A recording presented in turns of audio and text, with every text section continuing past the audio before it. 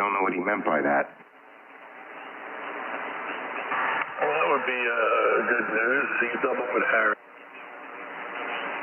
Sorry, go ahead, Harry. Yeah, the CW guy is the guy from out in Illinois.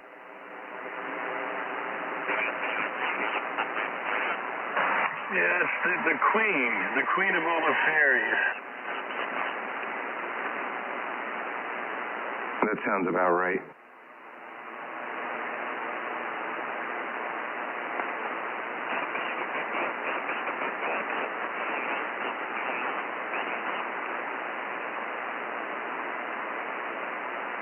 Okay, well, it's done, Mike. I got a G3. Congratulations. First guy in the world with a G3.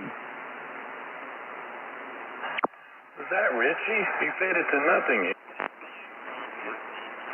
Richie, are you running an amp? Mike, yeah, no amp.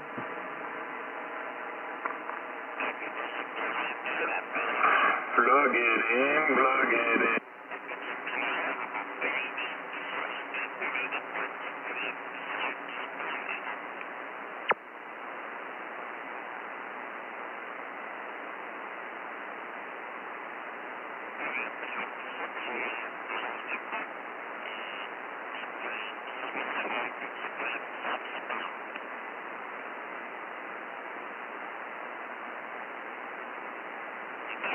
Okay, I'll be back in a minute. W2QAQ. KB2 UKA. Roger, Harry. 2 away.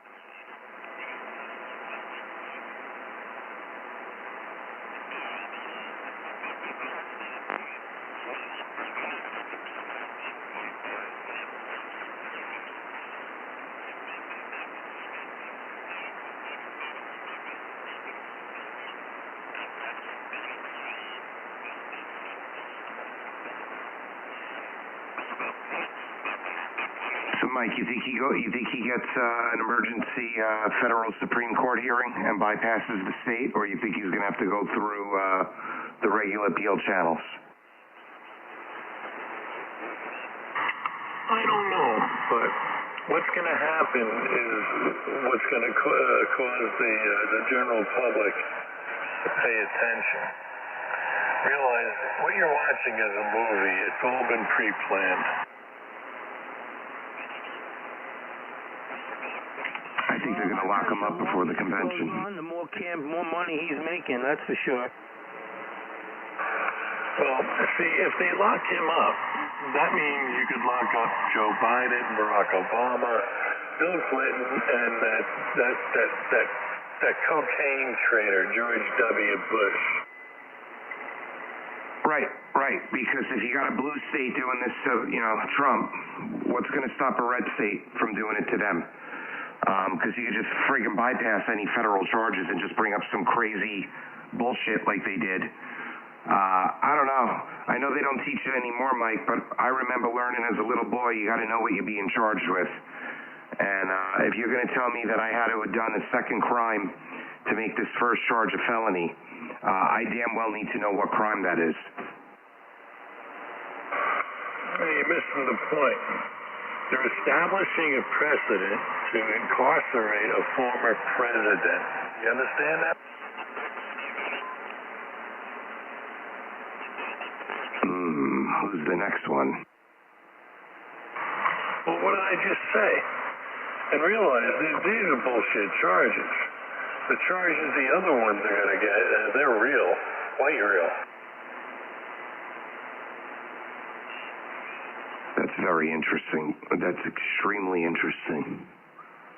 And if that's the case, Trump would know that. Trump in the Oval Office with all the generals around him.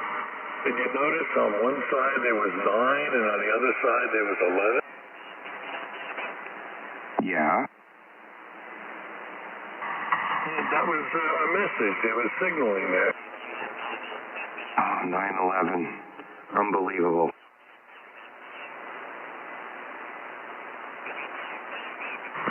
Yeah, that's when Mossad and our CIA attacked America. And George W. Bush and Dick Cheney was at the helm. Don't forget Tricky Rumsfeld. Yeah, well, listen, I actually remember seeing him on the news on September 10th, 2001, talking about a missing $2.3 trillion out of the defense budget. And there goes the record room in the Pentagon.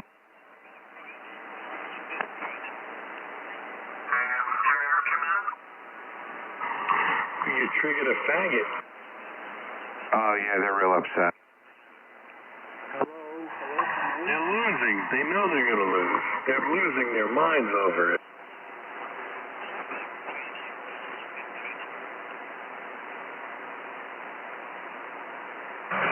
Look at all the brothers supporting Trump. They're tired of living on the plantation.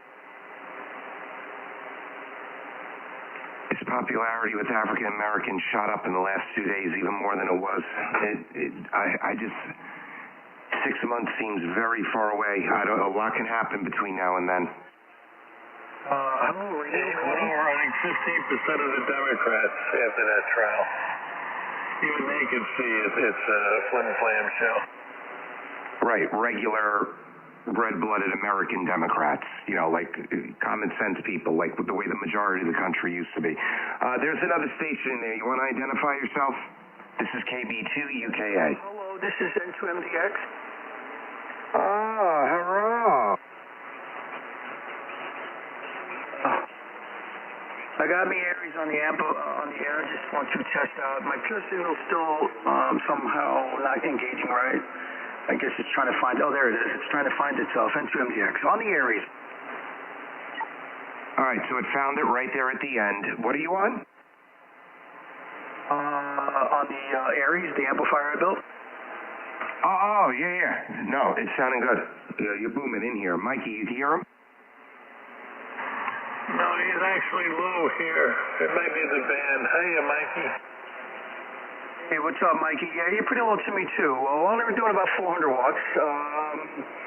Still got some other stuff I want to do to it, but yeah, 404.8 N2MDX. And if Richie's in there, hello, Richie. You're 20 over here, and so is Mike, so you guys might just be too close. Richie, go ahead. If you're in there, pick it up.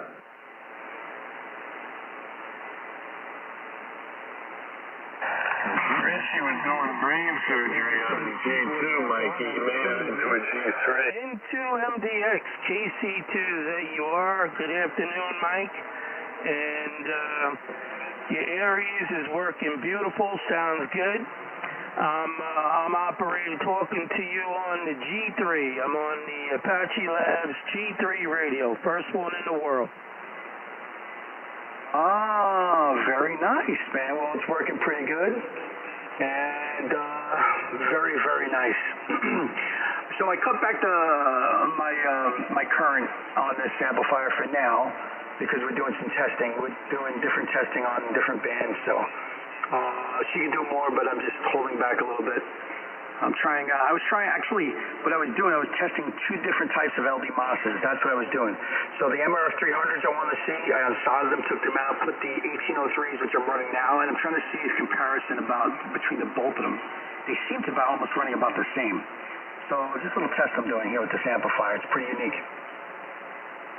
Oh, that's excellent. Now the MTs are a lot cheaper, right, than the MRF 300s? Right, so I picked up that pair from Mauser for $57. And you want to know something? They're dead close, man. They're really, really close.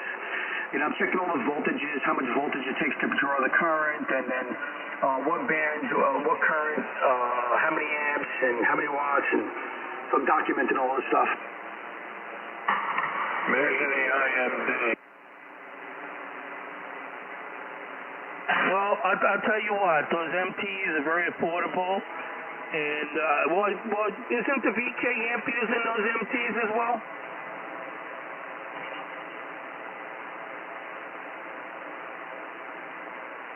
I don't know. That sounds familiar. I'd have to look online.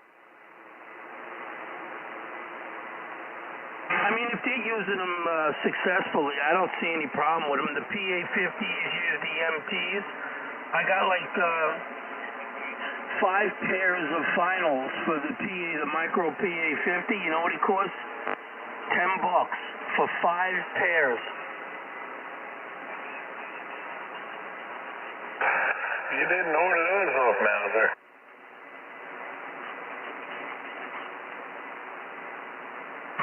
You bought Chinese transistors? For LD MOS.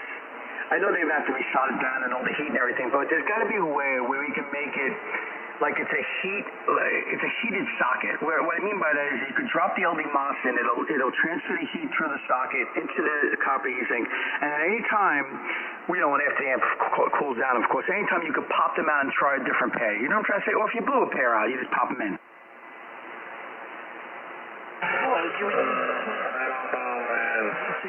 The test socket's one thing. Something to use day to day, something else. You would have to make a clamp that is isolated, but then has the pressure, enough pressure to secure the MOSFET to the board, the PC board, and to the heatsink.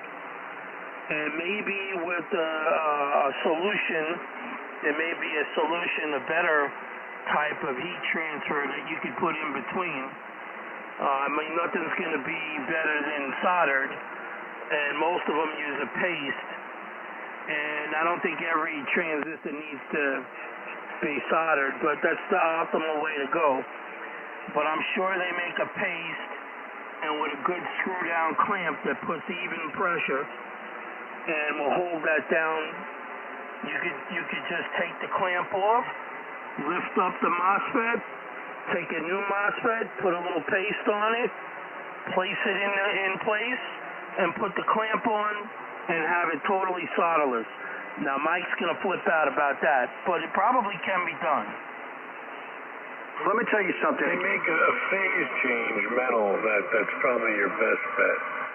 But realize when you torque these packages up, they tend to bow. And when they bow, you sacrifice surface area. The thing is, on the CPUs, if you think about it, CPUs, right? Locked-in CPUs, they get extremely hot. CPUs, especially gaming CPUs. And those things get just as hot as LD MOS, right? And they're in those locking tab things. Mike. Yeah. And 2MDX, when you were talking right then, your power, it sounded like QSB. Well, it looked like QSB and sounded like QSB, but I don't think it was QSB.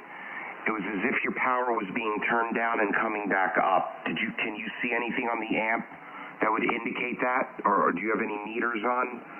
I don't know if the other guys heard that. Yeah, well, what happened was I stepped away from the microphone to look at something on the amp like I just did just now. Yep, I see it right there. Now watch, I'll do it again. I'll turn my face on the mic and then boom, boom, and it's back down again. I don't know if that happened, but yeah, I seen it. Talk directly into the mic, Mike. Don't veer off. Yeah, I'm sorry about that, guys. You know, as I was looking at the amp, I was turning my head, but all right, very good. So there you go. It should be fine now. And your signal's working. It's at 147. It's all in the green, correcting nice. And we're getting about a little over 400 watts on the Aries. Not really pushing it. And 2MDX. I sent you a video. It looks and sounds good. It's in your email. All right. Thank you so much. I appreciate it. All right. I do have the video almost all together for YouTube, so I'm going to work on that. You guys get back together. Go ahead, Mikey. Yeah, hit 5 over that time, Mike. And 2 away. W2QAQ. Hey, Mike, MDX, you're booming in out here as usual. How you doing? Hey, what's up, Mr. Harry? Sounding good in my neighborhood. You definitely sound great, and I'm glad this thing is working, dude. I'm excited. I had to do some modifications to it, but it's back on the air, and yeah, my dog's barking. Sorry about that, but there you go. Go ahead, Harry. No, good deal. I'm glad to hear you're back on the air with the amp. Yeah, 10 over here. That last transmission. You always do a good job out here. All right, very good. All right, I'm going to turn it over to LYM. I'll be right back. You even sound good in Tom's room.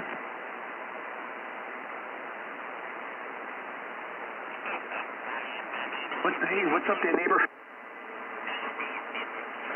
How are you, Mike? Sounding good. Yeah, doing pretty good. I think there's one of my neighbors across the way, around the corner actually, they're doing some type of like Trump rally out there. He took another fade here.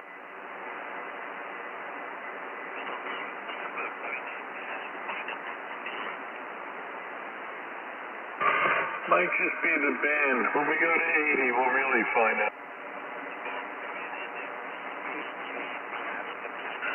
You see what's going on in Philadelphia, Mike? No, what's going on? The pro-Palestinian protesters are blockading the Philadelphia Pride Parade. Which side are you rooting for? Wow, I didn't think I'd see that today. Yeah, you guys doubled. I heard you, Doug, but what, Mike, what'd you say? I said, I sure as hell ain't rooting for the faggots. And, listen, the Arabs did not attack us on 9/11.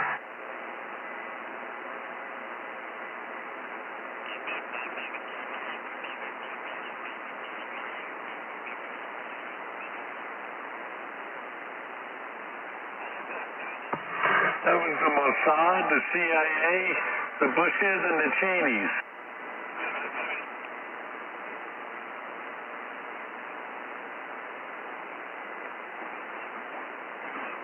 What I'm surprised about is this pro-Palestinian movement here in the U.S. has been backed, especially on the college campuses, big time by the LGBTQ plus minus less than or greater than community, okay? Like, and it's been a huge oxymoron on how, they'd be put to death in the Middle East. And now today, you got pro-Palestinian clashing with the Pride Parade.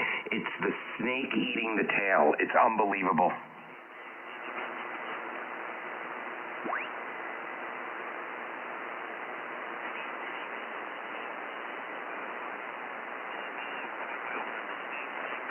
There's been a lot of evil going on there on both sides for many years. I think one side's more evil than the other.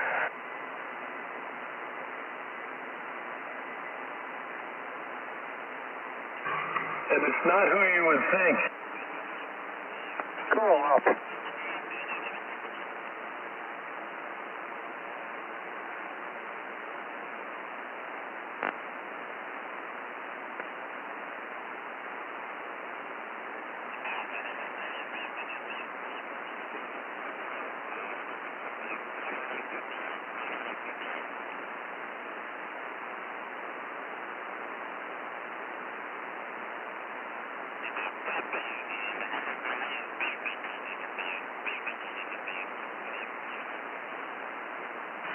Well, Trump has raised over $200 million since he was found guilty on Thursday.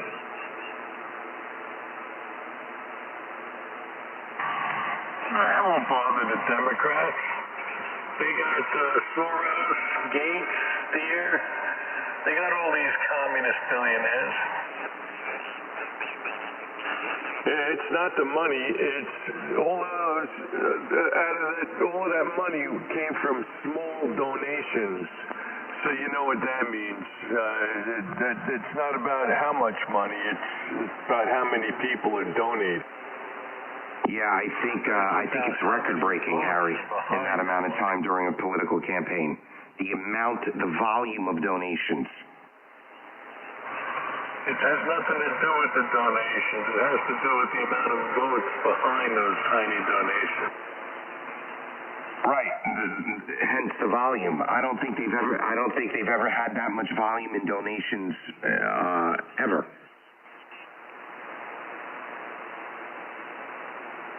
In 4 days. They're in deep shit and they know it.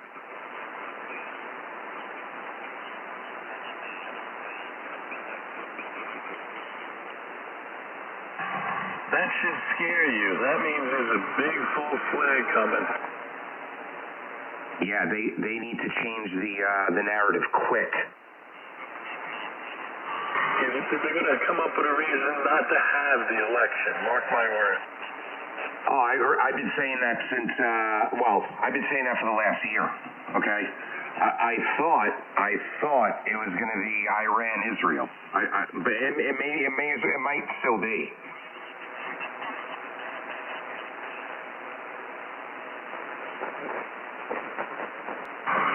Well, we created the modern-day Iran. That's our fault. And Israel, I don't even want to talk about that. There's a great evil there.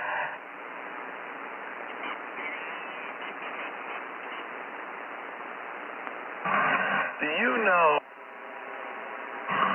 if you're a Sephardic Jew, you have less rights in Israel than a Muslim?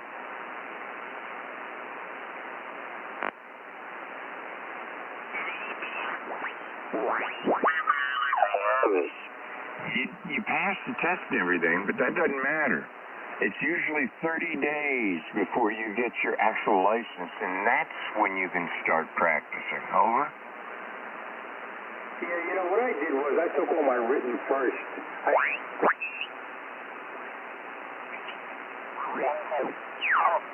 Thank you for the 5-3 in Indiana. Thank you for taking, sir. 73.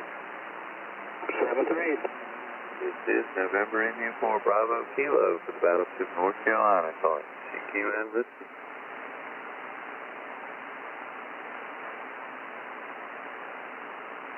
This is November India 4 Bravo Kilo for Museum Ships Weekend calling CQ and listed.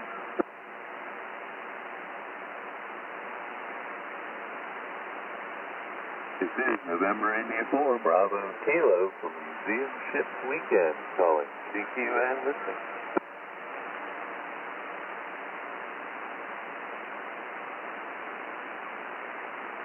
This is November India 4 Bravo Kilo for Museum Ships Weekend calling CQ and listing. Kilo Foxtrot 8 Alpha Papa Alpha. Kilo Foxtrot 8 Alpha Papa Alpha got you 5-7 into the Battleship North Carolina. Roger, I have you 5-7 from Canton, Ohio. Can you say your call slowly, please? Yes, sir. Thank you for the 5-7 from Ohio. Call sign is Call sign is November India 4 Bravo Kilo NI4BK. Roger? Roger. November India 4 Bravo Kilo. Roger. I have you, like I said, 5-7 to Canton, Ohio. Thank you very much. Good luck. Thank you, sir. Thank you for taking 73. This is November India 4 Bravo Kilo for the Battleship North Carolina calling CQ. Whiskey 4, November, Romeo Golf. All right, Radio Golf, stand by. I got a Kilo Alpha 4, Kilo Oscar Alpha.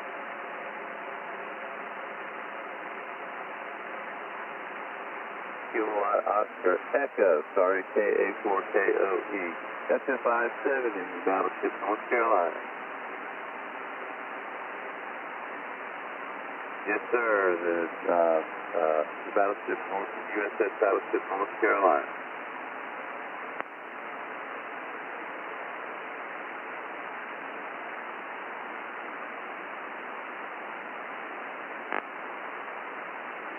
Sure, nice signal, 20 watts, and thank you for that great report from Savannah, and keep up the strong work for that QRP station.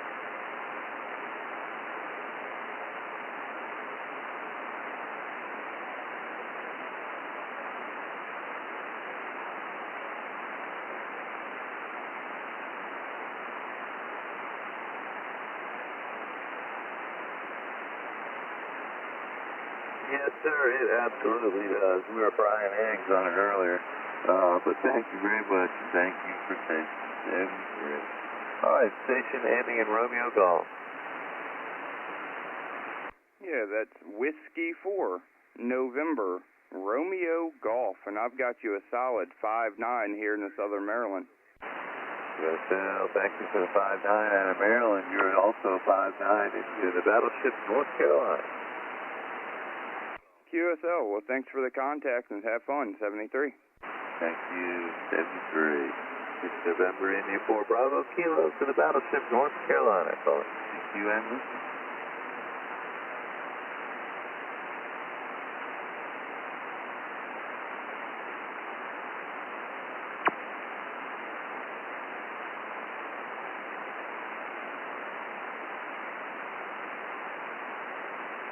This is November India 4 Bravo Kilo from Museum Ship Weekend calling. CQ and listening.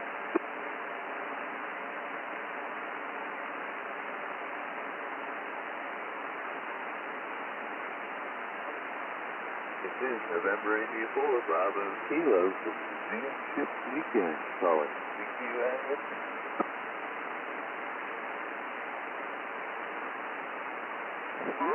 Radio X-ray, I believe.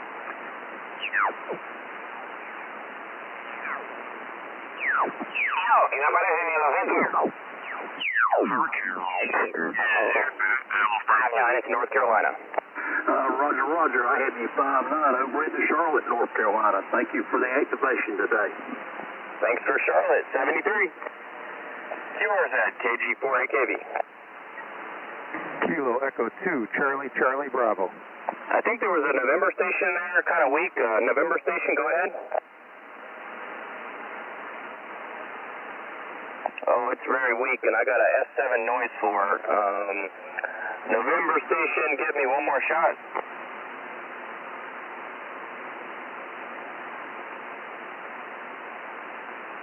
Okay, that's not going to work, unfortunately. I apologize.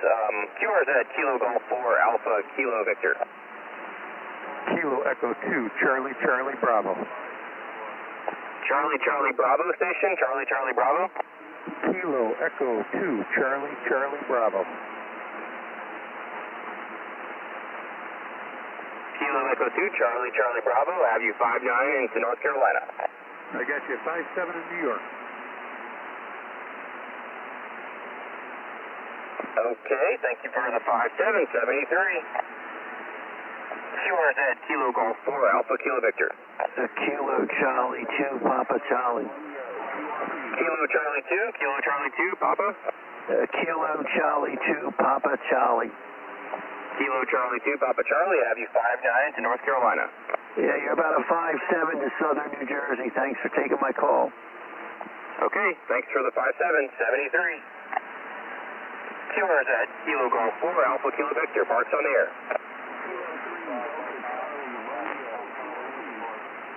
Kilo 3, Delta Charlie Radio.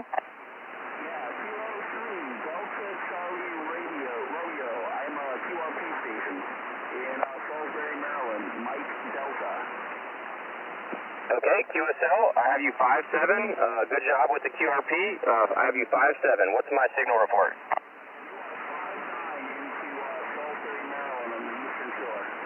Okay, thanks for the 5-9 from Maryland, 73.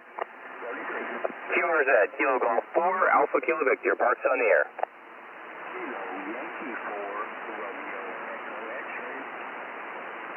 Kilo Yankee 4, Romeo Echo X-ray. I have you 5-9 to North Carolina. I have you 5-8 in KY, 5-8 in Kentucky, QSL. Thanks for the 5-8, 73. 73, thanks for the part. QRZ, Kilo Golf 4, Alpha, Kilo Victor. Okay, that's the first time I've called. Nobody's came back. Wow. Okay, 63 QSO so far. QRZ, Kilo Golf 4, Alpha, Kilo Victor.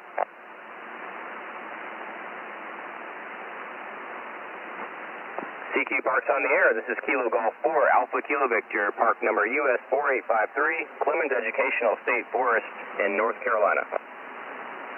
Whiskey 1, Kilo Yankee Lima. Okay, three people. I think I heard Yankee Lima. Roger that. Whiskey 1, Kilowatt, Yankee Lima, QSL. Whiskey 1, Kilowatt, Yankee Lima. Is that right? Whiskey 1, Kilowatt, Yankee Lima, QSL. Okay, I have you 5-8 into North Carolina. Roger that. You're 5-7, Kentucky, Kilo Yankee. Okay, thanks for the 5-7 from Kentucky, 73. 73. QRZ, Kilo Golf 4, Alpha Kilo Victor.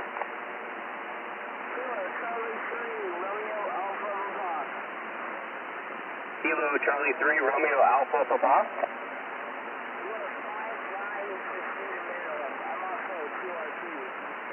Okay, QRP station, got the 5-5. Did I get your call right? It's Kilo Charlie 3, Romeo Alpha Papa. Did I get it right? Kilo Charlie 3, Romeo Alpha Papa. Okay, QSL, thank you for the contact. I have you 5757. QRZ, Kilo Golf 4, Alpha Kilo Victor.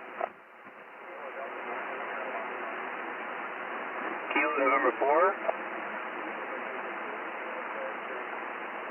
Kilo November 4, Delta Yankee. I have you 59 to North Carolina.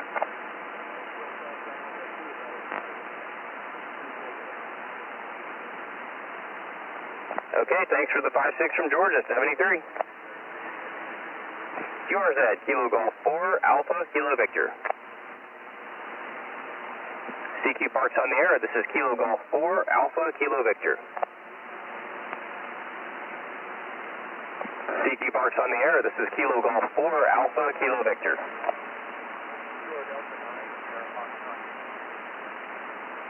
Kilo Delta 9, Delta Foxtrot Yankee. Kilo Delta 9, Delta Foxtrot Yankee. Is that right?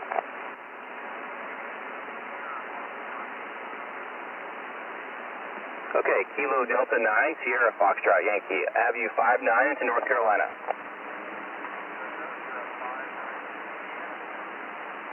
Okay, thanks for Indiana, 73. QRZ, Kilo Golf 4, Alpha Kilo Victor. Kilo 8, Alpha Echo Papa. Kilo 8, Alpha Echo Papa. I have you 59 plus into North Carolina. Thank you for the 59 plus into North Carolina. You're also 59 plus into West Virginia.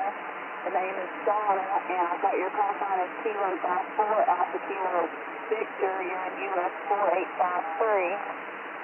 QSL, Donna, QSL. Name here is John, and all that is correct. Great signal. I got you 20 dB over into North Carolina. Thank you so much. I can't see on my radio right now except for the SWR meter, so I'd say you're probably about the same as well as 20 over. John, it's nice to meet you, and I'm usually an activator. Kilo 8, Alpha Echo Papa is my call sign, and have a great day. Okay, sounds good. Kilo 8, Alpha Echo Papa. Thanks for hunting. 73, hopefully I'll hunt you sometime. 73, KG4 AKB. Whiskey X-ray 4, Juliet Echo Lima. Whiskey X-ray 4, Juliet Echo Lima. Have you 59 to North Carolina.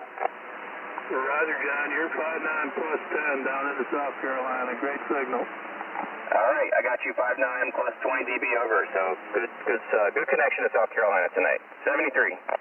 73. Thanks for being out there. Okay, QRZ, Kilo Golf 4, Alpha Kilo Victor, park number US 4853. Kilo Japan 4, Delta India Oscar. Kilo Japan 4, Delta India Oscar. Have you 59 to North Carolina. QSL, have you 59, maybe 10 over. Sounds good up here in northeastern Kentucky. Got your call sign as Kilo 8 Alpha Echo Papa. Is that correct?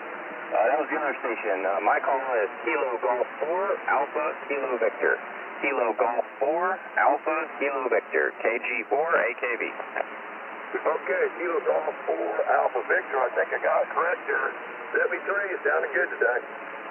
You just missed one letter. Kilo Golf 4, Alpha Kilo Victor. Kilo Golf 4, Alpha Kilo Victor. KG4 AKB.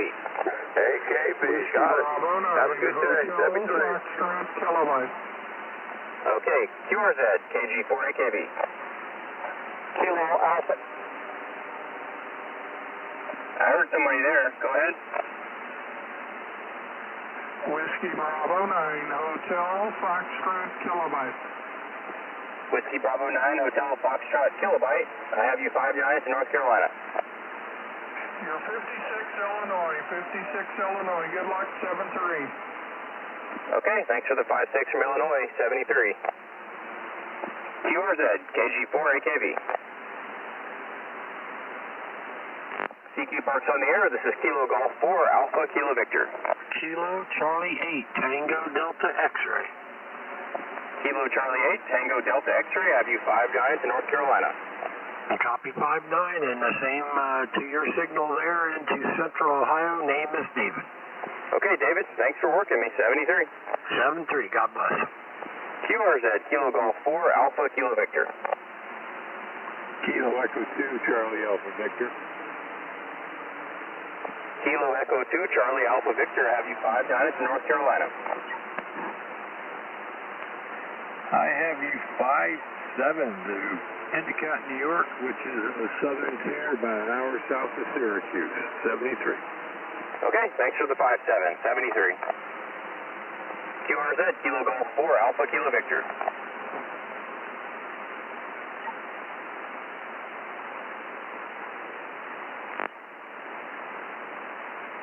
Okay, I'm going to have to shut it down. Got to get out of the park in 15 minutes.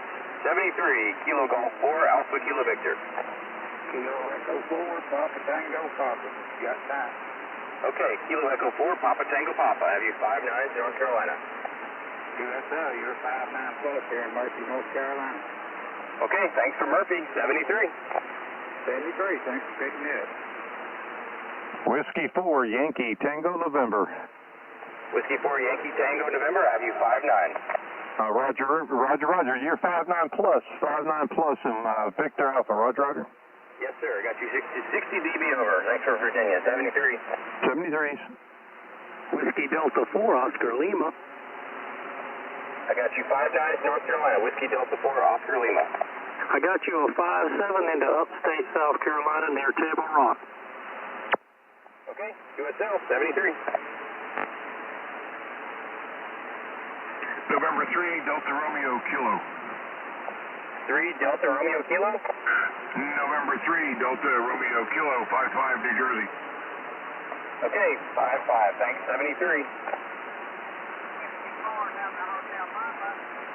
Whiskey 4, Delta Hotel Papa. Okay, I have you 5-9, 73. Anybody else? One more call. Kilo Charlie 3, Uniform Zulu Kilo. Kilo Charlie 3, Uniform Zulu Kilo, I have you 5-9. Roger, 5-9 on my end as well, Papa Alpha. Okay, let's see if I can get to 80 QSOs. QRZ, Kilo Golf 4, Alpha Kilo Victor. Alpha Bravo 8, Lima Lima. Alpha Bravo 8, Lima Lima, I have you 5-8 into North Carolina. QSL, yeah, you're also 5-8, Michigan, make it there. Okay, thanks for Michigan, 73. QRZ. CQ Parks on the air, this is Kilo Golf 4, Alpha Kilo Victor.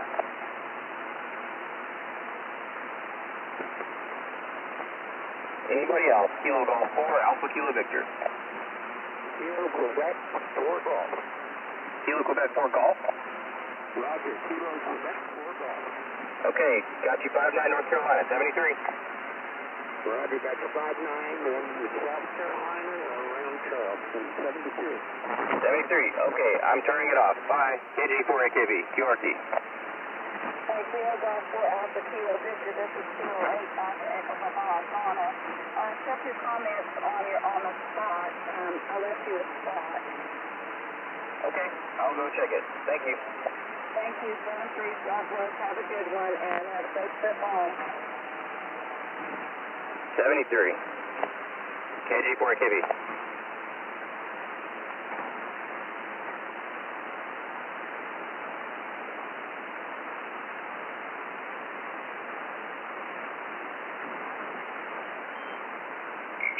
The outboard.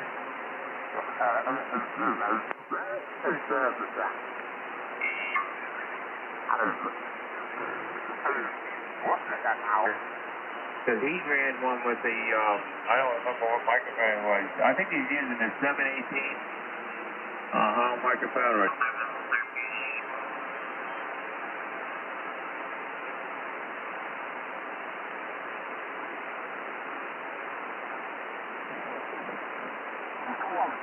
Have a good rest of the weekend. Kilo Juliet 9 Bravo Transit. 57 Alpha Lima Sierra.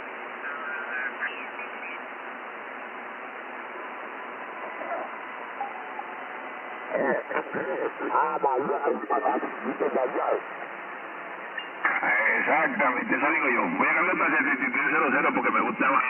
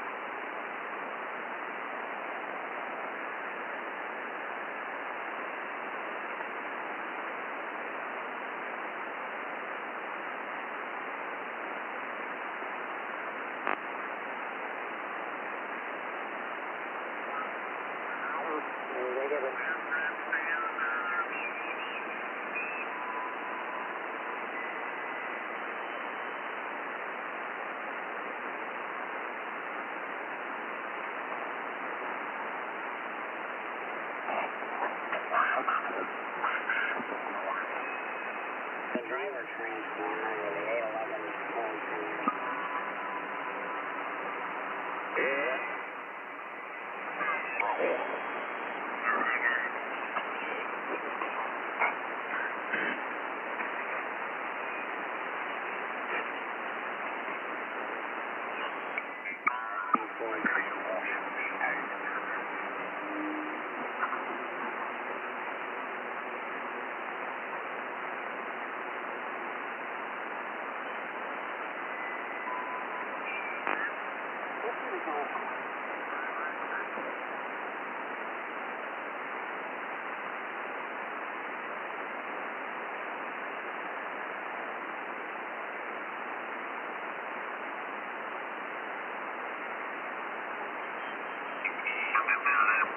SB200, that was the first stamp I got, and I really love that one. Boy, that thing really, it will put out some power, for sure. It was nice and easy to tune, and in a lot of ways I regret getting rid of it.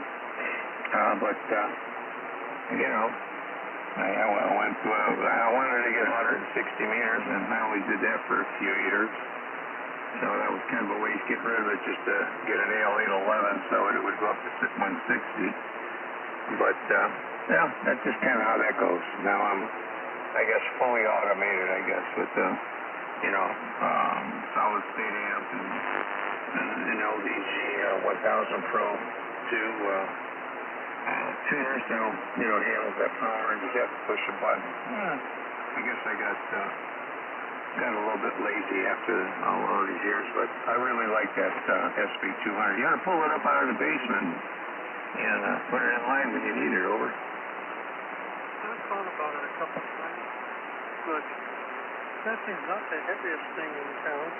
It's heavier than I want to pick up, walk up and down the stairs with.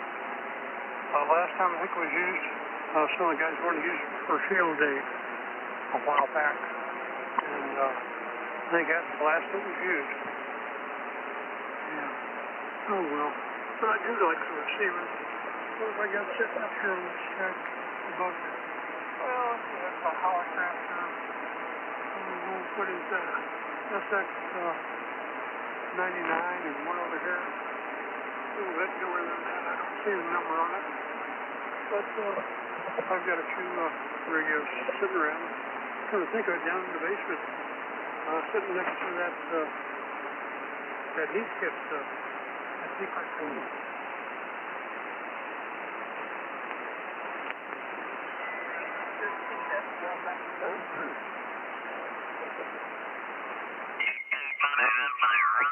Pa 4 Hotel Sierra Azul.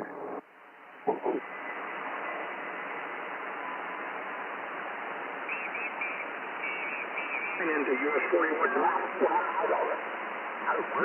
5-9 both ways. Have a good one. 7-3. All right. Thanks very much. All the best. Take care. Kilo Juliet 9 Bravo. Here's it. Kilo Zero, Whiskey Bravo Echo. Got you about a 5-6 into US 4194 in Indiana, good?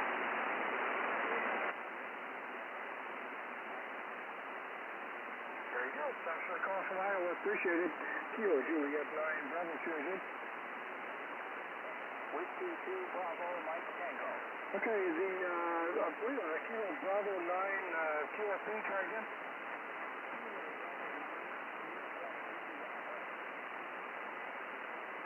Okay, was a Kilo Delta 9 Uniform Zulu Mexico, is that it?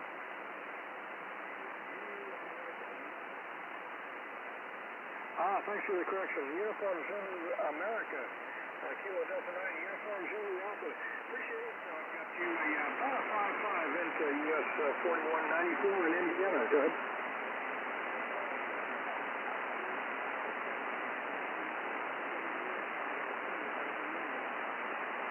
Very good. Thanks for the call from Southern Indiana. Appreciate it. All the best and take care.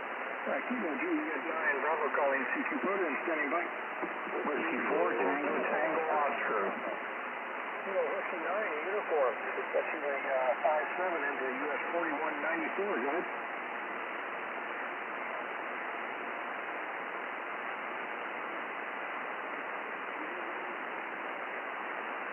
There you go, Bob. Well, thanks very much for the call to Chicago. Appreciate it, and you take care and have a good rest of the weekend from Kilo Juliet 9 Bravo, Bus 73. Whiskey 4 Tango Oscar. Kilo Juliet 9 Bravo calling CQ POTA and standing by. Whiskey 4 Tango Oscar. Okay, the first approach, let's try again.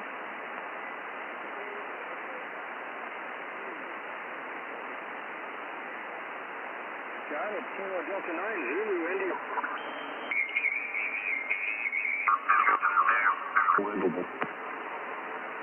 Well, you sound good. Best you ever sounded. So, and now you're not using VAC, if I'm not mistaken. Where before you were using VAC. No, I am using VAC 1. Oh, yeah.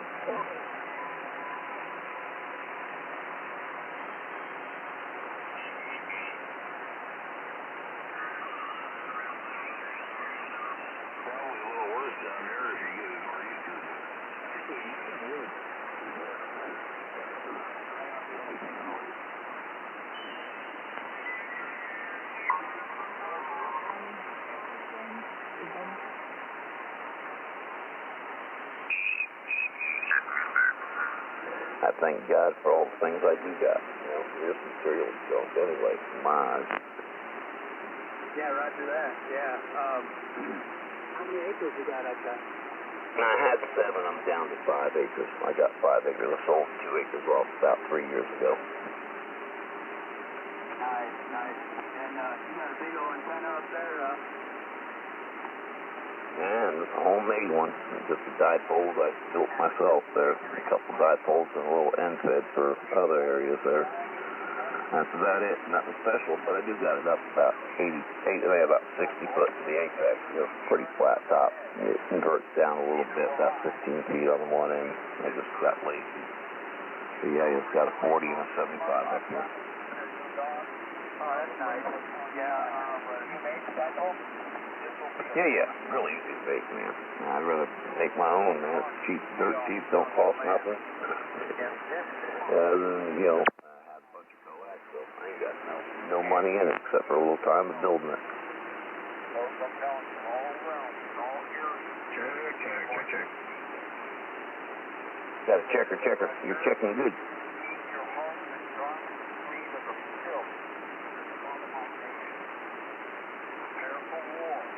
Yeah, I made a dipole, I saw it on YouTube, out of check 1, 2. and 12-gauge wire. I got it up. I guess it's emergency, I guess you could say. That seems to be working okay. I mean, conditions are good, you know.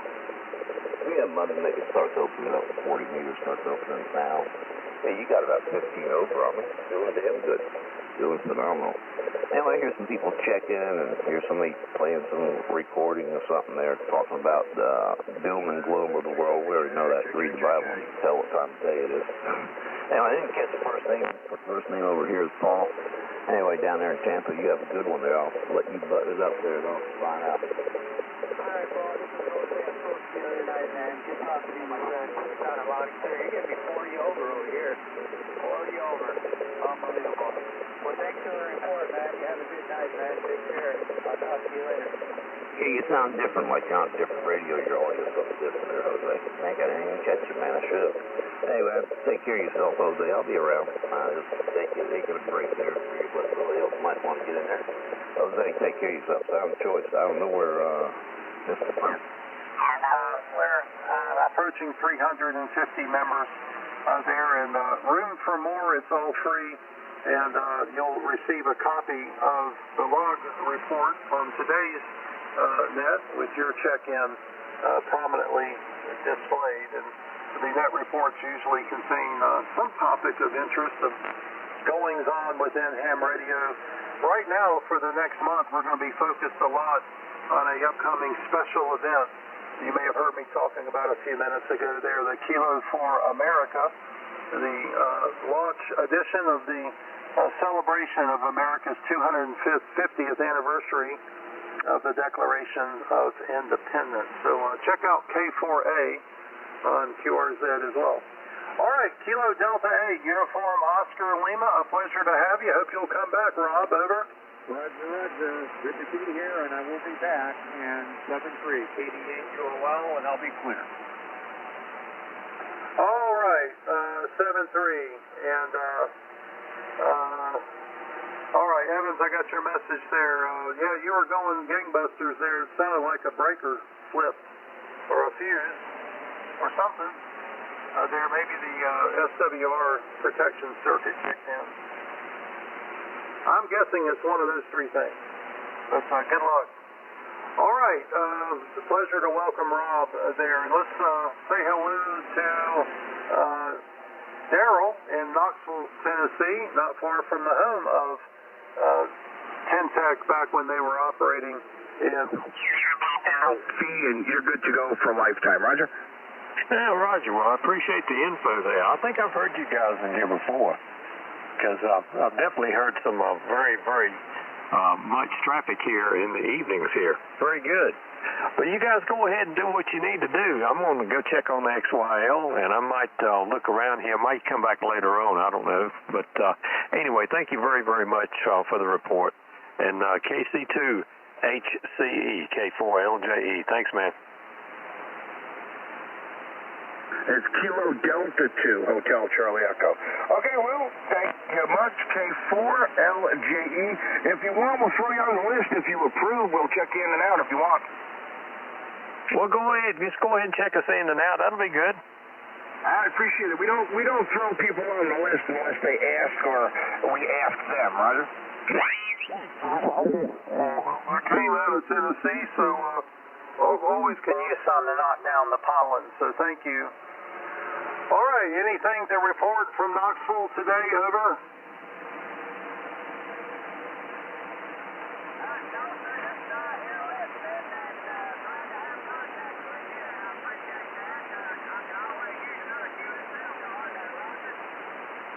Yeah, please do, and I'll return it, my card to you there. My card is showing in the upper right corner of my the QRZ page, and we've also posted the final version of the Kilo for America QSL card on the K4A QRZ page as well.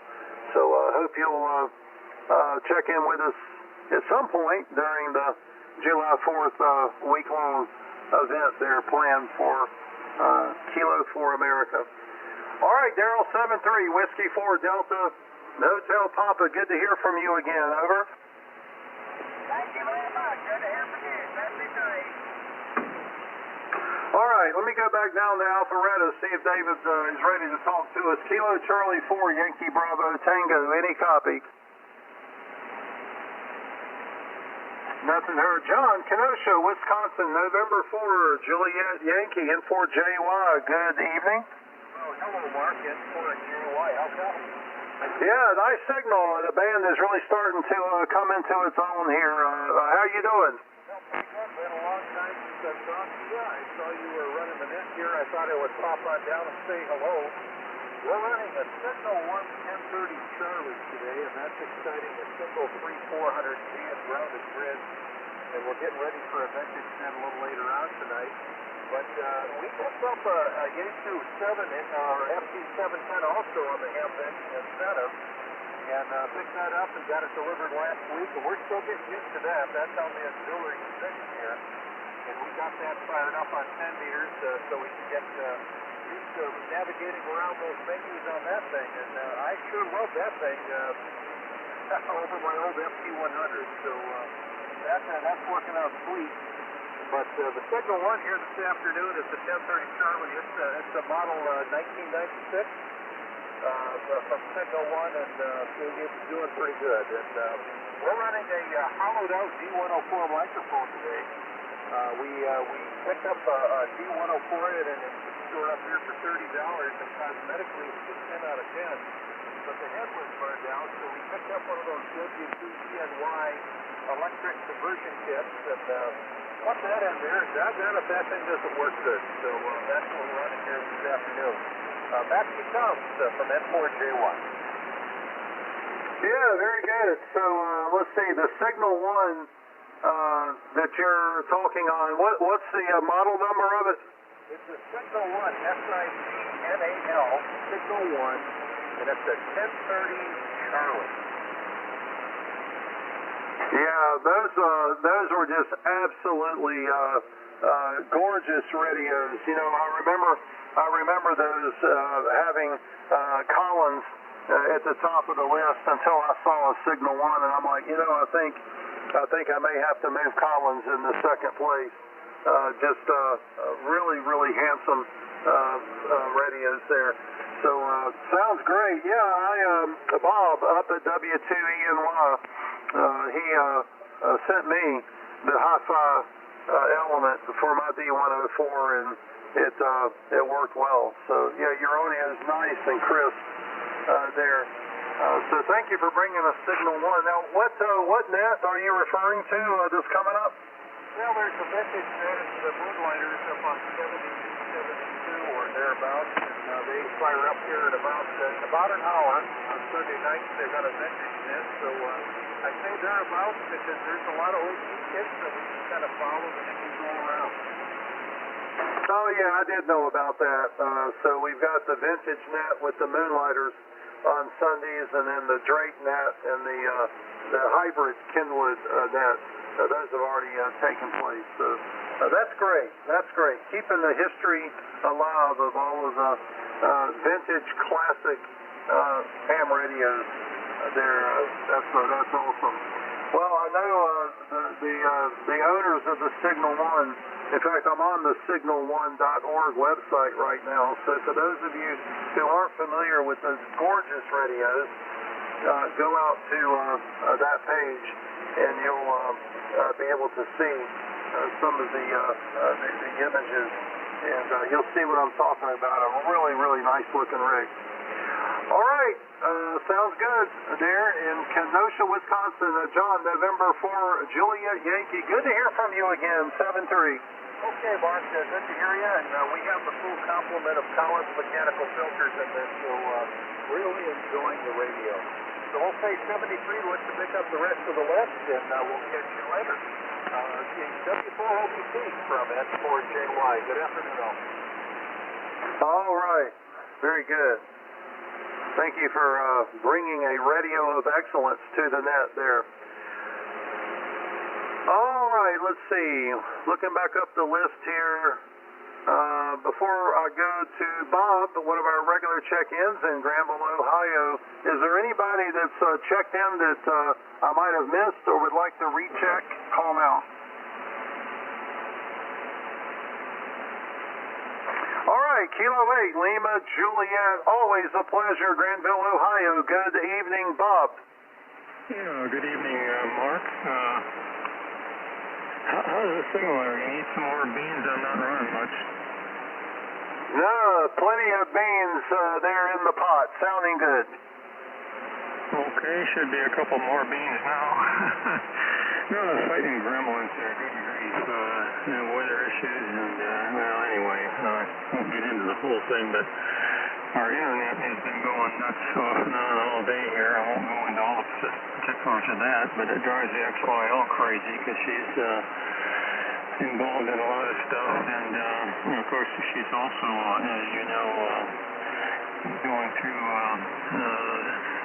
cancer treatment, which, well, I don't want to get into that, but when the internet goes down, she can't do a lot of the stuff that she's trying to do online, and then I have to try to figure out what's going on, and sometimes it's kind of hard. I won't get into the details, but we love where we live here. It's very secluded and whatever, but it's also, in fact, a step in time in terms of the services we get here. Like our phone lines are above ground, and every time a branch falls on the tree or we get a windstorm or something, that goes down. And anyway, I won't belabor that whole thing, but I've been fighting that gremlin this afternoon and finally get it going again, and just hoping that it'll up long enough. She's doing some clerical work upstairs for some secretary or something or other. This is not a paid position, by the way. It's part of our artwork stuff. Anyway, I don't want to ramble and get us into a long discussion on that.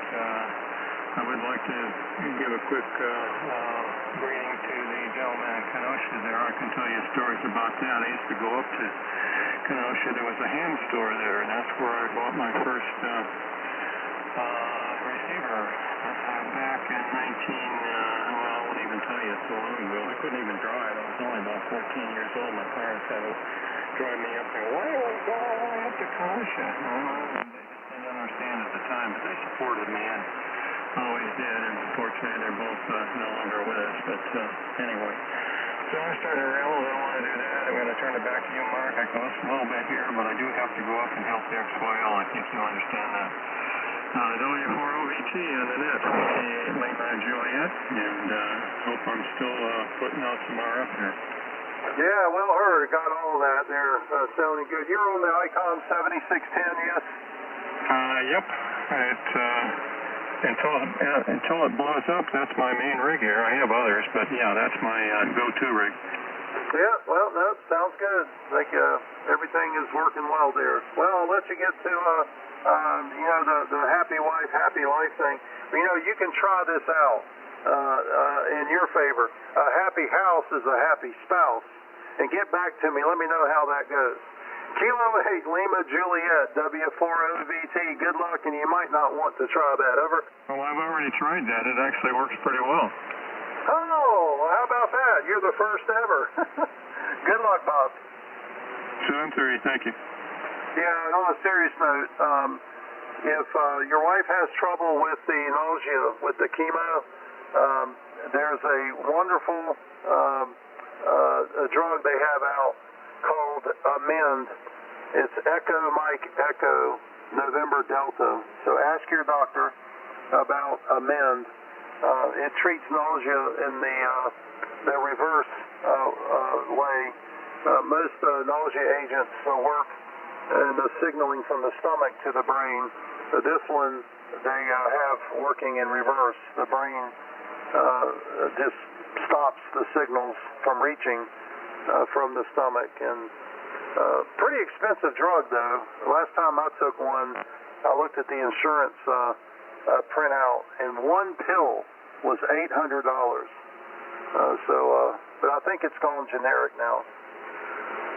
All the best to your wife there. I know you're being a good nurse. 7-3, Bob. All right, Doug, Sanford, North Carolina, one of our regular check-ins who has been MIA, at least last Sunday. But good to see you on the list, Doug. Whiskey 4 Lima Juliet Kilo. See if Doug's on his Corsair 2. Good evening.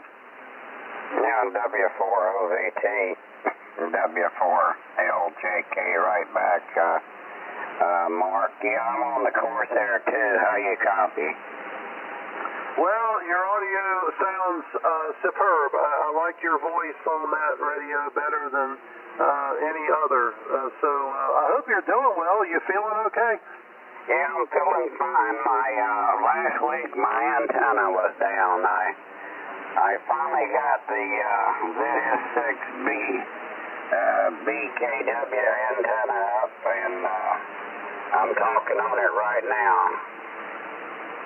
Oh, good. Okay. Well, very good. Let me see who I have on frequency that's got some distance there.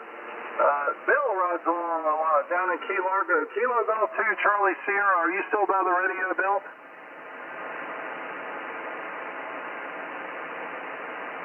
Okay, I think he's secured.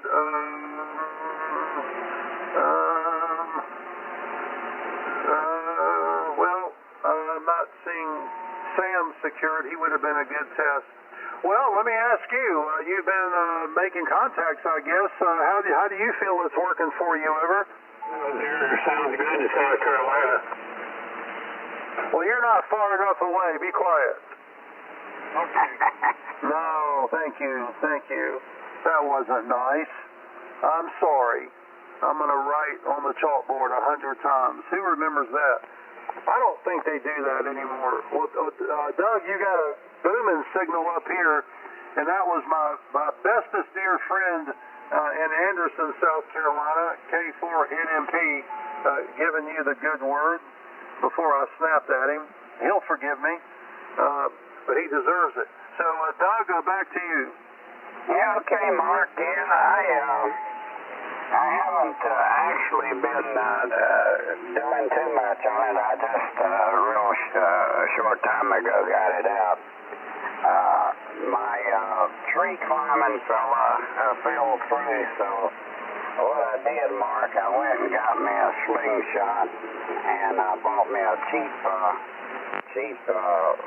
reel, a closed face reel. And what I did was I used the slingshot and tied the fishing line to the wake and shot it up over the limb. Of course, it took several times, but I got it up at the right height and everything. So I've got it hanging the way it should. I got 100 feet of coax leading into the ladder line. I didn't cut it at 70. I just left it at 100. You're coming in here real strong. You're about 20, 25 over. And I did tune up on 80 meters. Made a couple of contacts on 80 meters. That's one of the things I got that antenna for, so I could get on 80.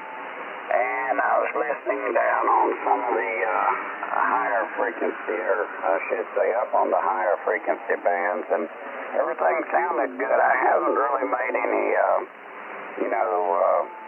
10, 15, or 20 meter contacts, but anyway, that's the reason I was out last Sunday, and we got her going. And yeah, I'm on the course there. W4 OVT, W4LJK. Well, that's a good sense of accomplishment there that you were able to get all that done yourself. I'm sorry your tree guy fell through. Yeah, well done. And did you get it high enough to where the ladder line section is hanging down vertically to the ground? And is that where you were able to get it up high enough, or do you have some of the ladder line on the ground ever? I got it up high enough, Mark. I got I'd say it terminates about a foot above ground.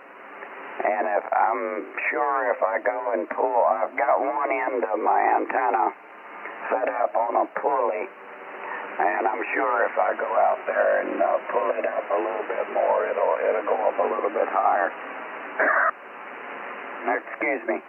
But, yeah, I got it up there. Like I said, it took quite a few tries, but I had to I lost a couple times. The line broke, you know, and so on and so forth. But excuse me, I got the coughing, and but I got it up, and yeah, did it all by myself. All by myself. It took a lot of walking, a lot of pulling, a lot of stretching, a lot of straining, but I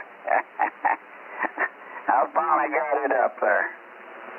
Yeah, I know that's a lot of work. And then, of course, the easy part comes where you get the ends up in the air.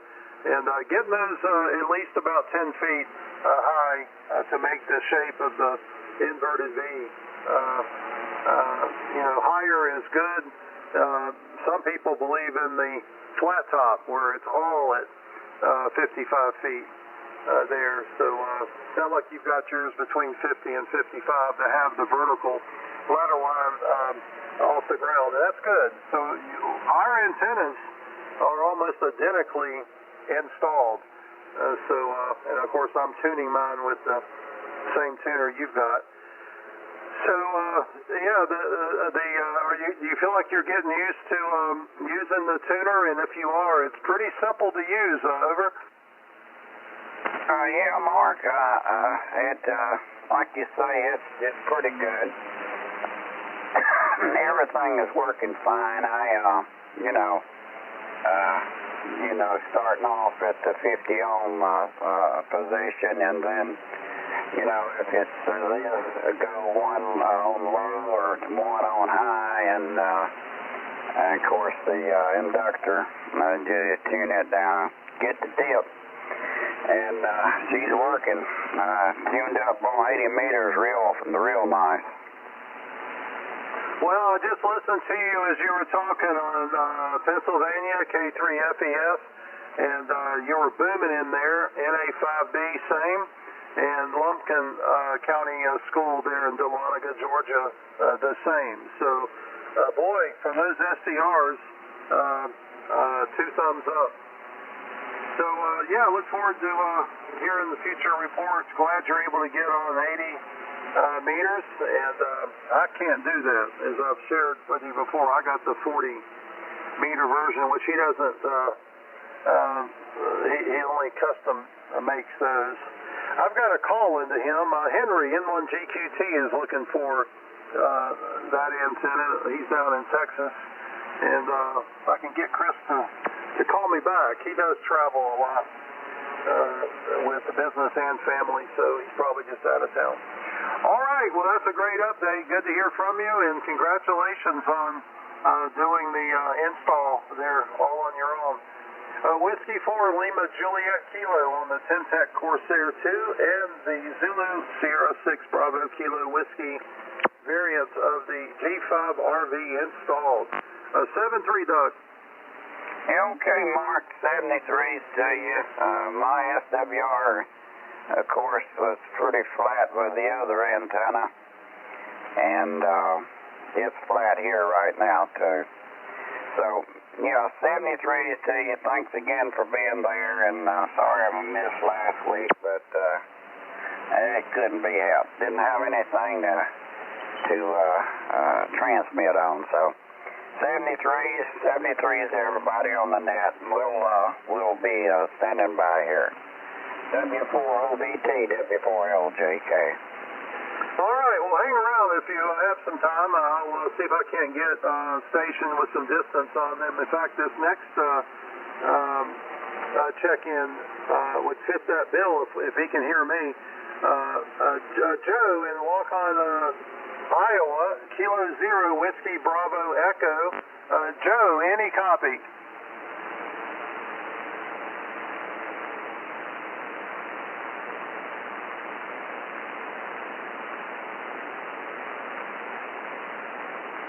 Yeah, he's signed out there, so no conditions.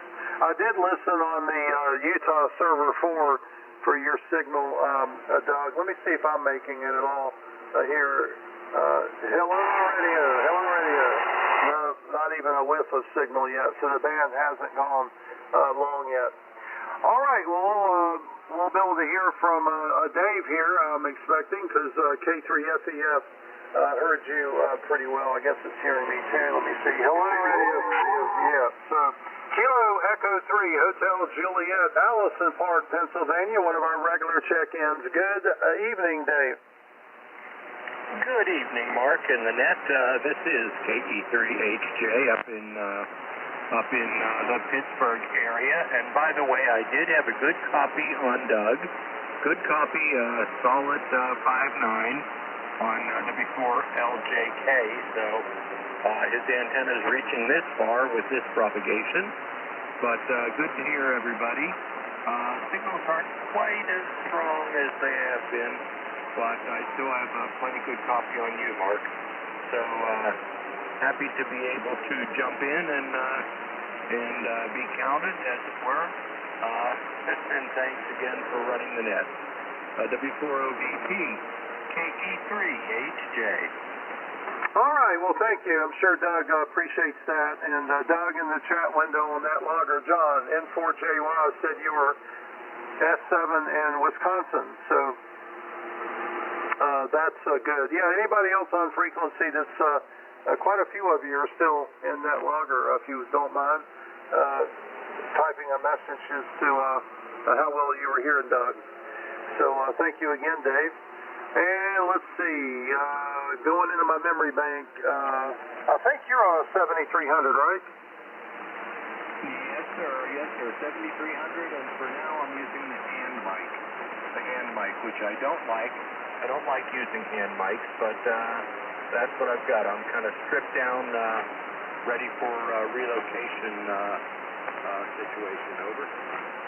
Yeah, so I was going to ask you, you got everything boxed up, ready to load? Well, almost, but there has been a change of plans. I am going to probably stay in this area for another 6 months or so, although I may, my idea of having a mag loop in the attic has now been replaced by having a mag mount Hustler mobile antenna on a garbage can with maybe one or two radials. So it's going to be a little testy here. Over. Well, I'll tell you what I would do. I would get a mobile HF radio and put it on a vehicle that you can easily take off if you don't want to drive around with it. And you've got the Tar Heel, which is good. And then there's the oh God, what's the other one? There's three of them. Starts with an S.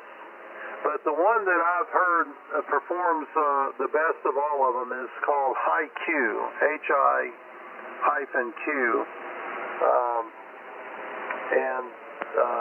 Let's see, Stan, WA4RDZ, that's what he runs. And he's experimented with several there. So, yeah, you might give that some consideration. There is using the vehicle as the ground. Just run coax out to it, but don't forget to disassemble it, or you might be pulling a radio down the road. That's like the guy that was up on the roof doing some antenna work, and he had a rope tied around his waist down to his trailer hitch on his car, and he heard the dreaded sound of his engine cranking up, where his wife suddenly remembered she needed something from the grocery store. And I've heard different stories as to whether or not he got that knot untied fast enough or not, but boy, he gave me a picture. The wife stopped and saying, "What are you doing back there?" Yeah, so yeah, be careful. All right, another 6 months. Well, hey, selfishly, I'll be excited about that. Kilo Echo 3, Hotel Juliet, W4OVT. Yeah, Mark, W4OVT, KE3HJ. Well, I do have a Hustler with a triple coil, 40, 20, and 17, and a triple mag mount that I used to use with the Scout in a mobile situation. And I might just revive that old picture and have that as a kind of standby interim solution until things settle down a bit and I can do something more. So that actually served me pretty well in the past. So at least I could start with that, and I've got all the pieces. I just have to find them because some of them are packed up already, but that's a different story. So we'll give it a shot. We'll give it a try and see what goes on. But I did hear that story too about the fellow with the rope, and yeah, it draws a bad picture. Oh boy. Anyhow, but thanks again for running the net. Always appreciate it, and hopefully we'll get lots of check-ins. We're up to 48, I guess. That's pretty good. So W4OBT, go ahead and take it back to net. This is KE3HJ. Yeah, or versus a multi-band and all the sacrifices that comes along with the multi-band mobile antenna, just get you a set of ham sticks and just say, hey, I'm going to work 40 meters today or 20 meters, and just have a mono-band ham stick. Easy peasy, simple. And yeah, if you want to change bands, you got to go out there and change the antenna, but unless you want to put a cobweb up, but yeah, don't forget you've got that up in the air, or a X-beam. First bridge you come to. That would make some noise. That reminds me of when I was in my cycling days. I used to go ride it was a race, but I never raced in it. I just wanted to finish it. It was called the Assault on Mount Mitchell. 105 miles from Spartanburg, South Carolina, to the tallest peak east of the Mississippi River, which is in North Carolina. It's not Mount Washington. It's Mount Mitchell, 6,684 feet.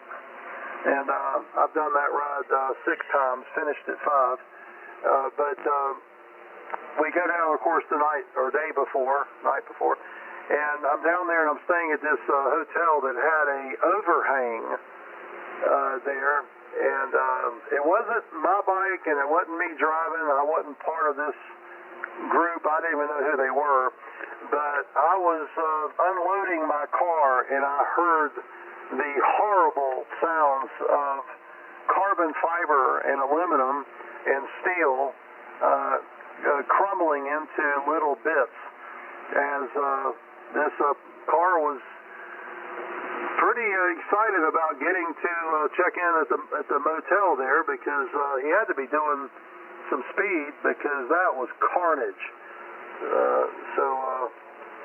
Yeah, I kind of was sitting there doing the math. Even back in those days, that was well over $10,000 of crunched bicycle parts, and they couldn't ride the next day. And what a bummer, because that was a lottery. You had to get in on the lottery to get a rider number. People come from all over the world to ride that. George Hincapie, who used to ride with Lance Armstrong and the U.S. Postal Team, was in that event most years. So he would finish in 5 hours. My best time was 8 hours and 30 minutes. With me excited about that time, standing on top of that mountain, just trying to calculate how could a human being have possibly arrived 3.5 hours before I got there. But, well, he admitted to doping, so I'm going to blame it on that. Okay, let's see. Kilo Echo 3, Hotel Juliet, 7-3, Dave. 7-3, Mark. Thanks again. Back to the net. W4OBT, KE3HJ. All right, down to Hollis.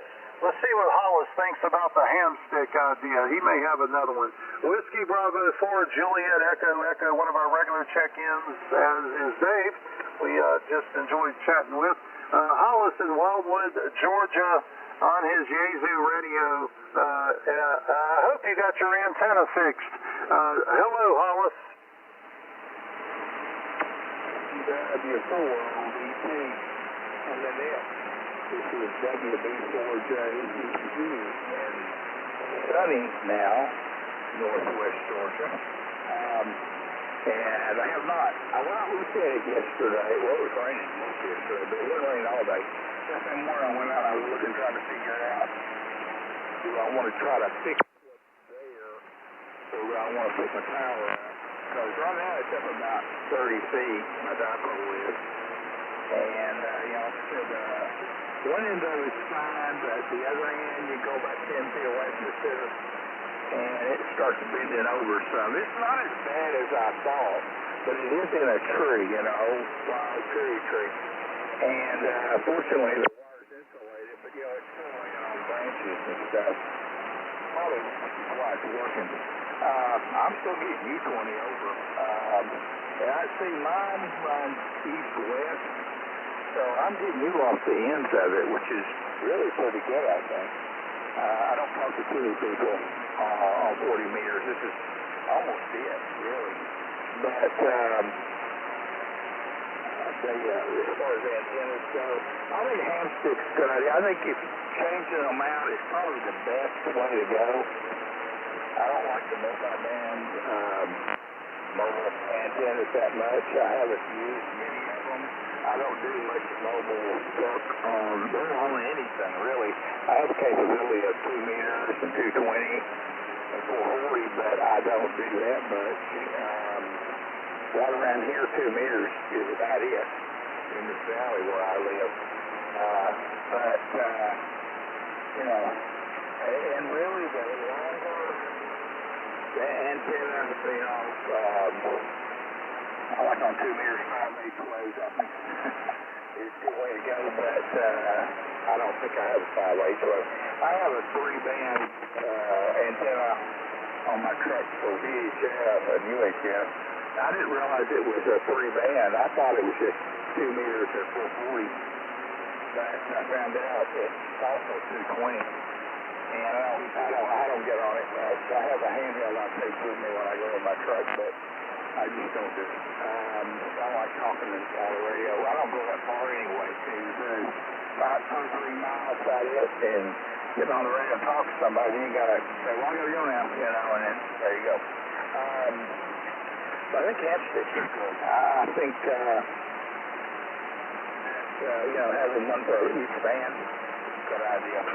I have got to get my power up, and I need to do it before the ground starts getting hard out there. I could probably dig it up now when my power's going to go. And that power's crank-up tower. I don't own anymore. It's 5500 I got it. And it's been laying in my backyard now for 2.5 years. Needs to go up. And I'm going to put my VHF, UHF stuff on top. And then I'm going to put change to inverted V, I think, the 40. And I use window line. Let me, I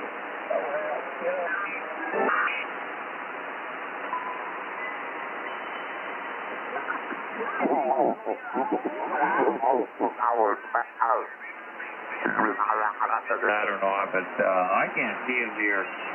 I'm going to try this time around, see if I can see him. I'm going to have to sit out there in the first time we had him, it was too cold. I couldn't stand out there very long. It was down in the 40s and 50s. I said, forget this crap. So, I hope this time around it's a little warmer, and I can actually sit out there in the, on the patio or on my swing on the yard and just look up and see if I can see them. The last time it got too cold, I didn't feel like putting a jacket on either. I'm kind of lazy, right? But just the way it is. But like I said, there's somebody definitely jamming up there. KB3 RDT. Yeah, that's that twin prop engine sound that I was telling you about. It sounds like I don't know if you ever been on a twin prop airplane, the turbo props. It sounds just like it.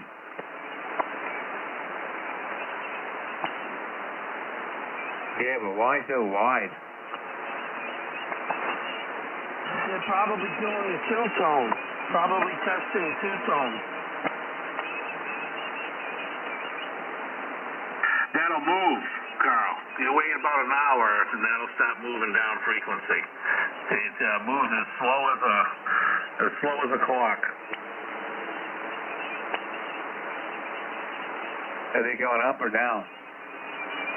Typically, I notice it goes down. You know, it'll start getting closer and closer to where we are.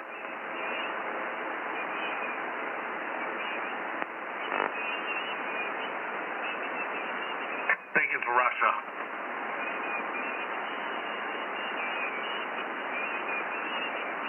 Well, they're building the new one, huh? They're getting ready to do another, I can't think what they call that. Chernobyl, the Russian woodpecker. I don't think you ever experienced that, Fred. I remember it in the,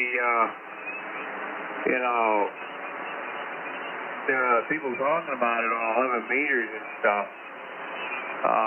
I can remember it coming over, back when I used to watch TV. I used to, I didn't have cable when I was a kid.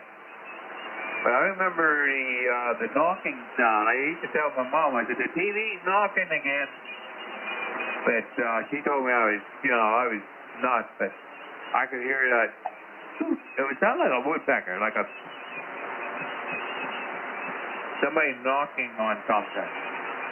And it would go on for about, I don't know, not very long. I'd be watching like I said, I was a kid. I've been watching my speed racer, and all of a sudden hear this of course, I couldn't get that channel in very good. I mean, I tried everything trying to get that in. I used to fine-tune the antenna, because I wanted to watch that show. I love that show, the speed racer. And I did everything to get it in, and occasionally I would get that knocking sound on that thing back in the 70s. Jesus. Man, unbelievable. So you said they're building another one?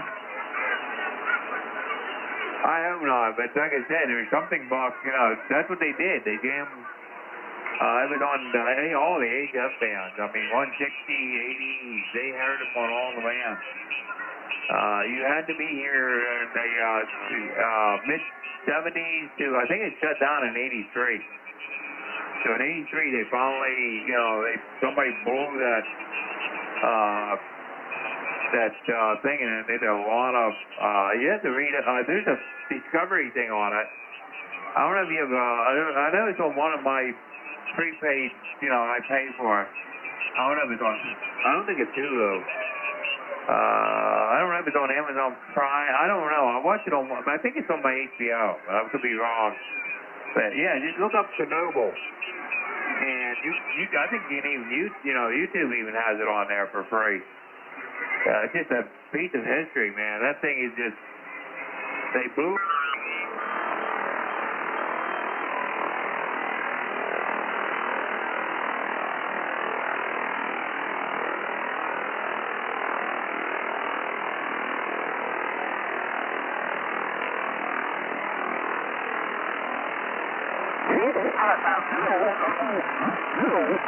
And it's that reinforced wire, and I put a PVC center in the middle of it, and it's been up there, and I haven't had any trouble with it, knock on wood. My major problem is ice storms and big branches. When they come down off the pine trees, I mean, they'll just drop. We're talking branches maybe 16 inches around, maybe 18 feet long, and I mean, when they come down, they just tear everything up. Yeah, I can understand that. Yeah, we don't get the ice storms like you guys do down there. You guys have had some real bad winter storms this last 2 or 3 years at least. Very, very bad storms coming up the East Coast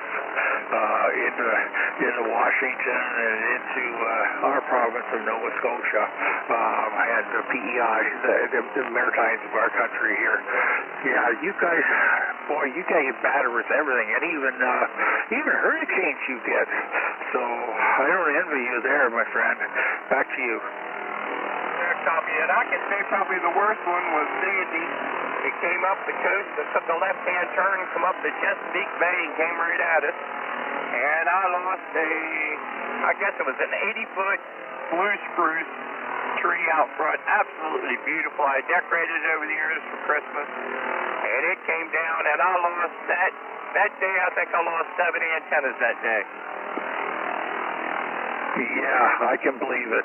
I can believe that. So that's like I said, I don't envy you. I used to have when I lived out in the country before I came here as a long term, I had a 48-foot heavy duty tower up and a TH6DXX and a bunch of inverter Vs. Boy, I'll tell you, inverter Vs work great, by the way. But the THDXX, I had no problems. We had a couple of tornadoes come through, but it didn't take it down, thank goodness. It was up there for, I'm going to say 10 years. It was up there. And all I did was maintenance on it. That was it. So the band's changing a bit here right now. You're getting a little low. You're about a 5.5 right now. But it comes back to you. Hey, I really enjoyed this chat with you. If you ever do want to do it again, let me know. I'd be honored. I used to come on around the circle like 225, 20 meters. I'm on around 14 point. No, about the same, 2.5. So, anyway, back to you there. And I want to wish you the best before I lose you. And God bless you. K3D, KV3JT. Roger that there, Wayne. Well, you have a great rest of the week and a safe holiday. And we're 64, and we just took my dad's tower down that had been up. He just passed here about 3 years ago, and that tower had been up since 1967 with multiple antennas over the years on it. And I got it up here, but I didn't put it up yet. I didn't put it up, but I do got it, got the rotor and everything else. And I'll get the notion one day to put it up. Good talking to you. We'll catch you down the long. Anytime you hear me in there, Wayne, give me a yell. KB3, DUT. We'll catch you later on, Wayne. Yeah, 73 is very much. 73 and 73 is I really appreciate that. And yeah, that sounds like a good tower to put up. But I hope the resume is getting it up there. So 73, have a good day and a good week. K3D at Delta Uniform Tango.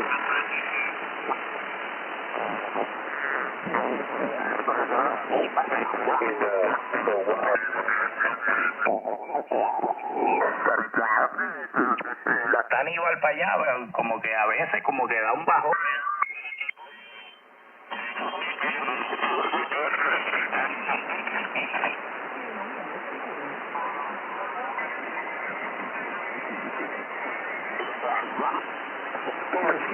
Tank.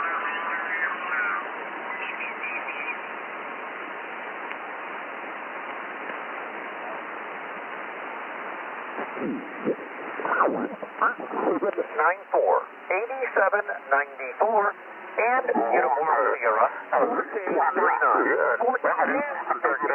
Roger, Roger.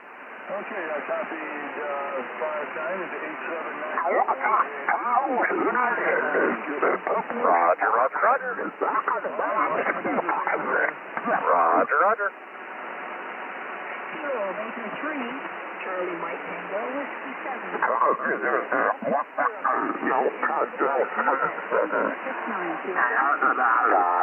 Copy. I greatly appreciate it, Miss Melinda. Mr. Michael, have a fantastic activation. Enjoy the day.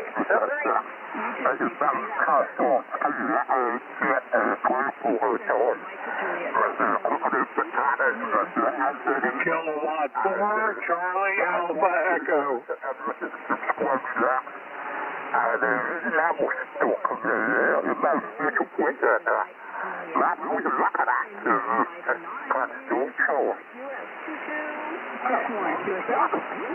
QSL, Miss Melinda, you're 5-5, South Carolina, 55, Sugar Charlie.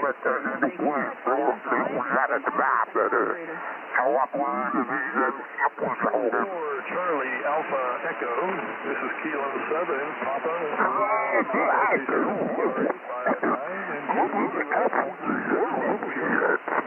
QSL, Michael, you're both 5-5 in the Sugar Charlie, South Carolina. Y'all have a great evening, and thanks for the contact. 7-3. You too. Thanks. On that one, you were pushing about 10 over, so great signal up here. So, yourself in 7-3.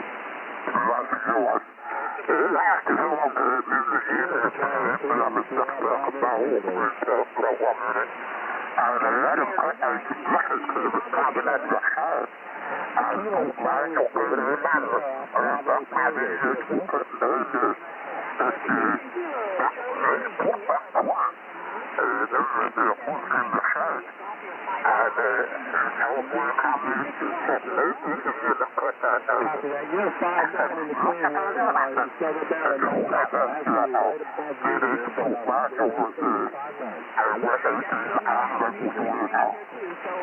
Thank you for that 5 and 9, and stand by for a second, operator.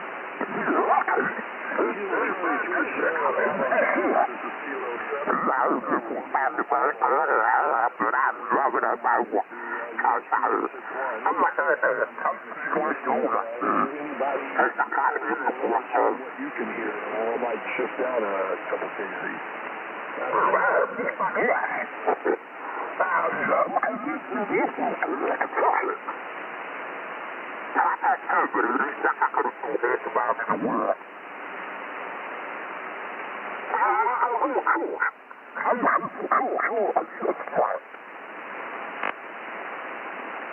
Yeah, right above you on 7255 here.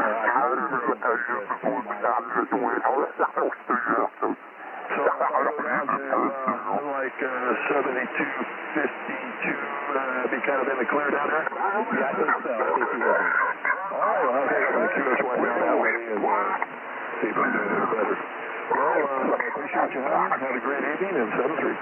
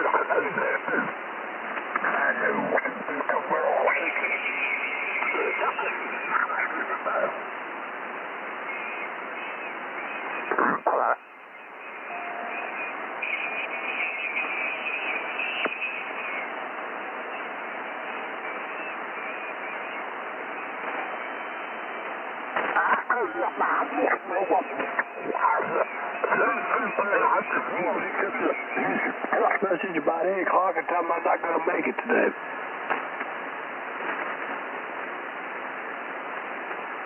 Yeah, that was a cool thing about my last job. I committed myself on Wednesdays and Fridays, and I said if you have an emergency on the weekend, I'm available then too, which they rarely use me, maybe occasionally on a Saturday, maybe once on a Sunday. But yeah, my thing was I like to work Fridays because nobody else did, and I get to pick out whatever car I wanted to drive back. Oh, there you go. Yeah, I really do feel bad for my boss because I really can't find anybody to replace me. As bad an employee as I am, he would have replaced me a year ago if he could.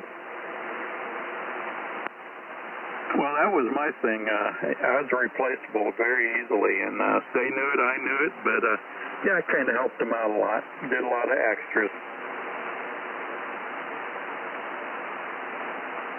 Yeah, it's kind of like me. If he calls me and says, hey, can you work tomorrow? I know it's your day off, and if I don't have anything going on, I'll go ahead and work for him. You know, it's one of those things, but you know, for him to replace me 100%, it's probably not going to happen.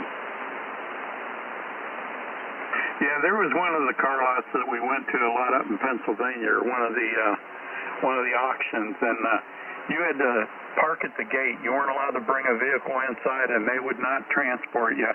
You might have to walk 30 rows of cars, you know, to find the one, and it might not be there. They might have moved it. It was a real pain in the butt, but all the rest of them, you could drive right to it, get in the car, and hop in and go.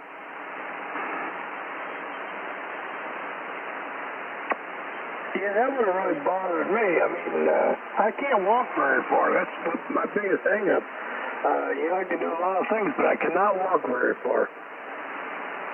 I couldn't either, but, you know, there was people there worse off than me. We had one guy, he was in his 60s, and he was all crippled up. When he was a teenager, he got shot in the back with a 12 gauge with buckshot in it, and it just crippled him up terrible.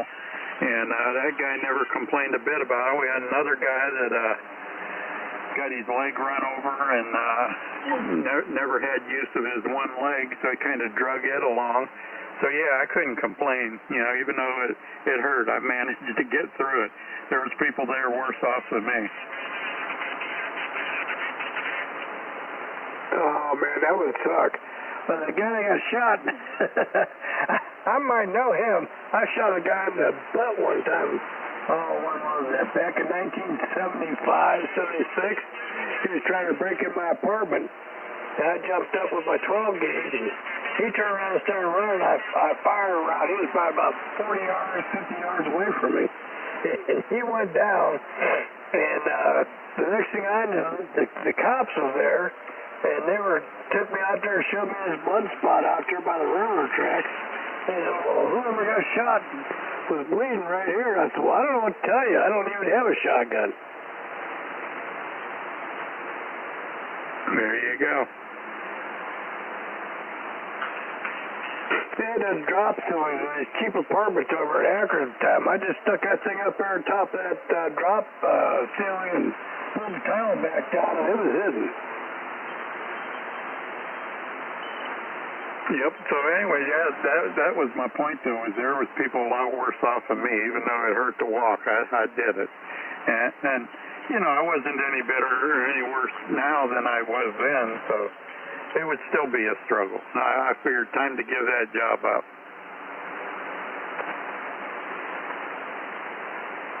Oh, that's like me. I've tried to tell my boss several times here in the last year or so that he needs to replace me. I'm not going to be able to do what I once could do. And, you know, I think he's tried, but he can't find anybody.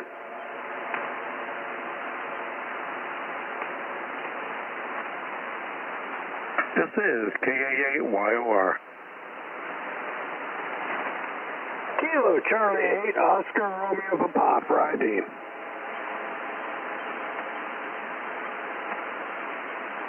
Got to see a lot of neat guns Uncle Carl was working on. He was restoring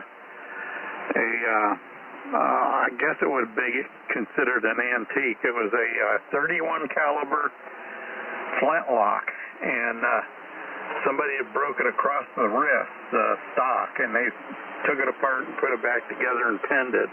He wasn't happy with the way they did it, so he was going to take it all apart and redo it. But you got to see the curly maplets on a gun that's a couple 100 years old. Just such beautiful, beautiful grain.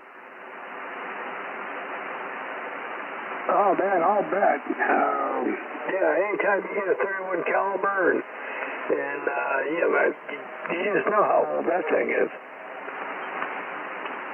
Yeah, being a flintlock, you know, that puts it early 1800s, late 17s, I don't know.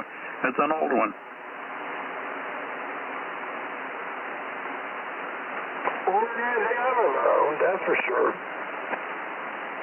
Yeah, it's shootable. We looked down the bore, we dropped the bore light down and was looking at it. It's shiny. It's like brand new inside. And like I said, the only malfunction was the wood where the guy repaired it. And I've seen Uncle Carl do that before. He'll sand it down a little bit and take the powder and mix it in epoxy and put it back into the wood. And you cannot tell. He'll make the grain go just perfect.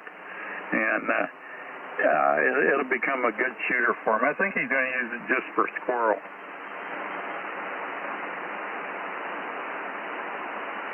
What's he going to use, buckshot in it? He's not going to use a ball, is he? Oh, yeah. He used a 32 caliber ball in it.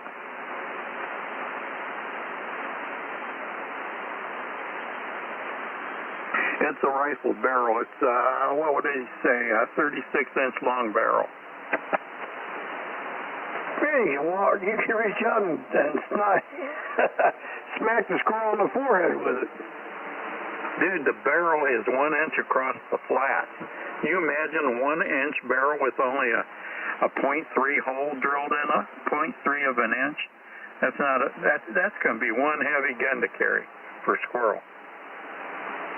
Be one heavy gun to carry for anything.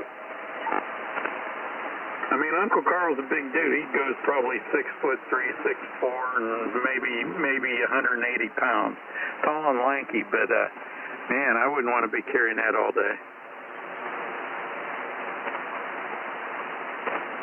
No way, not me. You know, every time I go shopping for a new gun today, it's the lightest and the most powerful I can get for the light. Well, I got to carry the heavy gun during flintlock season in Pennsylvania because all I got's that 54 caliber Hawkins. So it is what it is. That's the only one I own that I can hunt with. Yeah, speaking of Pennsylvania, did you go to Pennsylvania today? No, you didn't, did you? You went north up to the lake, right? Today we didn't go. Yesterday we went. Yeah, yesterday we was in PA. See anything of interest, or just kind of cruise around? Oh no, we went turkey hunting, but all we seen was deer. We was pretty close to them, you know, close enough to shoot them, but we was hunting with, I was using the 410 with number 6 shot, and Eddie was using his 20 gauge. Well, when you go back over next deer season, all you'll see is turkeys, right? Yep, and at least we got to hunt the last day. You know, it was the last day of spring season, spring gobbler. Do you have an address in Pennsylvania, or are you considered out of state? I'm out of state. I pay the extra amount for it every year. Matter of fact, I got a license coming up here next week. Here in about 3 weeks, they're going to pick doe permits again, so I got to get that taken care of. It's all said and done, I'll probably have $250 invested.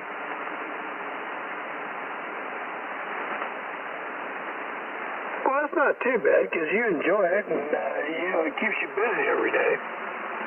Well, you got to double that, because I always pay for Eddie's. I told him I'll pay for his as long as I'm alive. Well, I would do the same for my son. If I was hunting and he was going with me and helping me out and stuff, yeah, I would do the same.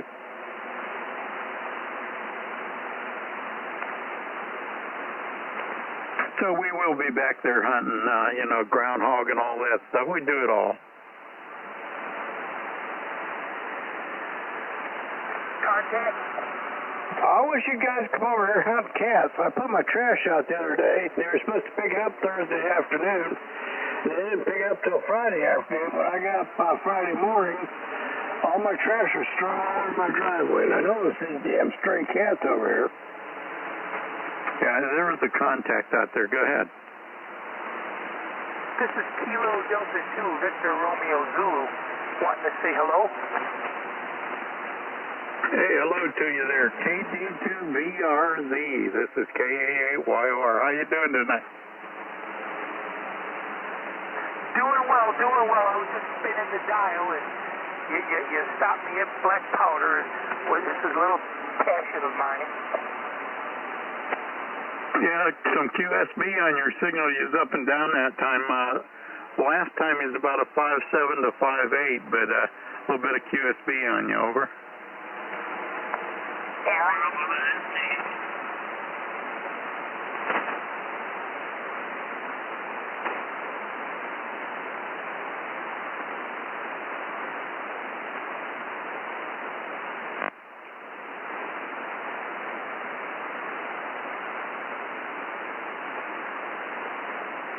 Sorry, looks like it faded away for me. Charlie, or was you copying KD2VRZ?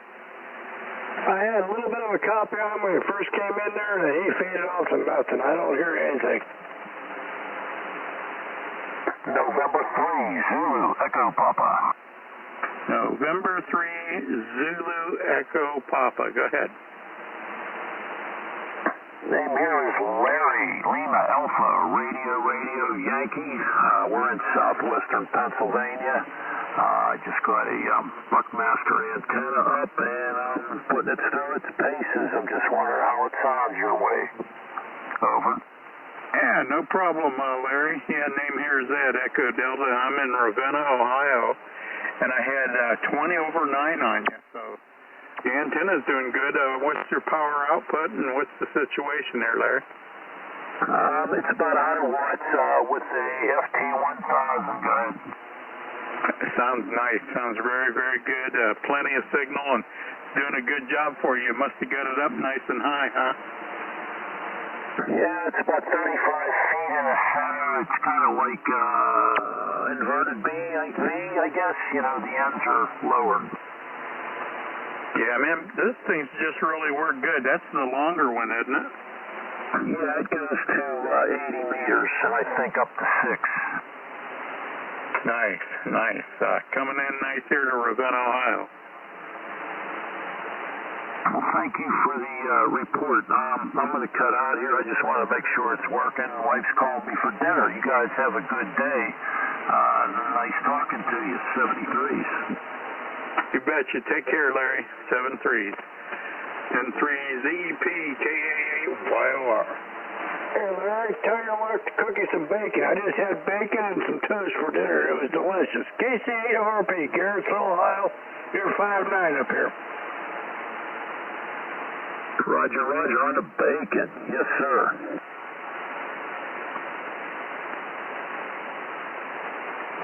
I may have to eat bacon every night for dinner, Eddie. I don't know.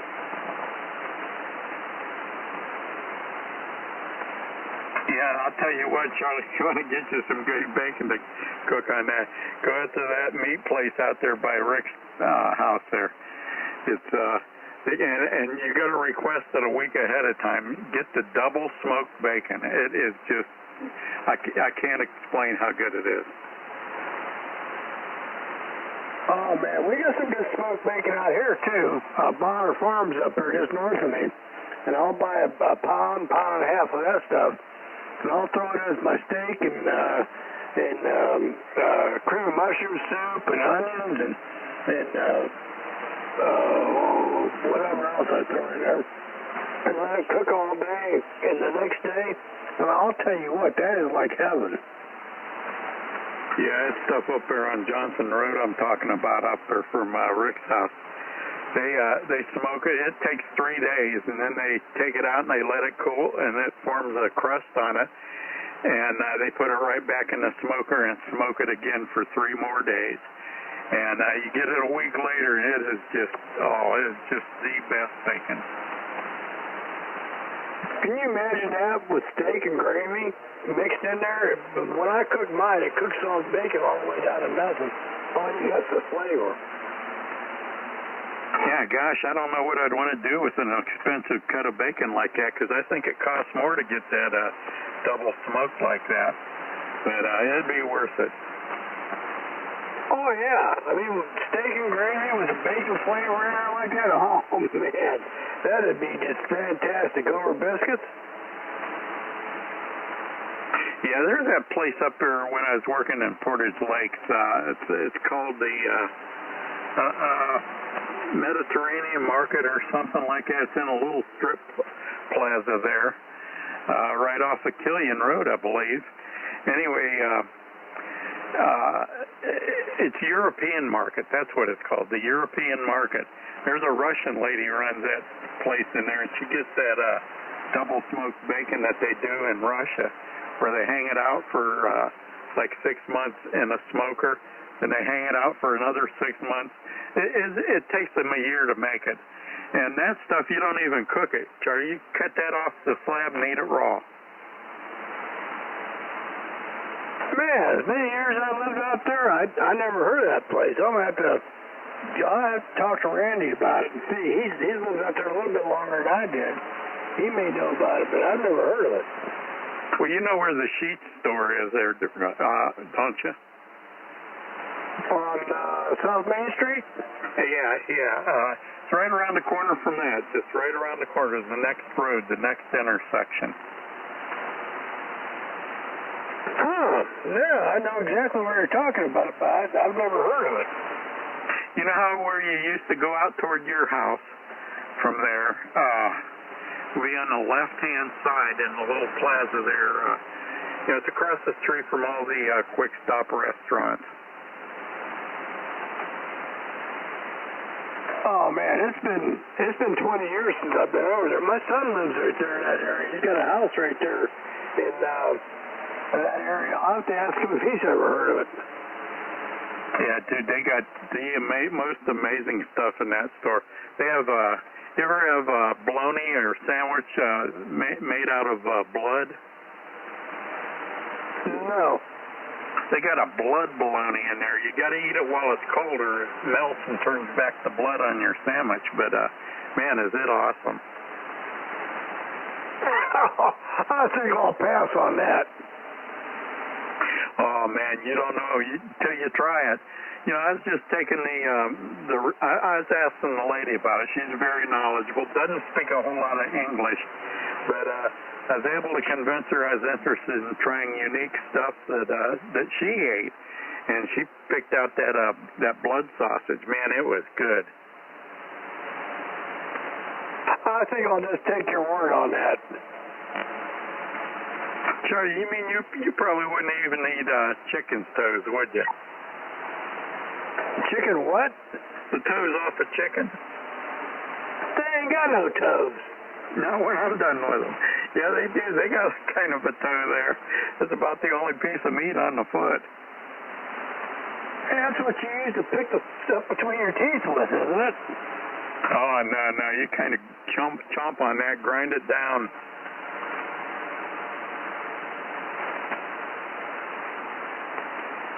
I'll stick to the wings, thank you. Found that stuff up there at that Chinatown. We go up there, once, twice a week. And when I'm up there, I get some of their unique stuff. They had the combs off of roosters marinated in soy sauce and barbecued. Oh, man. I'll stick to my bacon on my griddle. I get those other things, and you can digest them, but you can't chew them up. I don't know what they are. They're some kind of part of an animal that we usually throw away. And there's probably a very good reason why we do. I think it's the cartilage is what it is. But yeah, boy, it'll sure make your skin nice and soft and your hair grow good.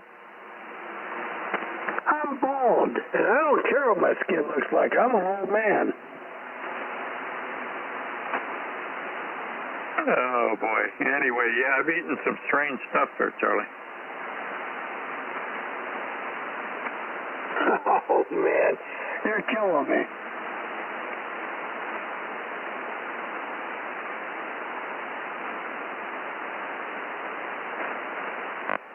I think the most strangest stuff has always been made by my family. They come up with some weird stuff.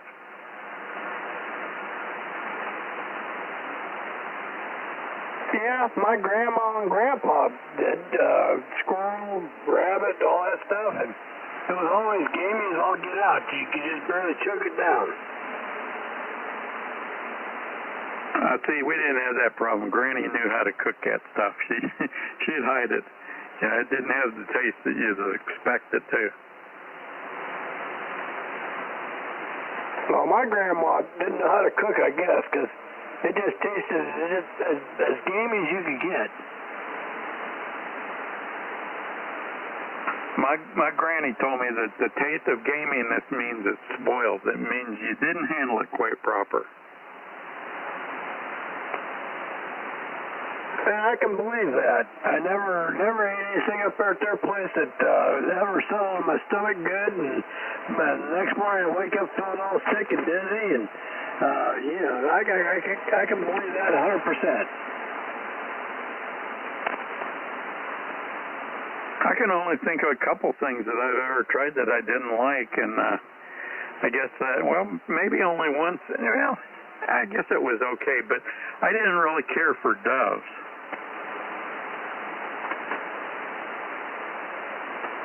Never had dove. Tastes like chewy pieces of liver. Oh, that makes me want to run out and buy some. Well, that's the thing. You don't find that kind of stuff in any store. And there's a reason for that, Eddie. Yeah, it's because they give us chemicals. It's just meat that's chock full of it, and probably manipulated.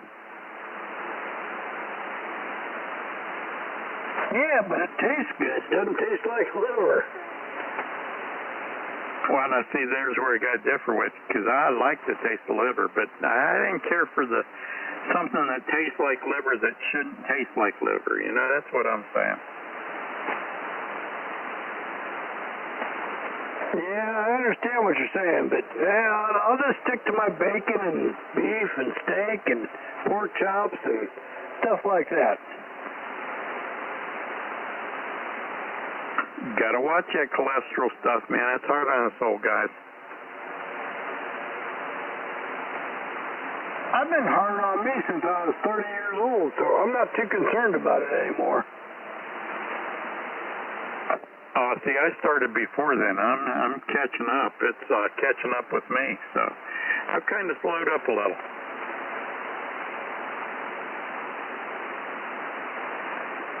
Not me, Eddie. I'm going to see my doctor tomorrow. I'm going to show her my foot and see what. I want to see the expression on her face when she sees that next to the biggest toe of my foot and the blister and all that stuff on there. And see what she has to say. She's probably going to make me an appointment with a surgeon to get that toe cut off.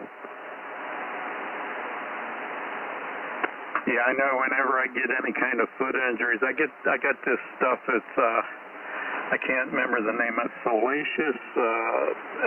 Anyway, it's a wrap that's made out of some kind of vegetable that is antibiotic and everything.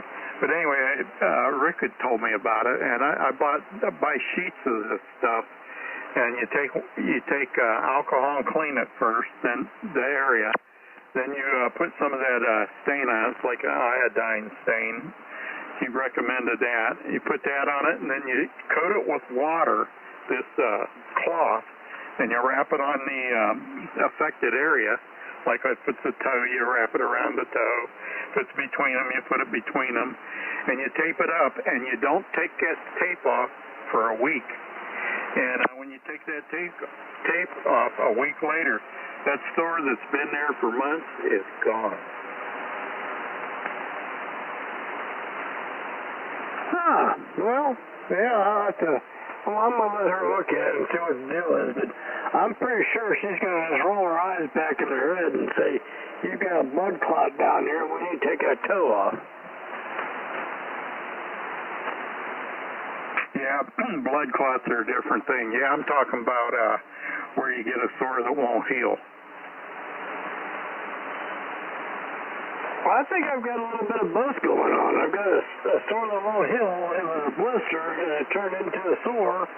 And, I've been putting antibiotic cream on it every day.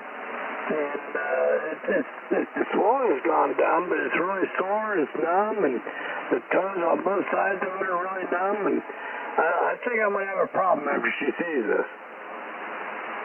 Yeah, see, that's how I discovered. Rick had a problem with his foot, being diabetic, and he went to this pain place, non-invasive pain place. They also were a recovery place for people that are getting tumors or sores that don't go away. And they started wrapping it with this stuff, and it magically went away. And he said, I got to find out what this is. And he talked to the lady that was treating him. The doctor wouldn't tell him what it was, but the lady that did it told him. And he told me, and I got a whole bunch of it set aside. And you just wrap it with that, and this stuff makes it go away in about a week. Oh, man, no kidding. Well, maybe I need to talk to Rick. That's pretty amazing stuff. I can get the name of it, write it down, and keep it up here. So I got a big pack of it downstairs.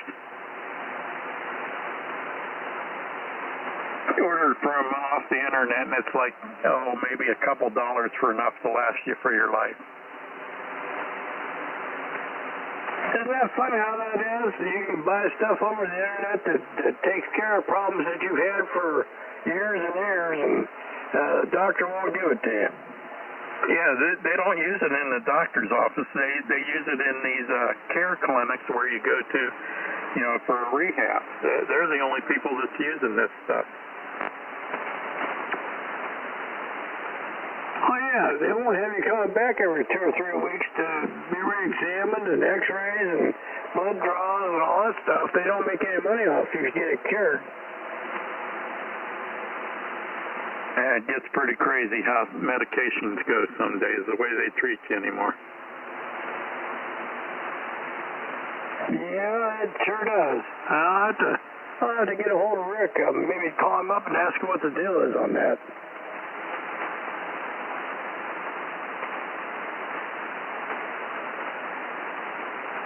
Yeah, he got after me because he seen I'd cut my hand up real bad, and it had been cut for a whole month and a half and wasn't healing up right, and I cut it really deep, real deep, and he insisted I go out and buy these 3 items, a thing of this water, a purified water, the iodine lotion that you clean it, metabidine or whatever it is, and this cloth. And he said, you cut that cloth and put it on and put a Band-Aid over it and tape it up and do not open it for 1 week. And boy, when you do, the problem is gone.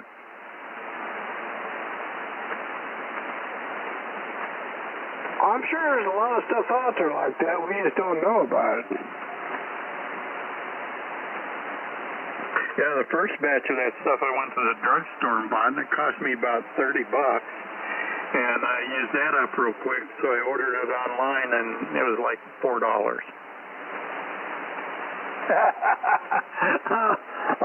understand what you're saying. KCORP Friday. This is KAAYOR.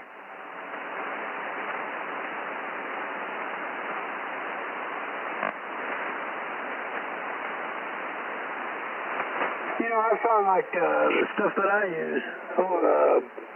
Neosporin is an antibacterial cream that you can put on wounds and stuff like that. And I put that stuff on every problem I've ever had. It heals up pretty quick. Yeah, that stuff works pretty good.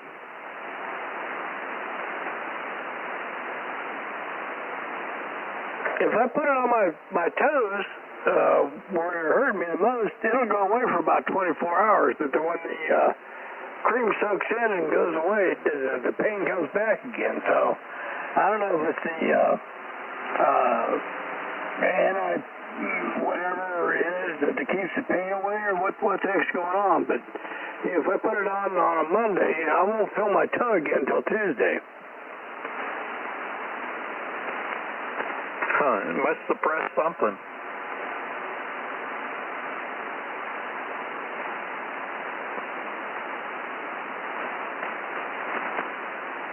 Yeah, the reason why this product that I'm talking about is not too widely spread because only wound care centers use it. Nobody else does. Yeah, like if you're in the service or something, you probably see a lot of use of it.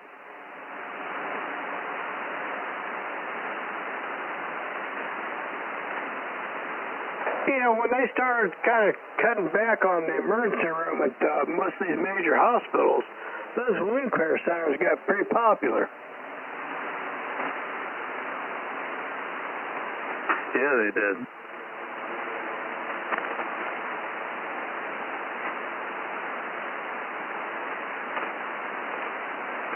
I can't believe it, Charlie. My Timex watch quit working. I had to get the Casio out. I haven't carried a watch. I haven't worn a watch since I had my phone. Do you still wear a watch? Yeah, but I don't wear a phone. Yeah, I do. I wear a tactical watch. It's a Casio. It's the lightest watch on the market, probably the cheapest. I think they go for like $10 is all. Oh man, I quit wearing a watch back when I got my first cell phone. I'm like, all I gotta do is push a button. I can see what time it is. Well, like I say, I don't carry my phone everywhere, but I always got my watch on me. You're retired. Why do you need to know what time it is? Some people have schedules even during the night, and I'm one of them. Man, I gave up my schedule when I retired. If I'm late, call me and let me know, and I'll hurry up and get there. I got to get up, and I got to get on before midnight for sure, because I want to hear what's going on with Pat number 1, Pat number 2, and Clyde. And then there's another group I get on there on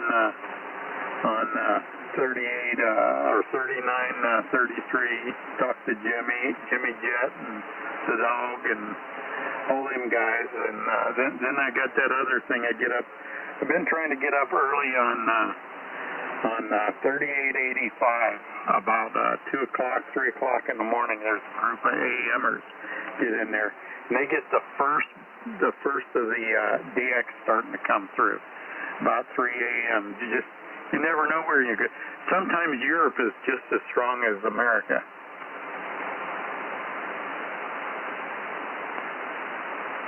Well, that kind of reminds me of what happened with Cuz. He got his parts all came in yesterday, and he was waiting for the sun to come out. And I think he probably got it all installed today, because I think he said looks like it's going to work okay for him. We need to find a frequency we can all get together on and make contact with him. We did. You just haven't been there yet. Where is he at? 7.050, about midnight. Oh man, midnight? You gotta be kidding me. Nah, he stays up all night long. 7.050. Okay, I'll write it down, but I don't know if I'll ever stay up that late. Yeah, we just do CW there. It's the only place he can go, and I can go where I hear him good. He doesn't go anywhere where he can do voice? Yeah, he can go anywhere, but, whether or not anybody will hear him, that's another story.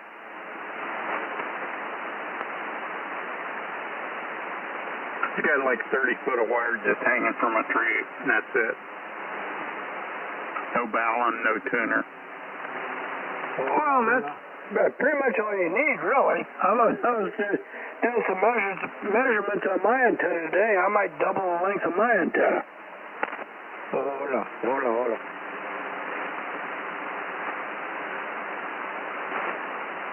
Make a big loop.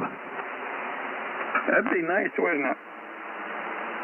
Yeah, I got 74 foot in one direction, about 30 foot in the opposite direction, 90 off of that, and then another 74 foot back to the back, and then another 30 or 40 foot over to, you know, a couple more flagpoles, get me up 20 foot, and make a big loop. That's what I did in my trailer. It was 14 by 70, and I used those electric fence insulators, 6-inch ones.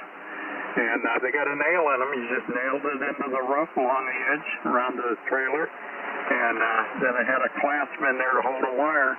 I laid a wire, wrapped around the whole trailer. That's all I used on HF for years and years there. Could you do 180 on it?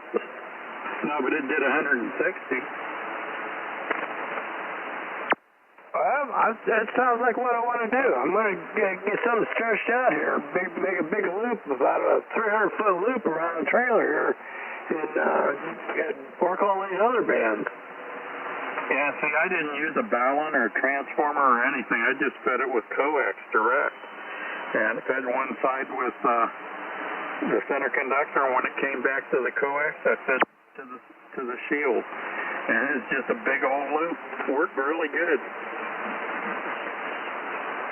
I may do the same thing before summer's over. I'm going to do some upgrading on this one here. I like my 74-foot end fed, but you know, if I could do something that was like 320-foot end fed, I would go for it. Yeah, and ain't nobody said you can't bend it around to make it fit, because that's what they do with a square, with a loop, you know, or a triangle.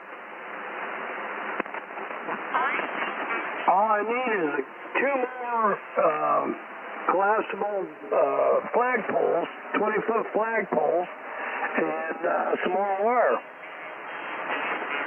See, I was looking at the same thing. I can get these ones from Viberplex, the same ones that I got, the spider poles, they call them. You can get them pretty cheap for a 20-footer. I think it might be a 24-footer, but that would work too. Oh, hell yeah, that was great.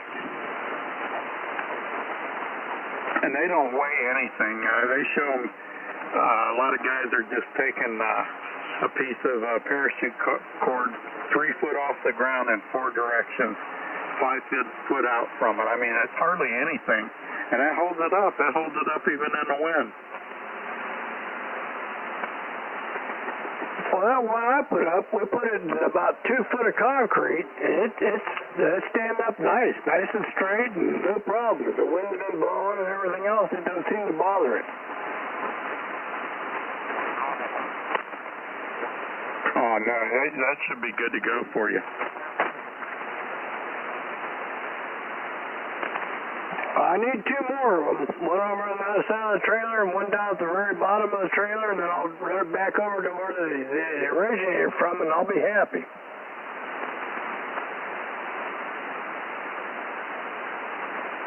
Then you can play around with, some people do this, they put another loop underneath it and just lay it on the ground.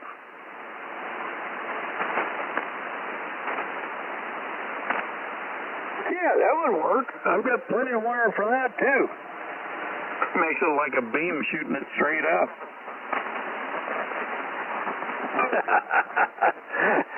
Oh, man, that would be cool.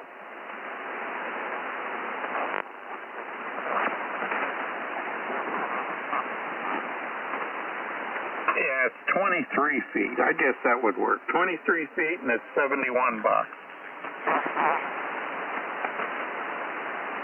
What was it? It's a collapsible pole. Collapses down to 3 feet, or 4 feet, and it raises up to 23 feet. And it's made out of fiberglass. And you can get it with a loop at the top or without to hold your wire for $71. Well, I just need 2 of those and some wire.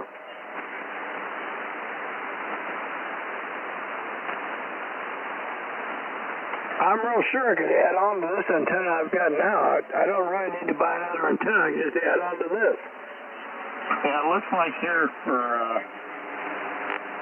another little bit more money, $80, $86, you could get a 33-foot one.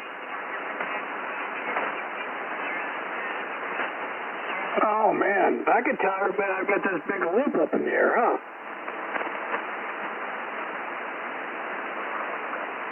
Here you go, Charlie.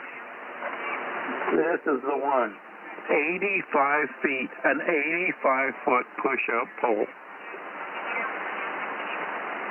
I'd fall over on my backside looking up at it. 85 feet is $599. Now we'll stick in a 20 to 25-foot push-ups. Yeah, $70. That's not bad.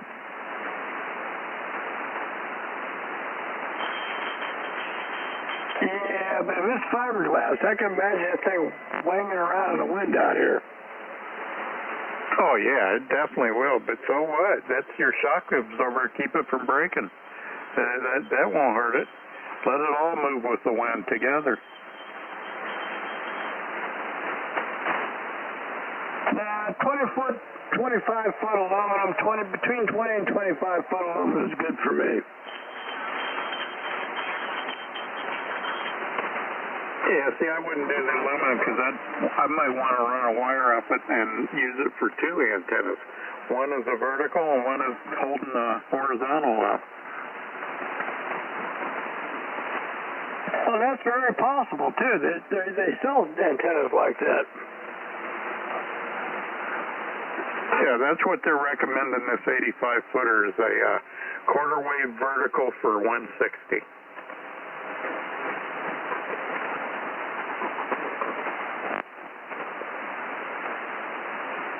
I think this year I'm going to 440-something feet if you made a loop. Probably about 300 foot or something like that. Spread them things way apart, man. And make one heck of an antenna.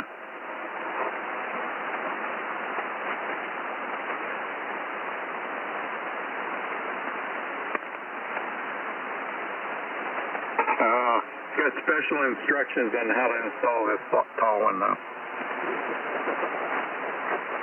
Yeah, I'm not good with special instructions. Dude, they want you to guy it up. They want you to put it in a mount, cement mount, place it in that mount, and have it fully retracted down to 5 feet, and pull up one section, two sections, and then retie your guy lines. Loosen them, pull them up 2 more sections, and retie your guy lines. 2 sections at a time. It says it could take you up to 3 hours to get it up in the air.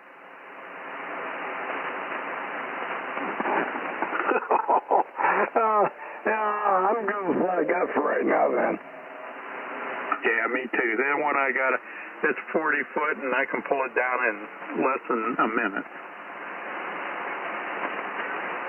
Yeah, same with me. I can go out there and back that flagpole off and bring it down and bang, bang, bang, bang, bang, you'll be on the ground. Yeah, I don't know how many sections mine is, but it doesn't take long. We had it up in the air in less than 5 minutes. Yeah, same with mine. I could have it down to about 5 foot off the ground, 5 foot 6 inches off the ground in just a few seconds.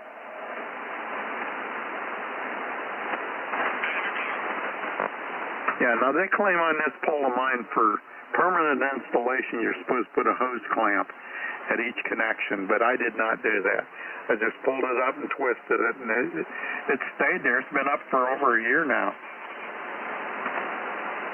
Yeah, same with mine. I was going to get some hose clamps, and it went up and just stayed there, and I thought, well, until it falls down, I'm not going to put any hose clamps on it.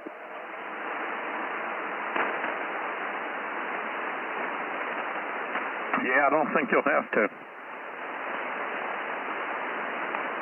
I don't think I will either. Tightened up real nice and tight.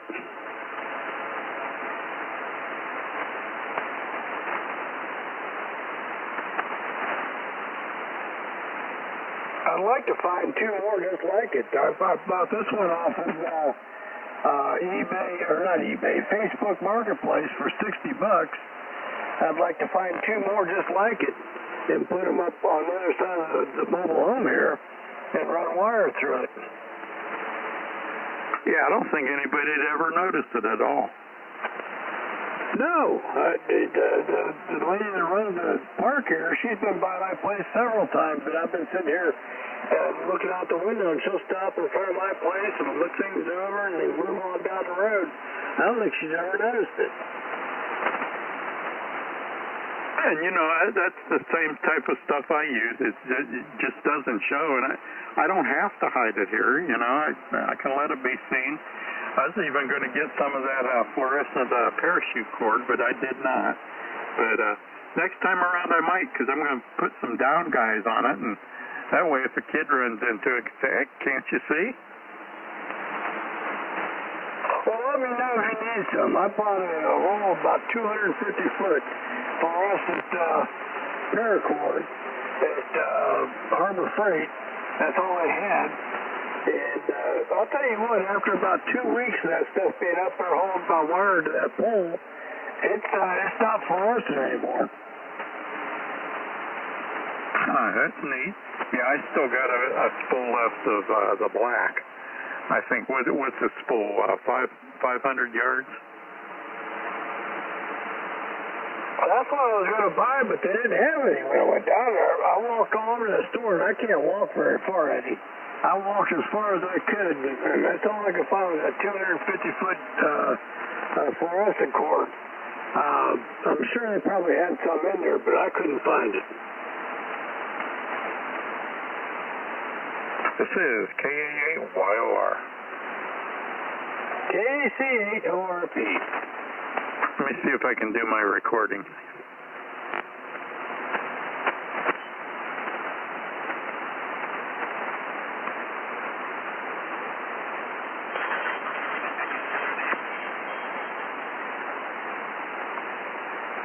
I don't remember how you do that.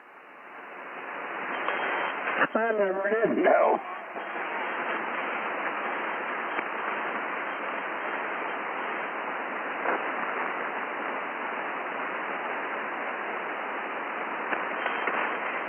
Oh, well, I don't remember how to do that. Practice. You'll figure it out.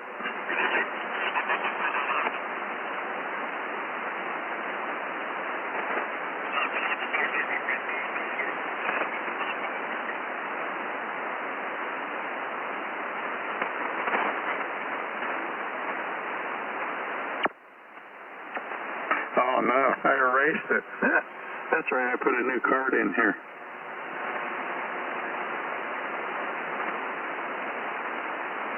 What I understand on my radio, all I have to do is put that card in there for mine, and I can record stuff and play it back too, but I haven't gone and bought one yet. Yeah, I use mine all the time, but yep, I don't know all the functions that it'll do more than I can do. That's what I figure with mine too. I don't understand enough about it that I'll be able to work it properly.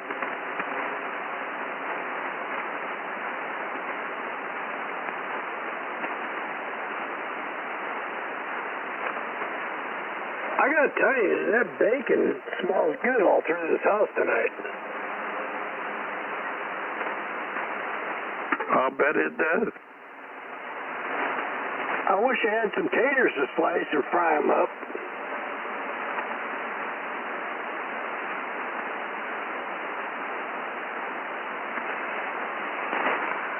I will have tomorrow. I'm going to get some taters and some onions and some peppers and fry them up on what the hell do you call it? I can't remember now. But anyways, I'm going to get it all fried up and maybe throw a couple eggs on there and let it cook and have that for dinner tomorrow. Yeah, wife does something where she throws them all together and mixes them all up and calls it a scrambler. And they're pretty good. Sprinkle a little bit of cheese on top of everything, a little bit of hot sauce. Oh, man, that does sound good. That's probably what I'm going to do for dinner tomorrow night. That's what she does there, Charlie. She'll cook it on that griddle move the potatoes over this way and this over that way and the peppers that way, and then all combine them. Then her eggs cook on the one side that she hasn't cooked on yet, and then just kind of all stir them all together when you're done. Boy, it's pretty good. And, you know, you go in a restaurant and get that, that's a whole meal. That's what I'm planning on. I'm going to go, after I get down to the doctor's office, I'm going to go to the grocery store, get taters and peppers and onions and all that stuff. Some grated cheese, and get it all set to go. So when I get hungry for lunch or late dinner, I'm going to make it up on the griddle.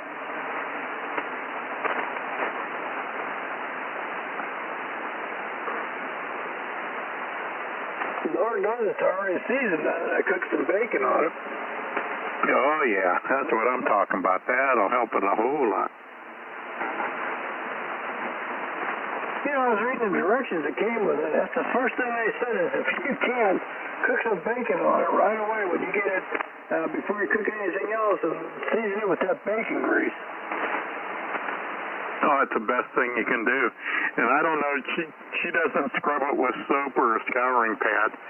I think she just, I don't know. I don't want to tell you something wrong. She does not do it with water.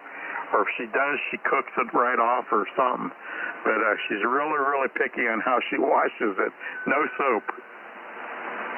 Yeah, that's what they said on this bacon sheet. They said use hot water, rinse it off, rinse any chunks off, like bacon bits and stuff like that.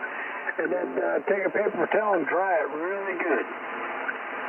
Yeah, and I won't tell you the secret of how they restore them, but yeah, it's called boiling it with water and vinegar. That's all you got to do. You boil it in vinegar. That's if it gets real bad and gets built up in it, you know, crud over the years, over 40, 50 years. Take a little bit of vinegar and a little bit of water and you boil it in there.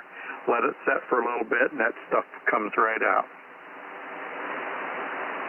Well, 40, 50 years, my kids are going to have to worry about it, and their kids are going to have to worry about it. I just want to be able to make hot cakes and sausage and bacon and home fries and eggs and all that stuff on this doggone thing. Yeah, it'll do just fine for that.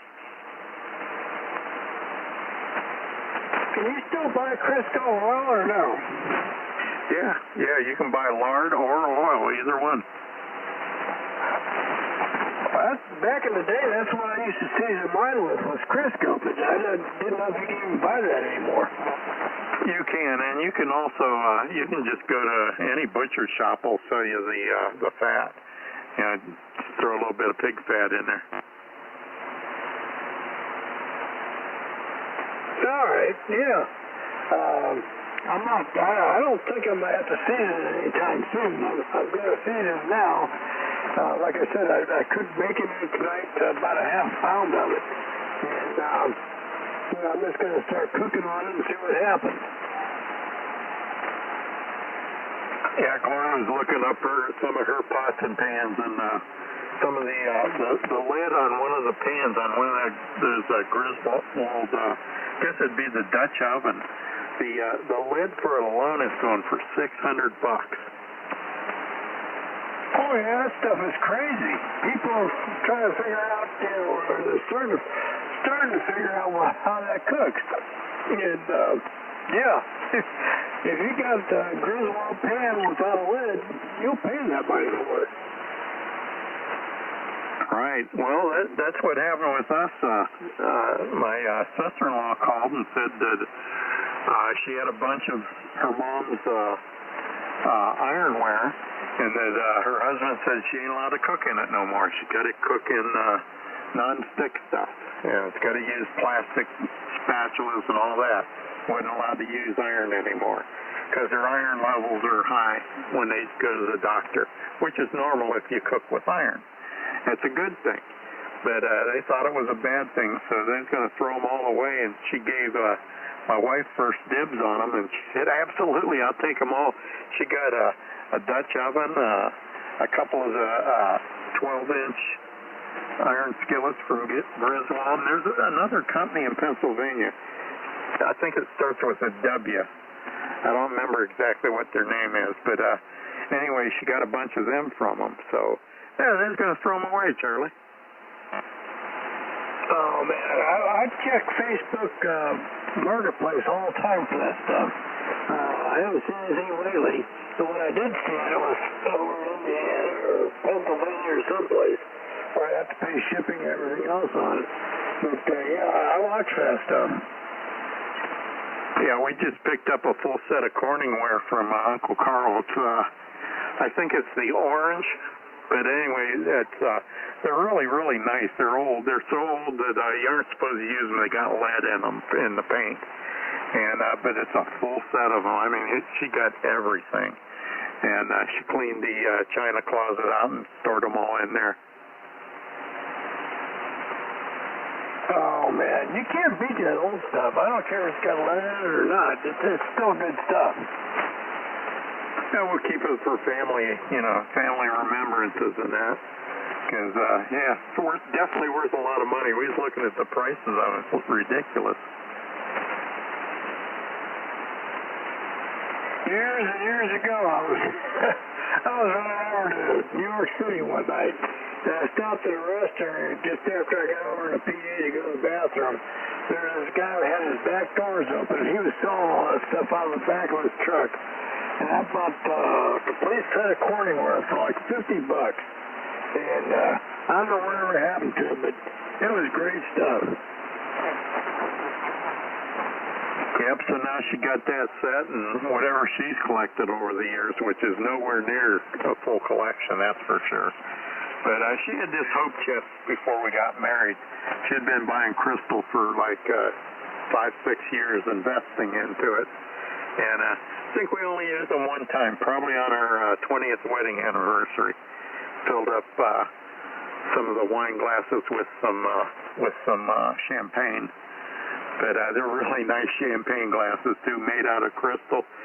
Formed just right so the bubble gets to your nose at the proper time. Oh man, I never had anything that fancy, Eddie. Dude, when you're trying to be a connoisseur of wine or champagne or something like that, it's all important in the shape of that glass. Well, if you're drinking scotch, you don't have to worry about it so much.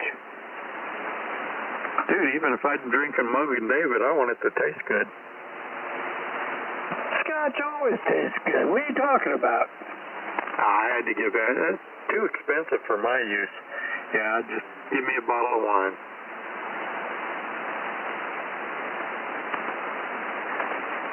Oh man, Scotch isn't expensive. It's kind of a poor man's alcoholic drink. Yeah, but so is Crabari, and I can buy that by the gallon. I'd buy my Scotch by the gallon. I buy Dealers. I get a half gallon at a time. Don't get me wrong. I liked the Scotch when I was drinking it, but yeah, I've moved on from there. Kind of become more of a connoisseur of the grape. And I make my own from time to time. Hey, Eddie, as long as you're happy with it, I'm happy with it for you. This is K-A-A-Y-O-R. Yeah, I just had that cheap wine. Get you a thing of 100% juice. And add about a cup of sugar, about a cup and a half of sugar, and 2 doses of yeast, doesn't really matter how much, in a little bit of warm water so it activates, and put a rubber glove over it and tie it on real good so it don't blow it off, and poke a hole in one of the fingers, and boy, a week later it's smelling pretty good in here, and 2 weeks after that you can pretty much drink it. Oh, man. Now, you and my dad probably could share recipes. He used to make dandelion wine. He used to make his own beer. And I'm pretty sure he had a whiskey still down there in the basement. He was making all kinds of stuff back in the day. KCORP Friday. See, I'd do dandelion, but I hear that's a lot of work. But maybe not. It might not be too bad. I know my sister-in-law's made it. Well, I know he got really pissed off with me. Mom gave me some weed killer to go out there and spray the yard. And I sprayed the yard down and killed all the dandelions. He was really mad. Oh, yeah, we don't spray any weed killer here. I got patches of dandelions that I grow. I eat the flowers. I eat the buds. The buds are really good. They taste like sunflowers. You can, bread them in pancake batter and, mix with a little bit of milk to thin it out and deep fry them. Man, they're really good. I've heard that. I've never tried it because I don't trust the recipes I'm seeing online, but I've heard that they taste really good. Yeah, you can do the buds or you can eat the flowers, but you got to pull that green stuff around the outside at the bottom. You got to pull that away on either of them. It gets rid of the bitterness. But yeah, I've taken whole flowers and dipped them in batter and deep fry them. They're really good. Got to watch though; it's good for you. I don't want that. Hey, I heard somebody tuning up on top of you there. I thought they were trying to break in or they were just tuning up or what, but if there's somebody out there, go ahead.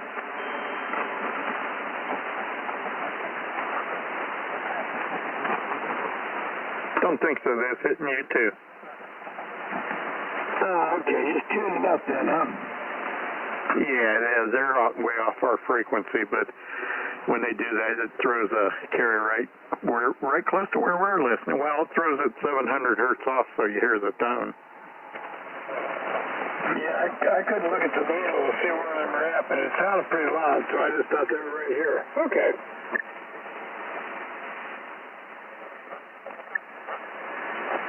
Yeah, like 700 hertz below us. Yep, saw it that time. I was watching. What you got your span on today?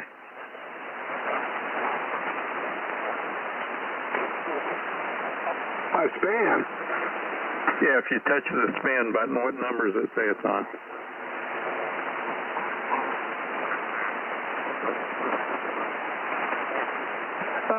200 kilohertz. That ought to work good. Yeah, that allows you to see up and down band 400 kilohertz. Could be a few people in there, huh?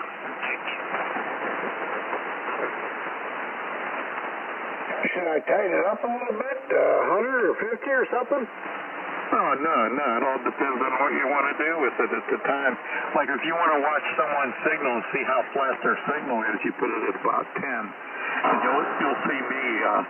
You'll see if you look at your markers, I'll be like 3.5, 3.2, somewhere around there in width. But yeah, that's if you have it on 10. You'll get about a third of your screen display of my voice. Yep, I just put it on 10. You're right. I see how it kind of looks like Bert Simpson's haircut. Yeah, I do. That's kind of how it should look, and it should be somewhat even across from low to end, with the high end being up a little bit more. Yes, sir, you're exactly right. That way you don't get that boom, boom, boom sound to your voice when you're talking. Well, did that change anything in my audio, or did that just change what I'm receiving? Just changes what you're receiving. Oh, okay. You still sound really good. You're 20 over 9 up there. Probably 20 over a lightning strike. Right, and it does tell how I'm transmitting and how I've got my audio set up. Otherwise, it could go the other direction. It could slope downward instead of upward, and it might have big spaces where there's energy missing in that response, but should be fairly flat because yours is. Yeah, I got yours about the same as what I'm doing. I think we set yours up identical to this. Yeah, I don't think I've changed. Yeah, it looks very flat on my telescope, but I don't think I've changed anything since you helped me set it up. Yeah, see, now when you're talking, you can see your display, too, as you're talking. Yeah, it's good and flat. I mean, it's about as flat as you're going to get. And that's how I see you here, so that's a good thing. Oh, I like good things.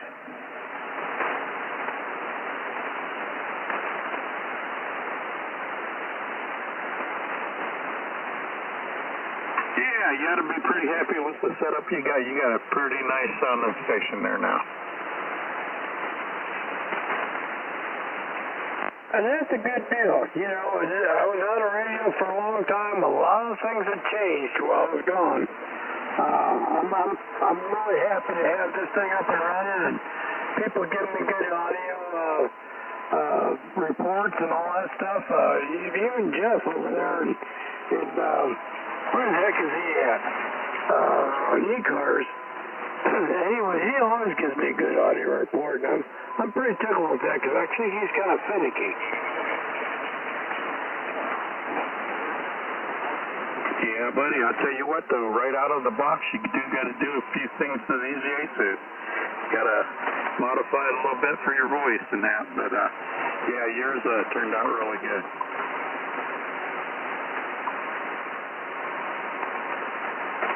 I wish that guy is tuning up if he'd just jump in here and say, hey, I want a radio or a report. We'd be more than happy to give it to him. He doesn't have to tune up down there.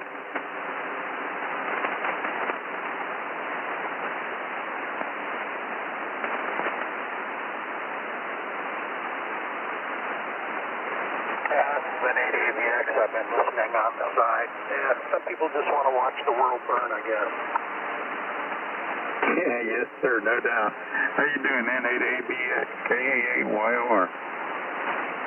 KA8YOR, Alpha Victor. Yeah, just sitting here listening to your conversation. Just got off the computer net, digging around on the web for information on road towers. Just figured I'd just jump in and say hi. Got to play with the radio every once in a while, otherwise it's kind of a waste, you know? Yeah, absolutely. What's the name there? My name is Ed, and I'm in Ravenna, Ohio. I wonder where you're at. Okay, Ed, the name here is Jim, Juliet India Mike, and I'm up here in Harrisville, Michigan. Let's see, Lake Huron side, about 2/3 of the way up the coast. Nice. Well, hopefully your weather's holding up good for you up there. Nice to meet you, Jim.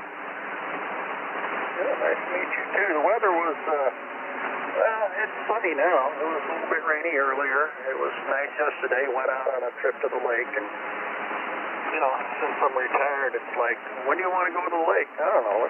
It's Wednesday. How about now? It's kind of fun doing that. So, anyway, well, let's get back to your conversation. Just figured I'd drop in, say hi, and the other gentleman there, he does have good audio. Both of you do. So, anyway, 7-3s, and I'll just keep listening at 8 a.m. No problem. Take care, Jim. Thanks for coming in there. Hey, yours almost 20 over 9 that time, so sounding pretty good from out there in Harrisville, Michigan. Really good. Nice sounding audio, too. Take care. KA8YOR. Back to you, Charlie. Oh, yeah, he sounds really good to me, too. KC8ORP. Jump in there anytime. Me and Ed try to get in here a couple times a week after all the nuts are gone and carry on a little rag chew. And anybody here just want to jump in and add to it, add to it. Sounds good. I just might do that. 7-3's all. 7-3, KC8ORP.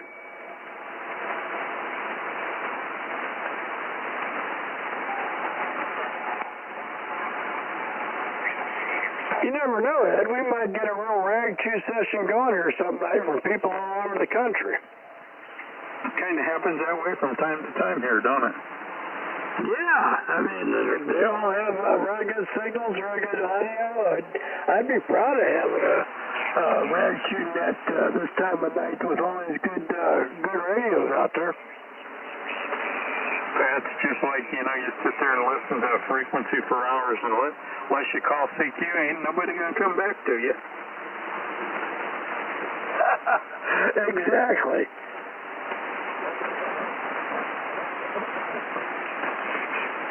Well, I didn't have to water the garden tonight, Charlie. We had enough rain through the day off and on that everything's nice and wet out there. Well, that's a good deal. Well, the last garden I had was when I was living over at the cabin there on the river, and I could water that thing 24/7, and it still wasn't enough water. That's weird, and you know, being along by the river like that, you'd think the ground would be saturated. I know, that's what I thought. That's the only reason I put the garden in. We were tomatoes, peppers, and zucchinis, and onions. And I'm telling you, nothing really grew. If I would have sat there from like 2 o'clock in the afternoon till 5 o'clock in the evening, or 3 or 7 o'clock in the evening watering, it probably would have. Right. Oh, my guy called yesterday. Said he'd be out here in an hour to do my gutters, and showed up about 10 minutes later.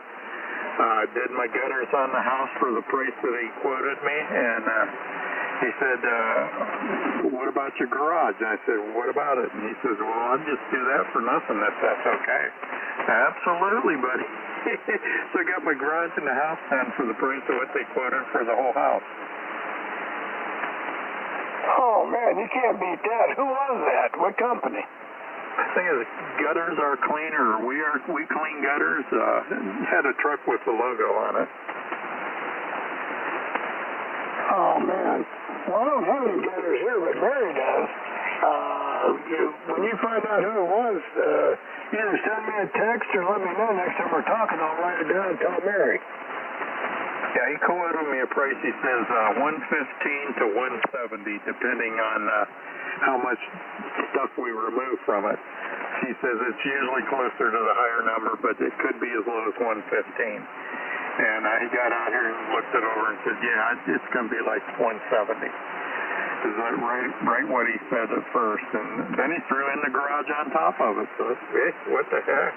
I was going to pay my grandson to do that one. It's only 10 foot up. Hey, you can't beat that. Mary, I think she put those gutter guards on hers. She had siding and gutters and all that stuff put on it about a year ago. I think she put gutter guards on it, but I'm not sure. Well, they said they get calls for gutter guard problems, too. You know, it covers over the top part where the rain would go in, and it flows over top of them. So, you know, that can be a problem even. Yeah, I looked at the design of those gutter guards, and they're not foolproof. It's going to fill full of dirt and fill up, and then you're going to have water running out of your gutters regardless. So, I'm pretty sure after a year or so, hers is going to get cleaned out. Yeah, I hated to cut a grandson out of doing the garage because I'd have paid him, and I'm sure he was probably counting on that, but oh well, I'll get him to do something else and pay him for it.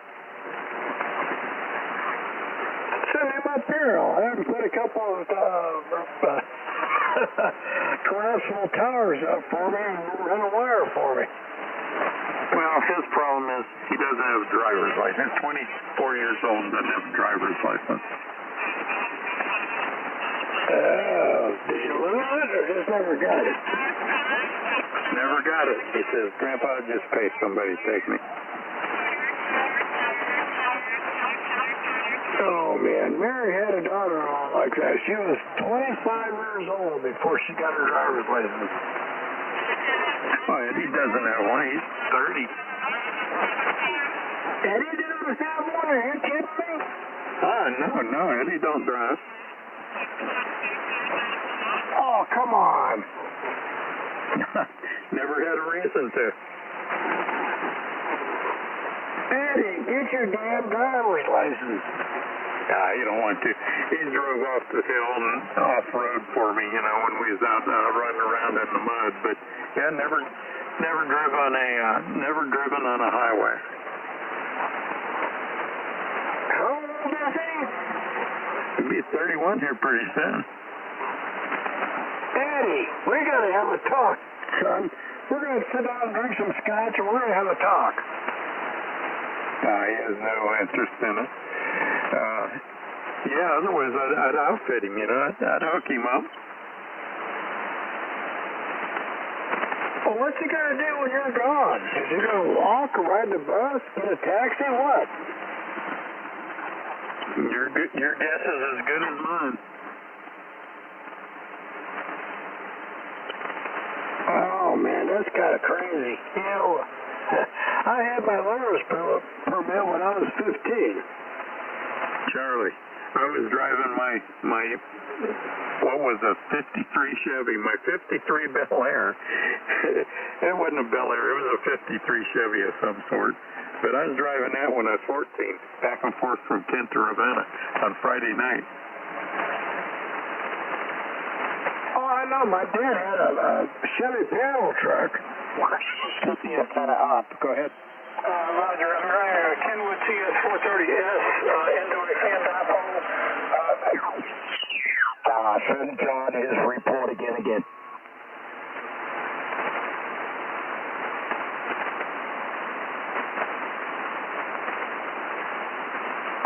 Roger. Dan, you're going to have... I'm plus here in Murphy, North Carolina. Copy the 59 plus in Murphy. Thanks for running. 73. Kilo Echo forward. November 1 Golf, November Foxtrot. Kilo Echo. Kilo Echo forward. Golf Tango, Quebec. There he is, Russell. I got you 5-8 into the park, buddy. Delta 4, Oscar Lima. This is Delta 4, Oscar Lima. I have you 57 in KY. 57 in KY, QSL. QSL, stand on the second operator. This is Delta 4. You are 57.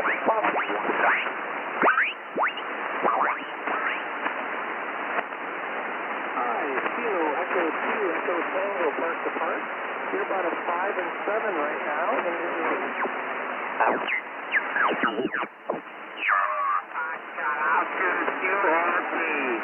QRP station. Thank you. This is Whiskey 3, Bravo Foxtrot Oscar. I have you 5-7, Papa Alpha. I got Whiskey 3, Alpha Foxtrot. Negative. Bravo Foxtrot Oscar. Peak frequency oscillator. Still can't make it out. Whiskey 3, Alpha Foxtrot. Come back with your last letter. Bravo Foxtrot Oscar. Bravo Foxtrot Oscar. Whiskey 3, Bravo Foxtrot Oscar. QSL? Yeah, Roger. I have you 5-8, Papa Alpha. 5-8, Papa Alpha.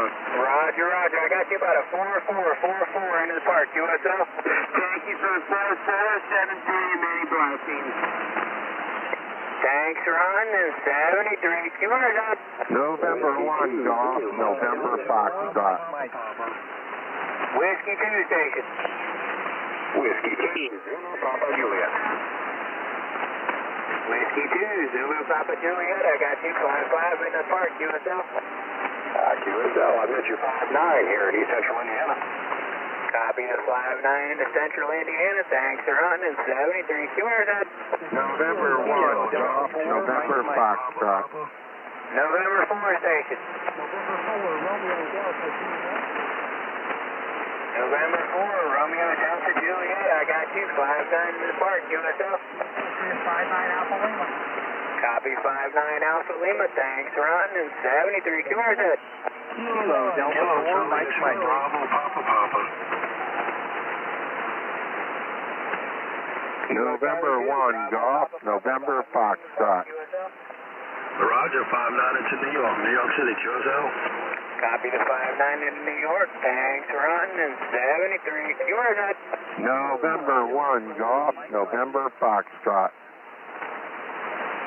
Kilo 9 Alpha Juliet Charlie. I got you 5-7 in the park, QSL. QSL, Chris, 5-9, Hampton, Missouri. Be safe out there. You too, take care, 73. 73 QRZ.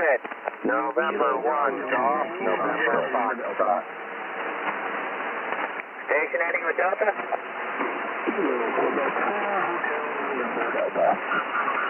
Kilo Quebec 4, Hotel November Delta, I got you, 5-8, into the park, USO. Copy the 5-9 into Alpha Lima, thanks for hunting, 73, USO. Kilo Bravo to Yankee Foxtrot. November Foxtrot. November 1 station.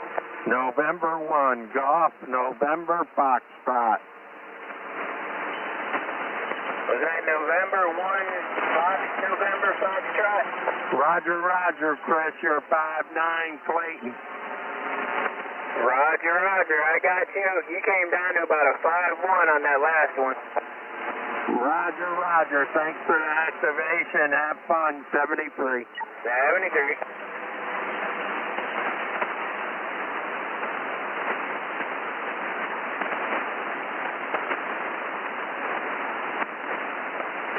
Yours it. Kilo Delta 4, Mike. CQ POTA, Kilo Oscar 4, Fox Sierra Zulu Park, Sunny Years, yours it. Kilo 9, Tango, Quebec. Kilo 9, Tango, Quebec, QSL. QSL, you're 44 into Indiana. Copy the 4-4 Indiana, I'll give you a 5-5, November Charlie, into the park. Thanks for the 5-5, I'll take it. Appreciate you activating. 73, K9TQ. 73, yours it. November 4, November 8, Mike Romeo Charlie, I got you, 5-9 plus, into the park, QSL Mike. QSL, you're 5-9 in Michigan, have fun. Copy the 5-9 Michigan, thanks for hunting, and 73, yours it. Kilo Charlie 3, Sierra Foxtrot Tango. Station ending with Lima. Is there a station ending with Lima? Kilo Delta 9, Victor Golf Lima. Kilo Delta 9, Victor Golf Lima, I got you, 5-5, into the park, QSL. QSL, you're a 5-9 up here in southern Wisconsin. Copy the 5-9 Southern Wisconsin, thanks for hunting, and 73, yours it. Kilo Charlie 3, Sierra Foxtrot Tango. Kilo Charlie 3, Sierra Foxtrot Tango, I got you, 5-8, into the park, QSL. QSL to 5-8, you're 5-9 here in eastern Pennsylvania. Copy the 5-9 Eastern Pennsylvania, thanks for hunting, and 73, yours it. Station ending with Papa, stand by, Kilo Echo 8 station. Kilo Echo 8, Victor Echo Whiskey. Kilo Echo 8, Victor Echo Whiskey, I got you, 5-9 in the park, QSL. You're a 5-7 to Michigan. Copy the 5-7 into Michigan, thanks for hunting, and 73, station ending with Papa. Kilo 8, Alpha Echo Papa. Kilo 8, Alpha Echo Papa. Thanks for coming back for the late shift. I got you 5-8 into the park, USL. You're welcome on that. Thanks for the 5-8. You're still a 5-9 from West Virginia. Copy the 5-9 West Virginia. Thanks for coming back. Where's it? Alpha Bravo 8, Lima. Charlie 8, Delta Victor Golf. Alpha Bravo 8, Lima. Eddie, I got you 5-9 in the park, USL. QSL, yeah, you're also 5-9 Michigan, 73. 73, yours it. Kilo Charlie 8, Delta Victor Golf. Victor Golf Station. Kilo Charlie 8, Delta Victor Golf. You're 5-9 in Ohio. Kilo Charlie 8, Delta Victor Golf. I got you 5-8 into the park, QSL. QSL, thank you very much. 73. 73, yours it. Whiskey 4, Papa Mike.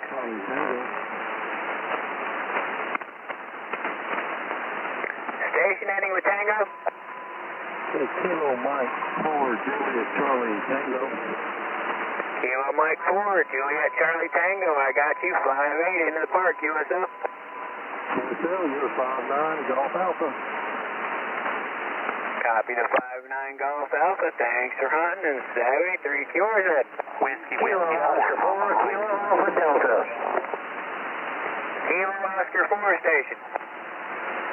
Kilo Oscar 4, Kilo Alpha Delta. You're 5-9 into Virginia, Victor Alpha. QSL. QSL, I got you. 5-9 in the park, QSL. Roger, roger. Thanks for a late shift and enjoy your activation. Thanks for hunting, and 73 QRZ. Whiskey 4, Papa Mike. Echo Bravo Station.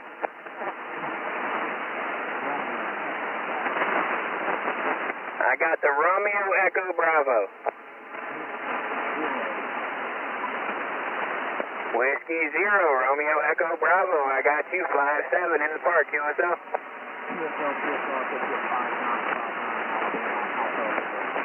Copy of 5-9 Alabama. Thanks for hunting, and 73 QRZ. Whiskey Bravo 4, Mike November Charlie.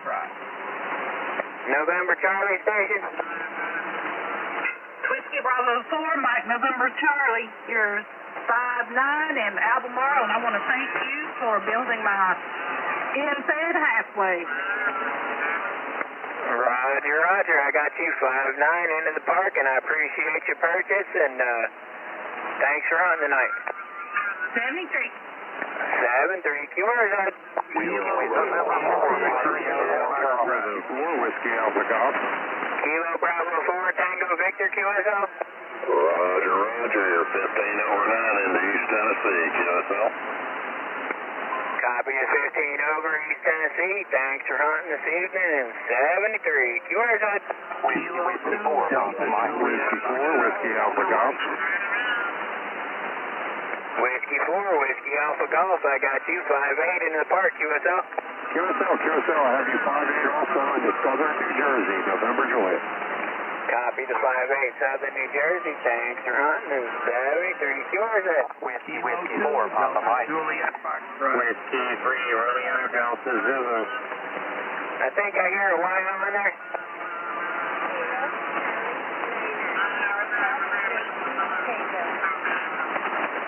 Kilo Charlie Niner Alpha Whiskey Tango QSL.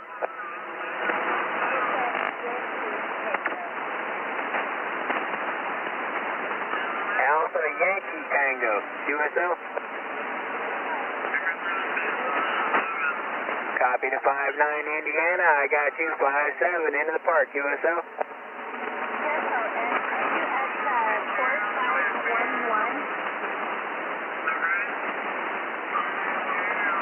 Thanks for hunting, and 73 QRZ. Whiskey 3, Romeo Delta Zulu. Kilo November 4, Quebec Alpha Echo Delta. I got you. 5-9 in the park QSL. And I've got you to 5-9 here in Southern Alabama, Chris. Copy of 5-9 Southern Alabama. Thanks for hunting, 73 QRZ. Kilo 2, Kilo Delta 8, Whiskey 3, Romeo Delta Zulu. Kilo Delta 8 Station. Kilo Delta 8, Tango Yankee Quebec. Kilo Delta 8 Tango Yankee Quebec. I got you. 5-9 in the park QSL. QSL, you are 5-9 into Morgantown, West Virginia. Copy of 5-9 West Virginia. Thanks for hunting, and 73 QRZ. Whiskey 2, Delta Juliet. Whiskey 3, Romeo Delta Zulu.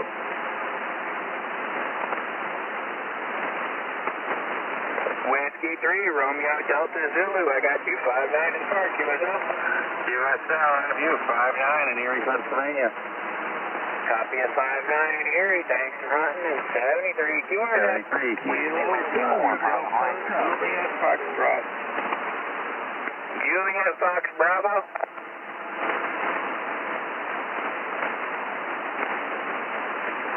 Was there a station with Juliet? Yeah, Kilo 2, Delta Juliet Foxtrot. Kilo 2, Delta Juliet Foxtrot. I got you. 5-8 into the park, QSL. QSL, you're 5-9 here in Syracuse, New York. Copy the 5-9 New York. Thanks for hunting, 73 QRZ. Kilo 4, Lima Whiskey Hotel. Kilo 4, Lima Whiskey Hotel. I got you. 5-8 into the park, QSL, Larry. QSL, 58 also into Virginia, Victor Alpha.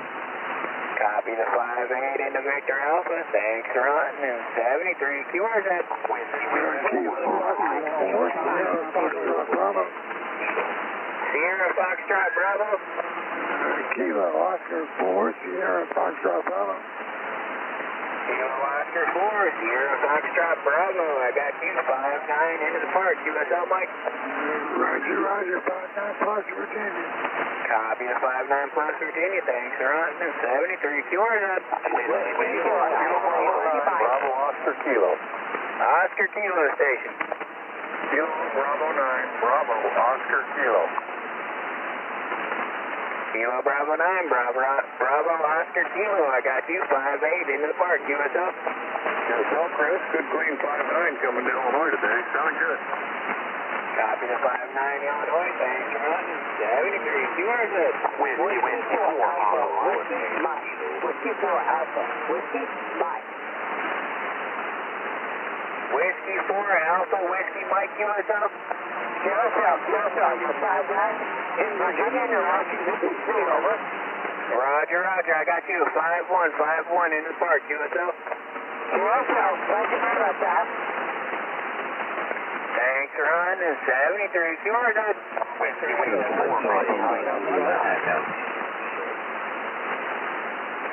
November 4, India Lima Echo. I got you 5-9 in the park. QSL. QSL, you're 5-9 in Florida. Copy 5-9 Florida. Thanks, Ron. 73 QRZ. November 4, Victor Uniform Golf. Uniform Golf Station. November 4, Victor Uniform Golf. November 4, Uniform Golf. QSL. Negative. November 4, Victor Uniform Golf. November 4, Victor Uniform Golf. I got you 5-5 into the park that time. QSL, you're 5-9, North Carolina. Copy the 5-9 North Carolina. Thanks for running. 73 QRZ. Kilo 5 Sugar Delta Foxtrot. Kilo 5 Sugar Delta Foxtrot. QSL. Roger, I knew it 5-7 in the state of Kentucky. Kilo Yankee. Copy of 5-7 Kilo Yankee. I got you 5-9 in the park. QSL. Roger, 5-9, 73, good luck. 73 QRZ. Kilo 5, Kilo 10, Kilo. CQ POTA. Kilo Oscar 4, Fox Sierra Zulu. Parks on the air. Georgia. Kilo 5, Kilo 10. Whiskey 9, Charlie Bravo Mike. Whiskey 9, Charlie Bravo, Mike. QSL. You're 5 and 7 into Maine. Copy the 5-7. I got you 5-1 in the park. QSL. QSL. Thanks, Ron. 73 QRZ. Victor Echo 1, Mike Delta Foxtrot. Is there a park to park?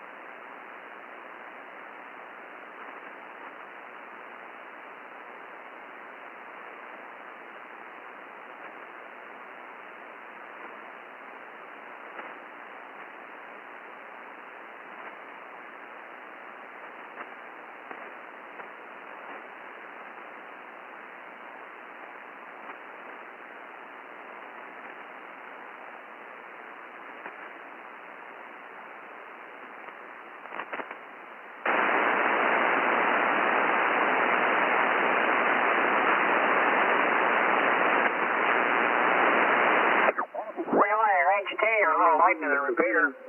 Yeah, I was on my HT, over.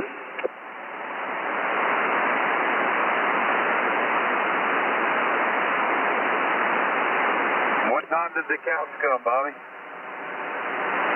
Well, say again, over.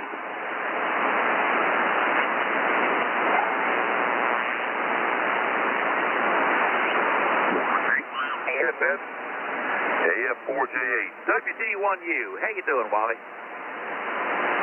Hello, George. AF4J8.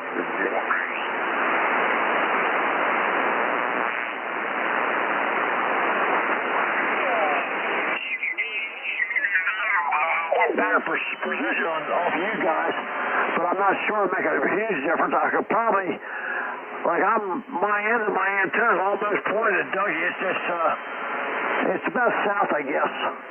And my other antenna's about northwest, something like that. It's you guys are not really getting the biggest part of my lobe. Well, you used to have an inverted V at one point. I think it was a 160 inverted V at one point. I might be wrong. Is that what you used to have? No, I've been used for the last 3 or 4 years. I've been using this inverted V, 80 meter all center fed. Okay, well, before that, you used to have it, maybe a 75 inverted V, or 80. Yeah, I had a 75 meter inverted V, and then before that I had a 160 meter, but it wouldn't tune 80 meters right, so I had to get rid of it. But the configuration is the same as far as direction of the lines and everything, cables, everything, all the same direction.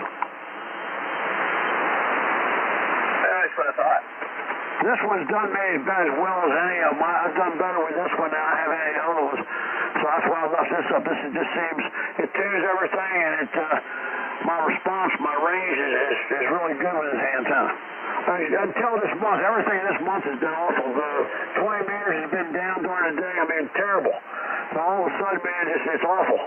And not just me, everybody on the band is having trouble. You know, the guys in Texas can't copy anybody. It's awful. Hopefully they get back to normal here soon.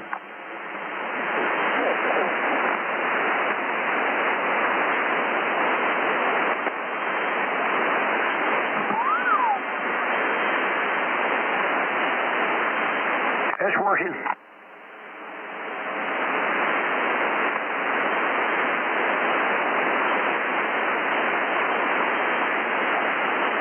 This is M3 OUE.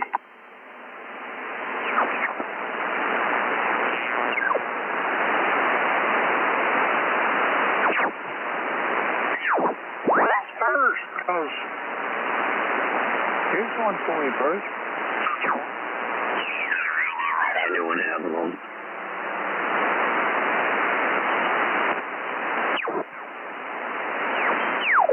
Charlie says, where's my gun and play?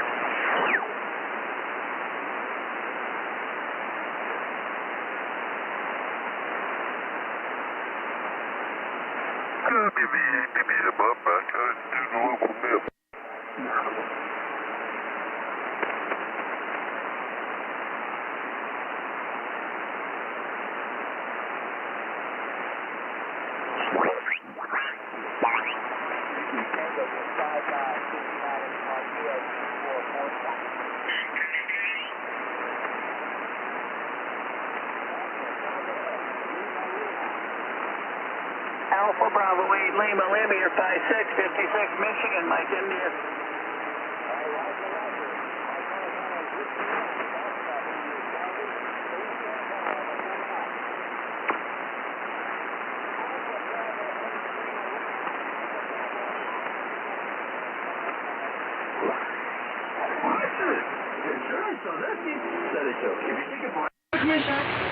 سلامت باشید.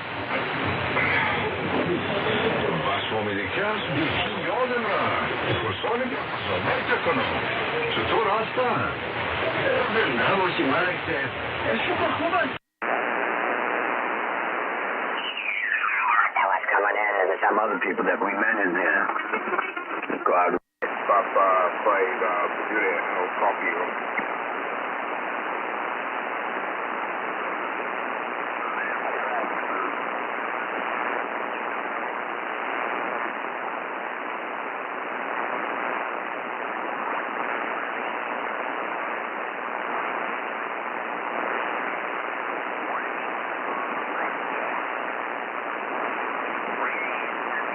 Germany, Zanzibar, Boston, over.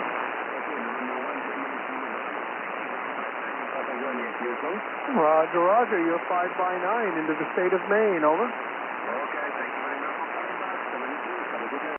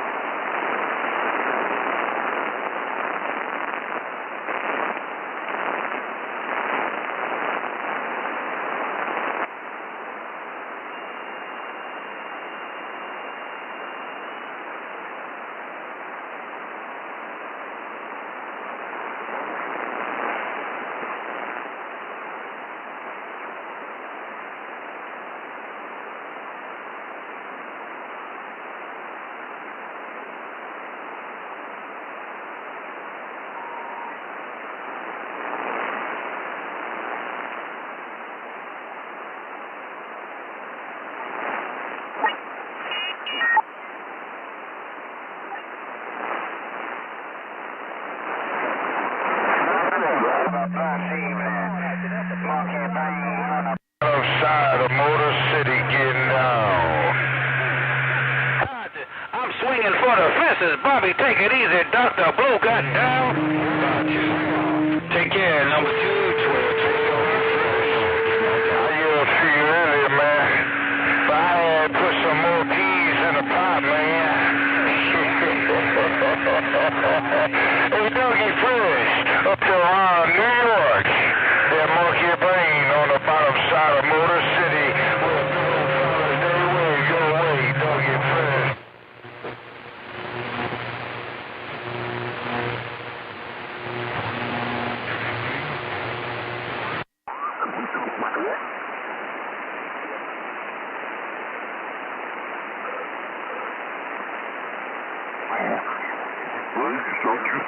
Ontario, loud and clear. 79 here in Ontario, Canada, waving a hand to DX Land. Mine looks like a diamond. Okay, brother. Well, listen, I'll get on here. You got a nice signal, though. You're like, there's too much space in my, in other words, signal space, but you are taking your day.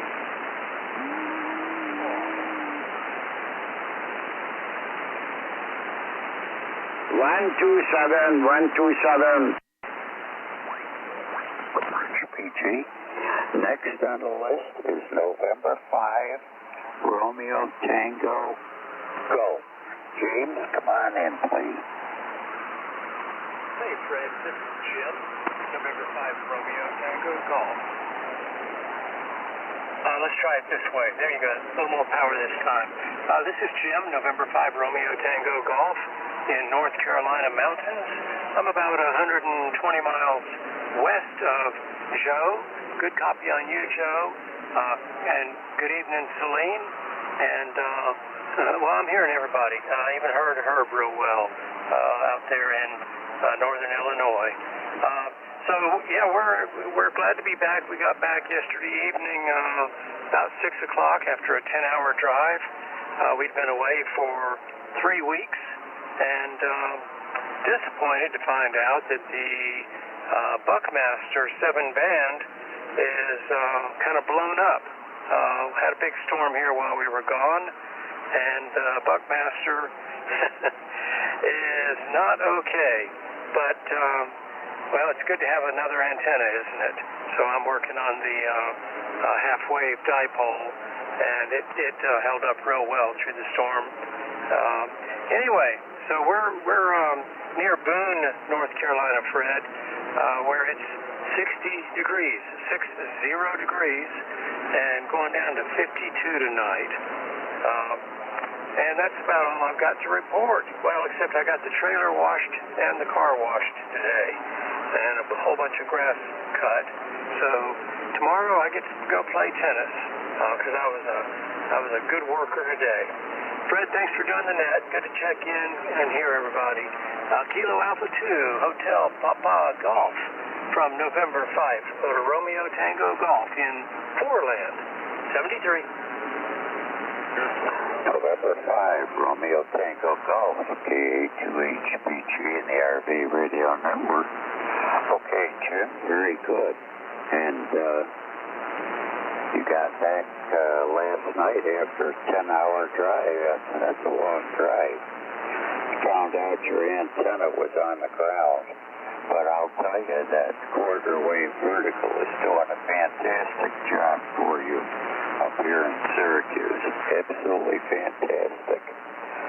And let's see, Boone is on in the western mountains, isn't it, Jim? Yeah, Roger. We're in the Blue Ridge Mountains or the Appalachian Mountains, and we're at 3,600 feet, Fred. 3,600 feet. You're about the loudest station to me. I'm getting almost 20 over from you, and I was likewise from Tim, Tango Whiskey Foxtrot. And my antenna that held up well, it's a half wave. It's a real nice half wave do-it-yourself antenna, right? Sometimes they work better than the commercial ones. Yeah, I'm happy with it. So thanks again for running the net. Good to catch up with all y'all. And look forward to catching you again later. N5, RTG, back to net control. Okay, N5, RTG, K2HBG. Have a good time on the court tomorrow. And let us know when you talk to us the next time how you did. 7-3, Jim, N5RGT, KA2HBG. And is there anyone else before we close the net? November 8th, November Uniform Golf. November 8th. Give me the rest of it slowly, please. November 8th, November Uniform Golf. November 8th, Delta Uniform Golf. Is that correct? Negative. November 8th, November Uniform Golf. November 8th, no ugly girls. Oh, that rings the bell. Yes, it does. Come on in. It's your turn. Number 15. Yeah, good evening, everyone. On that, I've been sitting here listening. Good to hear that there's a chance at work campers out there with the lady and her other half there working up there in Michigan. We're here still at the home QTH. Hopefully going to get some maintenance done on the rig here shortly. As soon as I get the sons and grandson's vehicles out of my shop so I can get in there and get some stuff done. So other than that, had a good day. It's kind of overcast, but great day, and hopefully get some more work done tomorrow. And y'all have a great and wonderful evening. Send the dreams to all. All right, November 8th, November Uniform Golf. Very good, Paul. Thank you for being there. Thank you for checking in. We'll look for you again tomorrow night. And we're at the bottom of the list again. Anyone else? Kilo 4, Hotel Mike. Hello. Kilo 4, Hotel Mike. Hank, come right on in, number 16. Okay, thank you, Fred. Just do stay calling each other. Hank, it's so free. I thought I'd give you one more for a little shower this week on Sunday night. So, anyway, I just didn't want to listen to everybody else. A lot of good signals coming in tonight. Man, must be in pretty good shape. I'm hearing you on Addison Hills for quite a while. So, that's sounding good. Anyway, I've been spending the day working on the computer mostly in between jobs. But, I Work for a few minutes to go to the cup and come back and try and remember what you were doing. That's the story of the day here. That's all I got for you. Thanks for picking us up. K4HF. K4HF, K2HPG. Your signal is great tonight, Hank, and far better than it was the first couple nights when you were up there. Have a great day tomorrow. We'll look for you tomorrow night. K4HM, 73K2HPG. Anyone else before we close it down?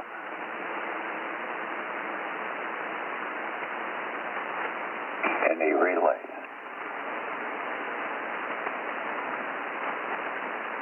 All right. The next net is going to be tomorrow night at 7 p.m.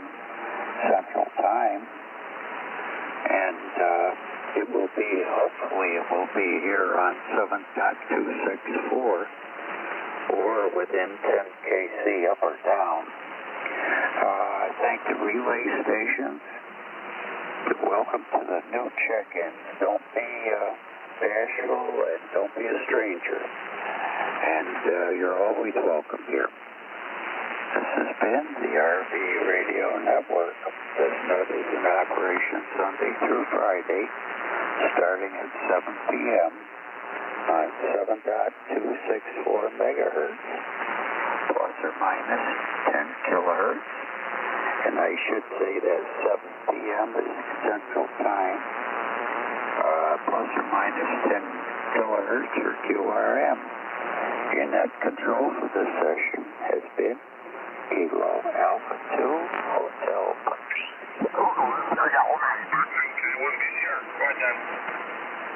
Oh man, fine business there, Eddie. Thank you for bringing in Johnny. Just a little rough copy on this end. So, all right, the 830 sugar, good deal. All right, we got another Kenwood in there. Woo! All right, let's see. The next one's down in Texas. I'll give it a shot, but let's see if we can make it or not. If not, I'll have probably Bill on 0GFQ get it. Let's try Whiskey Delta 5 Foxtrot Bravo Whiskey. You got a copy on K1 BCR? Over.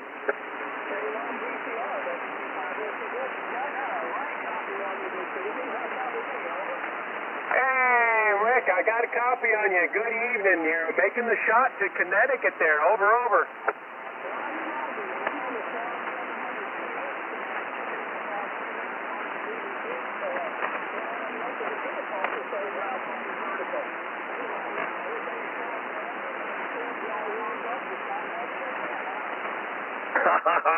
Alrighty, good deal. Another Swan. You're coming in on my old Swan 500 just fine there with your 700 CX. Over.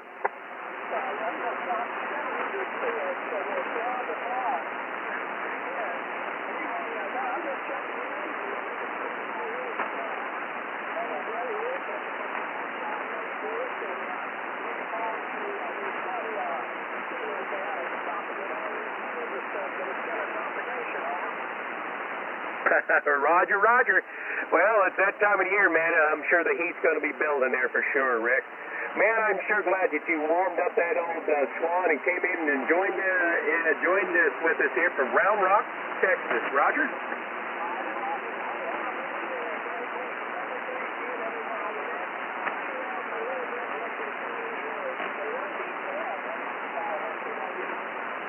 All right, Rick, we always seem to be able to make the shot there to you. Good evening to you, and 7 threes from me to you, and hopefully we'll hear you in there next Sunday night running that old Swan.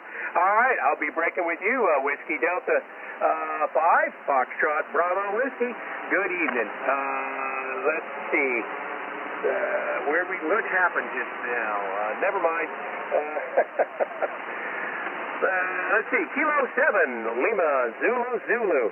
Good evening there, up there in White River Junction. Gary, good evening. Name here is John. I'm in Haddam, Connecticut. Welcome aboard the Moonlighters Vintage Net. How was your day, and what are you running tonight?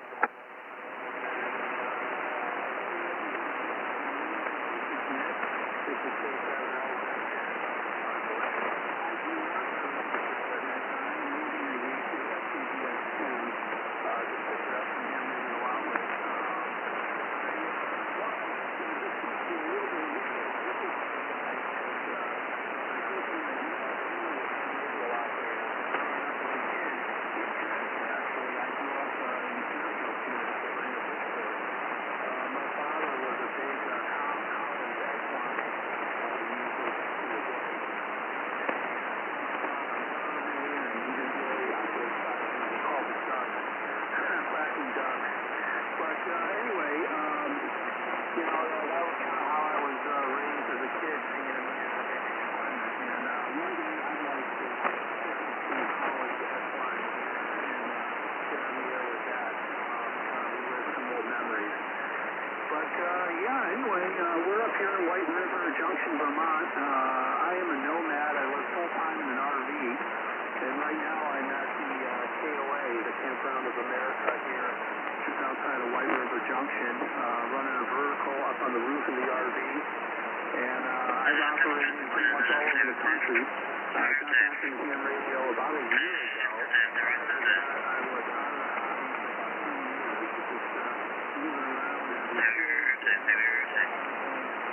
The frequency is in use. The frequency is in use. 2012, so about a year ago, 1 mile a year. Really enjoying the Cycle 25. So I'm Googling it, and I see this is a pretty active net. I saw your website, and also see that the regular net meets on the other days of the week, and you guys claim to be the nicest ham on earth.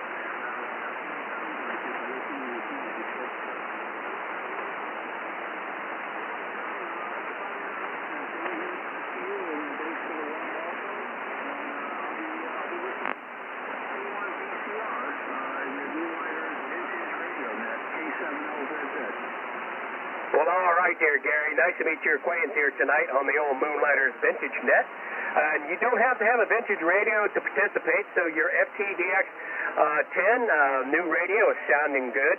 And coming from a line of family of ham radios, as a kid you were saying, your dad loved your grandpa loved to run AM gear. That is really cool old stuff for sure. But, okay. Hopefully you'll get a Collins S line there and get it on the air one of these days and be a part of this with some vintage gear. And you're at a KOA camp running portable. So glad to have you aboard here tonight. And we'll catch you later, my friend. And we got you marked down now that next time you check in, your name will be just Gary, and we'll be glad to have you. All right, good evening to you.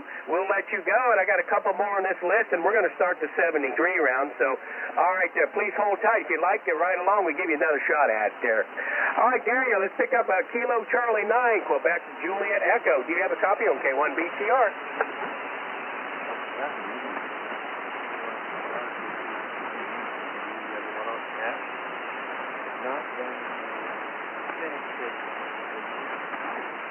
I am.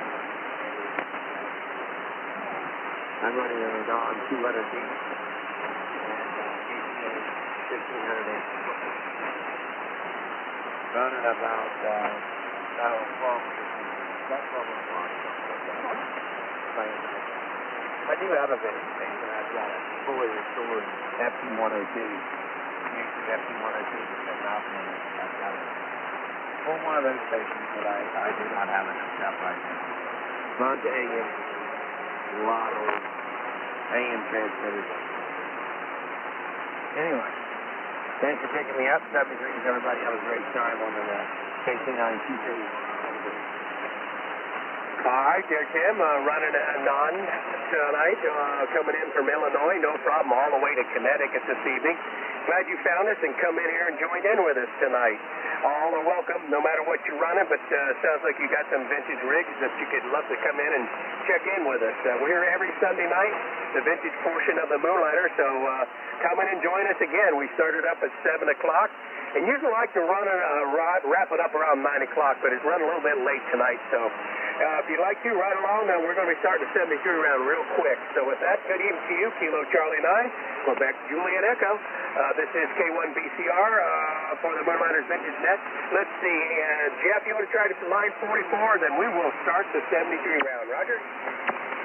Roger, roger. Mr. Henry in one, GQT. Any copy? A4JG. Jeff Relay with Moonlighters.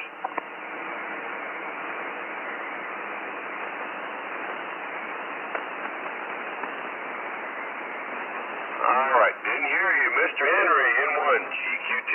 Any copy? A4JG. Jeff Relay with Moonlighters.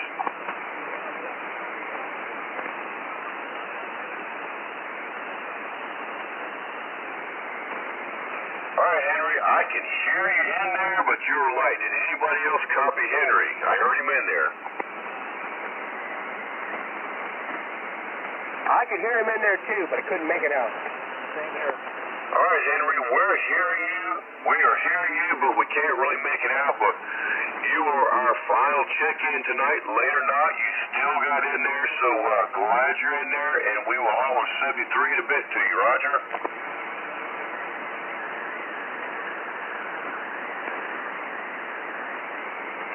All right, he's going to run along with us, John, for a minute. AA4JG breaking with N1GQT back to K1BCR. All right, good deal. We did have one person trying to holler in there. That last station trying to call.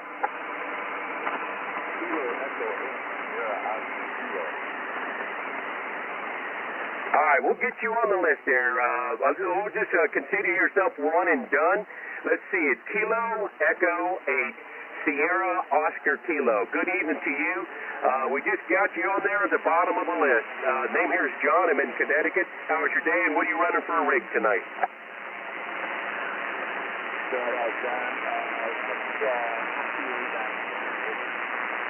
FT891, no problem at all there. A mobile rig, sounding good.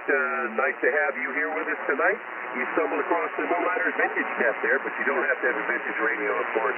You sounded good. Over.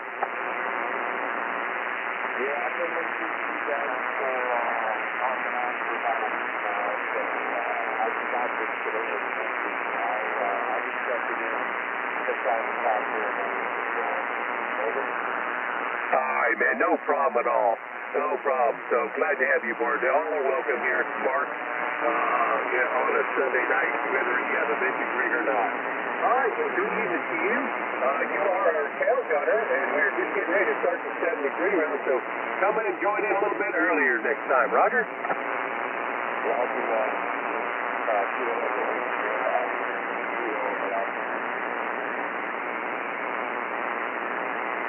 All right, 7-3 to you, Mark. Good to have you. All right, I'll let you go. Let's go on here to start the 73 round. W8, R&E, Rick, come on in here and give us the 73. Hey, K1BCR, W8 R&E. Good run there, John. Good run. I don't know how many you had, but I knew you were close to 45, 46. So, very good run. Good job. You and Jeff, both the dynamic duo. We'll talk to you later. 731 and all. W8 R&E. Well, thank you, man. We had a lot of fun, don't we? Glad you rode along here with us tonight, man. All right, I'll let you go, dude, and we'll catch you later, maybe tomorrow night. Let's see. Let's go down and pick up, thank you for the flowers, by the way, and pick up N0 GFQ. Bill, thank you for your help tonight. 73. Get a little tongue-tied. N0 GFQ 73. KA9 Echo Fox Delta. Alan, did you ride along? 73. All right, John, very good. Yeah, we made it back and all done cooking on the barbecue. So thanks for running things tonight, and good to hear everybody out there. A lot of good sounding rigs.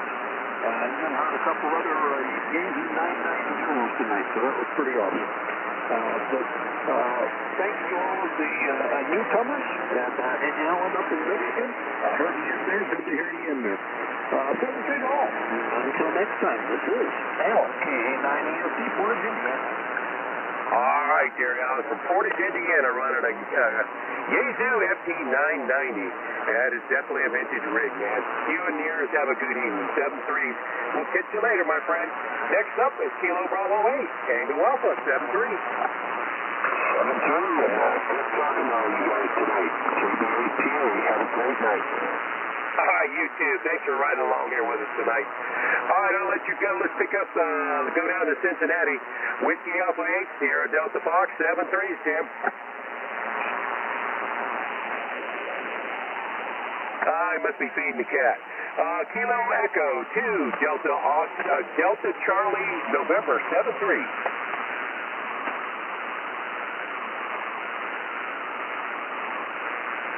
Off the nerve from Greg, Kilo 8, Whiskey, Bravo Lima, 7-3, Tim.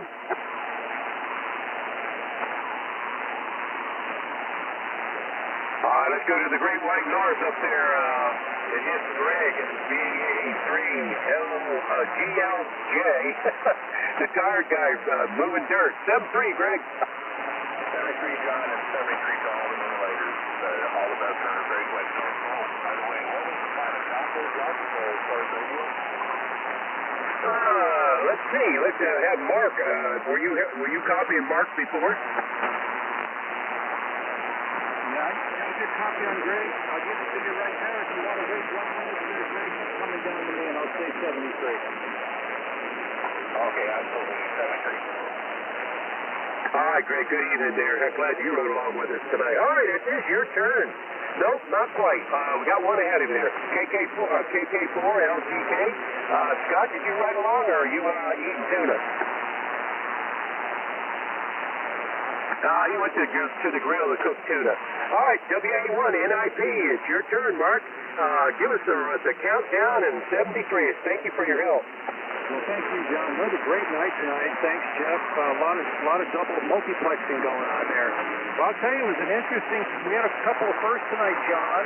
Kenwood walked away with what I record 13 different stations. Just that's an all-time high that I can remember. Yaesu in with 4, and Swan in with 3 rigs. So we had 2 Dregs, 1 Collins.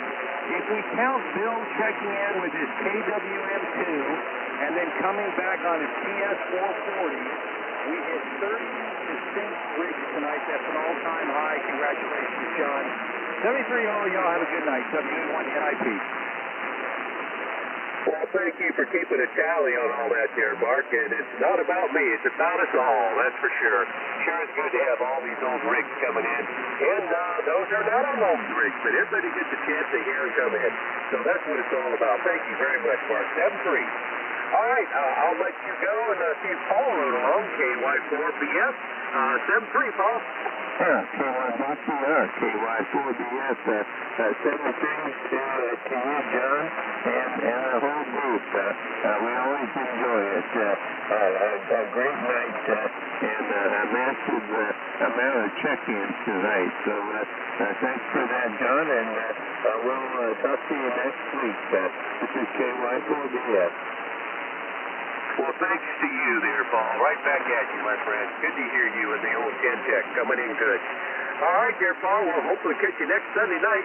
We'll have a good week. All right, I'll let you go, and let's pick up N3 DRA. John, did you ride along with your old hot water 101?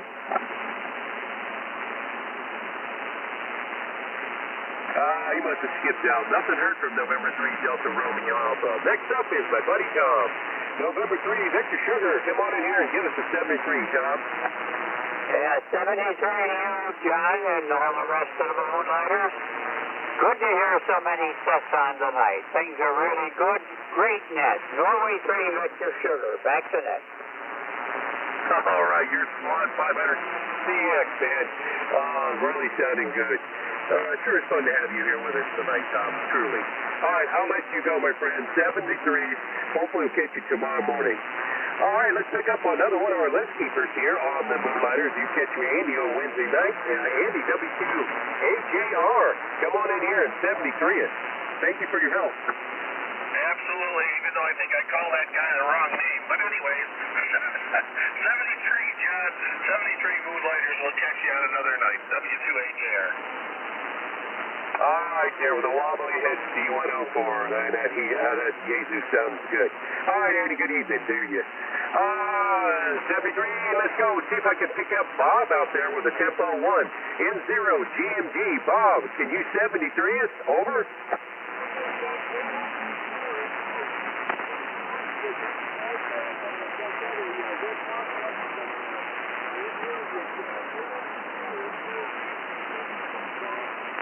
All right, Bob, I heard you, man. The old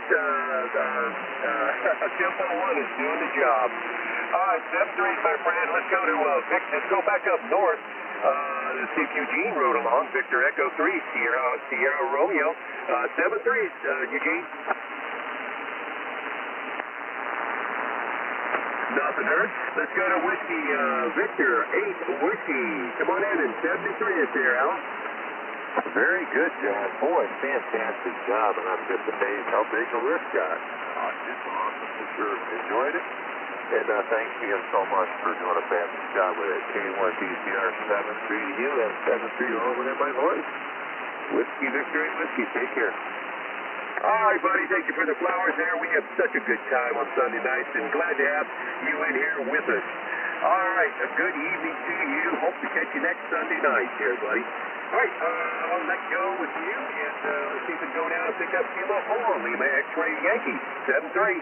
7-3, John, and hey, I switched to an IC-735. I went down to my shop and brought it up and put it back online, so it's not too late to get into the statistics. You can add another icon. IC-735, 73 to all. Thanks much. K4LXY. Okay there, Howard. No problem there. Let's see. That would be our first ICOM, a vintage ICOM to come in here tonight, so thank you for that. All right, you have a good one.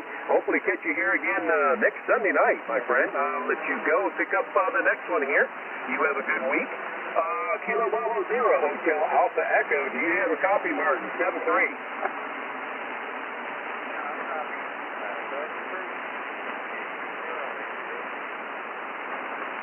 All right, I heard you that time. The band was able to make it happen. So, good evening to you, Martin. Thank you for riding along here with us this evening. All right, we'll let you go in 73. Let's see, Kilo Charlie 2, Delta November Alpha, Fabian, 73.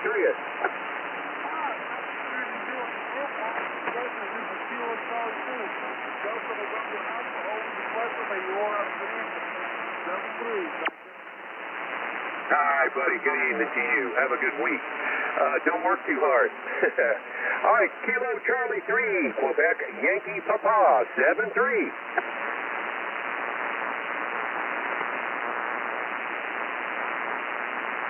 Nothing heard from Paul. Let's go down to Whiskey Alpha 4, Quebec, Whiskey Alpha 4, Oscar Yankee X-Ray, 7-3.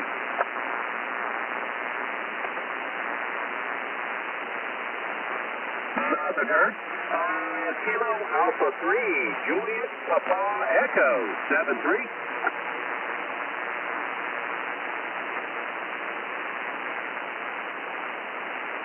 Nothing heard from Kilo Alpha 3, Juliet Papa Echo. Let's try to go back down to Texas. I think Rick did 73 up. We'll give him another shot. Whiskey Delta 5, Foxtrot Bravo Whiskey, 7-3, Rick.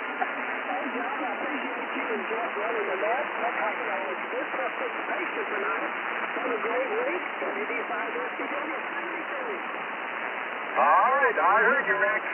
73, buddy.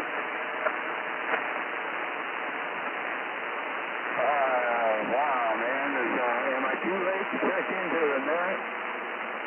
All right, last on the list here, we got, that ain't the last year. Hold on there, the other station there. We will try to get you right here on the end. Kilo 7, Lima Zulu Zulu, 73.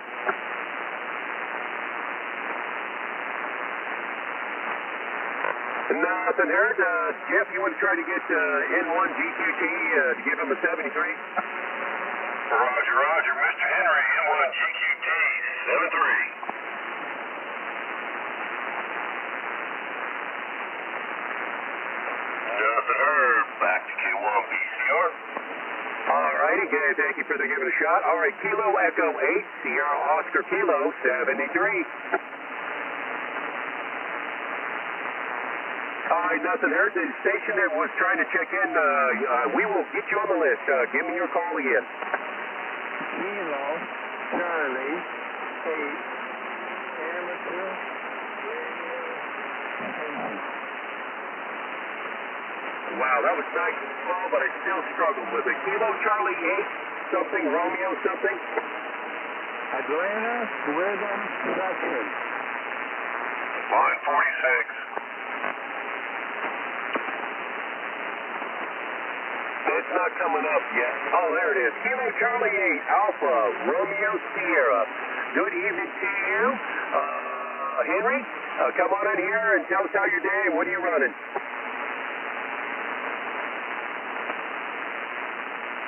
Oh, yeah, excuse me. I had a cough here for a minute. Anyways, yeah, okay. My QTH is Brunswick started this. Downtown Brunswick. And my name is Henry. My rig is a FPV of Japan with a American 811H with 4-tube version. The antenna is a flat top folded dipole. Both ends are folded back. And the dipole is designed for 75 meters. Also, the antenna is very low, only about 15 feet off the ground. Roger on that, Henry. Well, no problem at all there. You're making it up to Connecticut this evening with your setup. Congratulations on the new rig and all your gear there. Come and join us a little bit earlier, and we'll be able to have a little bit more time. But we are closing up the net, so glad to have you here tonight. You have a good evening, and we'll catch you later there, Roger. Oh, okay. Very good. Yes, thanks for giving me a word. I'll let you you all on the net. I hope your endeavors turns out well. Appreciate it. All right, Henry. Good evening to you. You have a good week. Hopefully catch you in here next Sunday night. All right, I'll let you go. And 73 for me and the rest of the group here on the Moonlighters Vintage Net. Let me go up and pick up my list keeper and helper, partner in crime, all the above. Alpha 4, Julie Golf. Great job as usual, man. Thank you very much. Hey, come in here and give us a 73. All right, John, it was an excellent net. I think we beat last night by 1 or 2. So I think we had 46. I've counted 6 new people tonight, so that was awesome. Welcome to them. And once again, they're talking mostly to you, but hey, I love the login. And man was pretty good, and I think we did all right. So until another night, I'll say 73. A big thank you to everybody who checked in. And AA4JJ back to K1 BCR. All right, dear Jeff, I tried to get other people to participate. I hate doing all the talking, honestly. But it sure was a good night. Thank you, everybody that came here and checked in. Appreciate those who just tried to check in that couldn't get in, and those who just listened in on shortwave. Everybody have a good evening. We'll catch you next Sunday night here on the Moonlighters Vintage Net when we'll fire it up again at 7 o'clock Eastern Standard Time or 2300 Zulu. With that, this is K1BCR shutting the net down and turning the frequency over to normal amateur use. Everybody have a good week. K1BCR, URT. Hey, you messed up one line. When you said normal amateur use, don't you mean abnormal amateur use?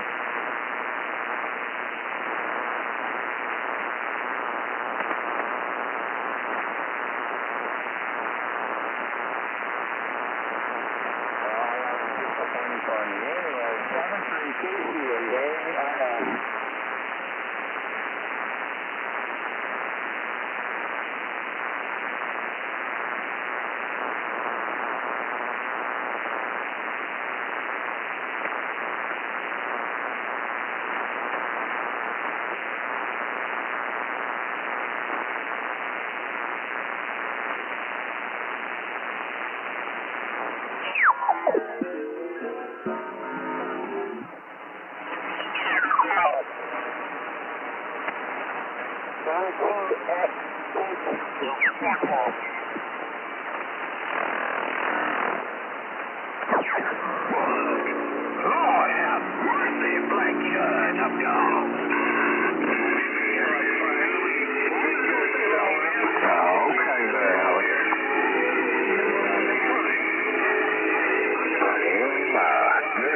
down there in Louisiana.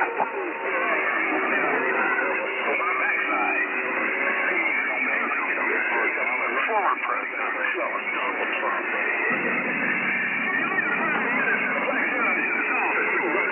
I tell you what, Mike, I don't know what time I've listened to this stuff, but Why you got just turn the radio on and monitor it. You think you're listening to CB or shortwave. Don't forget Captain Boo-Boo's out here too. Now he just keyed real quick, but I'm just got to The clowns come out, you know, they're out there Do I need to get my window?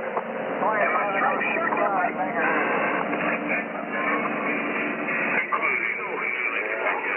You want to be my neighbor?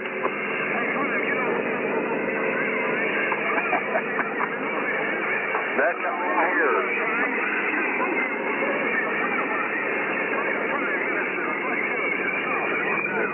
Mr. Rogers' neighborhood. Thanks, son. I gotta keep it 100, man. That cat was way up under yonder. If he did key, I figured I was We're here in Oklahoma and up there in Delaware and Pennsylvania. And the Watergate area. Matter of fact, it's a video. It gets crazy. You see yourself way over there in Cherry Pines. 30 dB flexing muscles. Got bigger. You ought to be ashamed of yourself. Black Julius Minister telling him like a PI is and got down. Yeah, it's called propagation.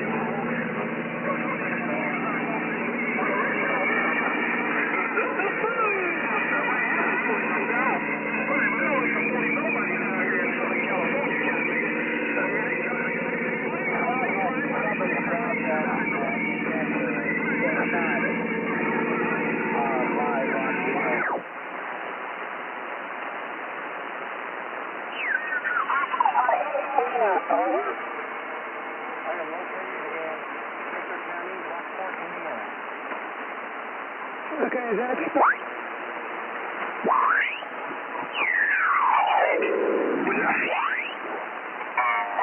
Been wishing, be praying, bro, be praying, and we'll say a prayer a little later tonight. But good to hear you. You're sounding good.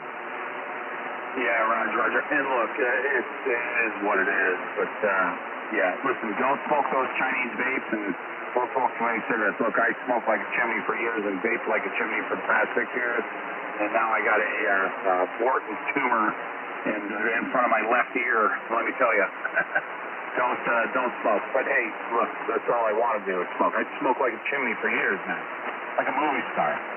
Yeah, I can roll pearly whites, smoking on a cigar, drinking a glass of wine in your suit coat and tie. Saying, yeah, I ain't worried about nothing. Like that guy from the Big Red One. Who was the main guy there in the Big Red One? Famous actor. Lee Marvin? Lee Marvin, that's right. I'll be damned. I hear you, bro. That's why we love you, man. Good to hear you. Drinking scotch and smoking Camel non-filters like Lee Marvin, that's right.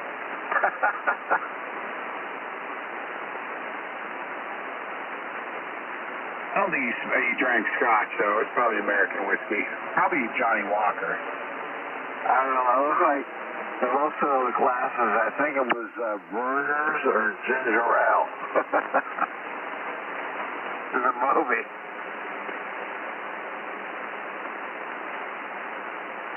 I like mixing whiskey with ginger ale.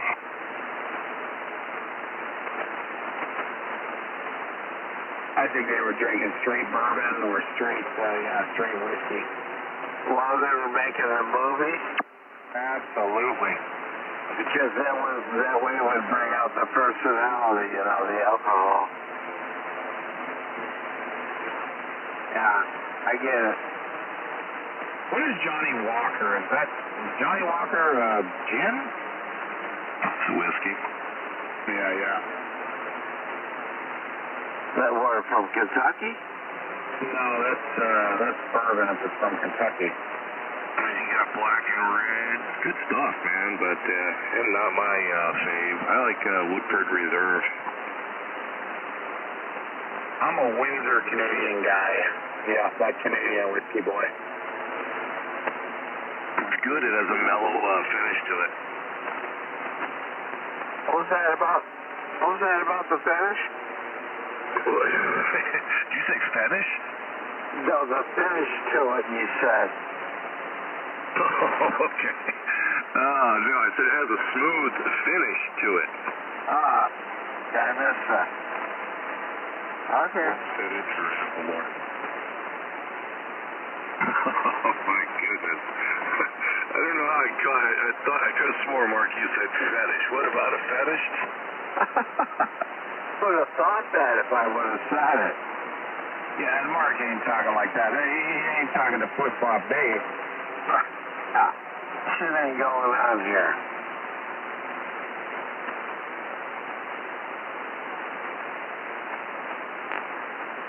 No, so I'll have 3 weeks off after the 4th of July there. I'll be on the shack, in the shack, hopefully able to transmit. And yeah, that's my big vacation this year.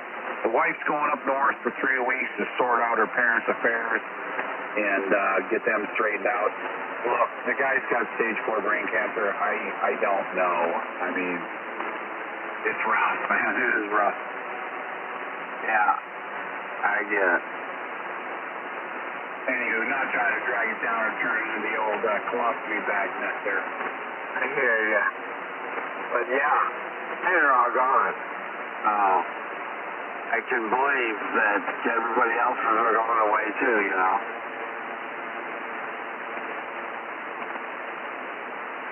Well, and it's like your grandfather there in Detroit or my grandfather there up in Deltona and Volusia County just let the house fall down.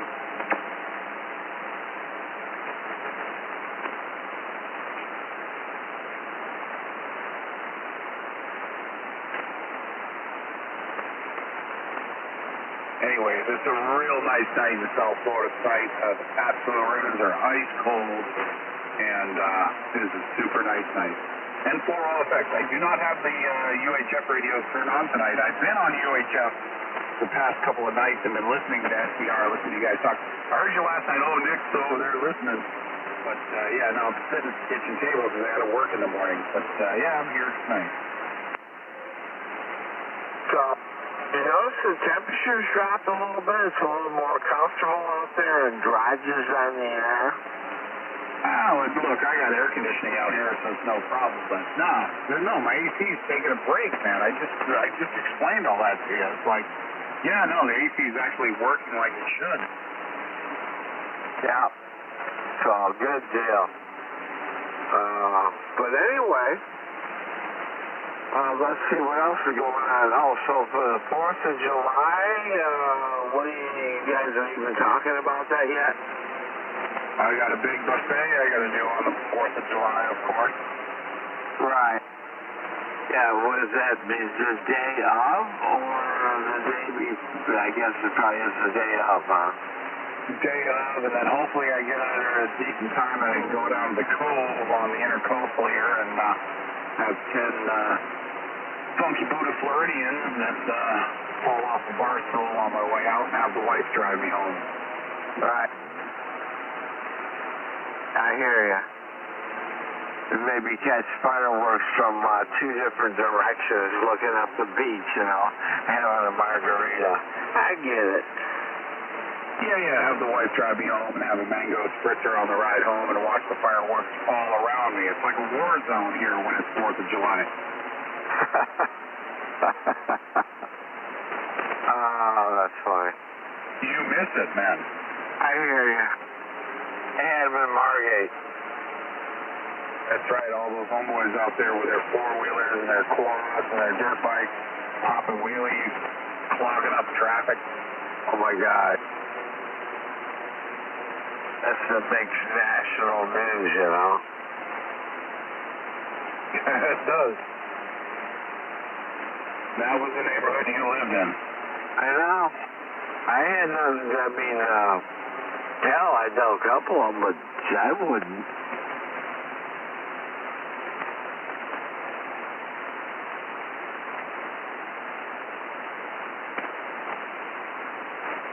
But a lot of fun, so I'll tell you what. And we have antennas on our helmets on the 4-wheelers flying down, and it would be informing us where the cops were, which street we go up the other one.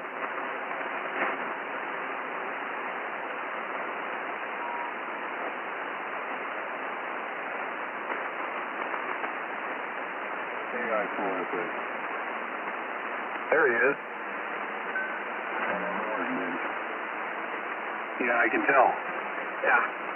Barely there. That's 7. 6.5.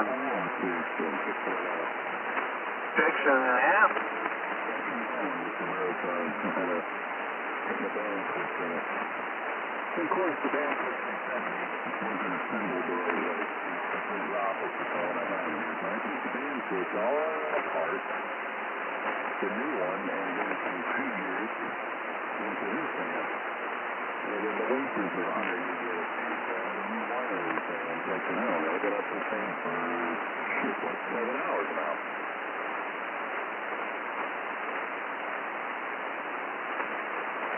Is that 200? No, it's LA88. I guess same thing Hank has then. Yeah, same thing that Hank has. Okay, single 500? Single 500, yeah. Alright. So you already found what's wrong? Yeah, the band switch got nuclearized and vaporized. What caused it, I don't know yet. The amp only worked on 20 meters, so we ordered a new band switch. And opened it up and looked at it. That ain't supposed to be that way, so I had to take the new one all apart. And they made it improper or incorrectly to match mine. Instead of having the tabs going at 12 o'clock, the tabs now are at 6 o'clock. And that's where it starts. So it has to be moved and chipped on it in that fuse, because I don't want to drill the rivets out and try to reposition the damn wafer. That's even more of a nightmare.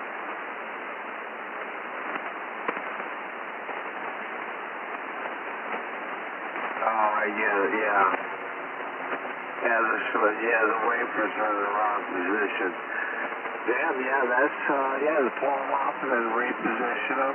That's just, yeah, boy, that's a project. That'd take an hour and a half or so.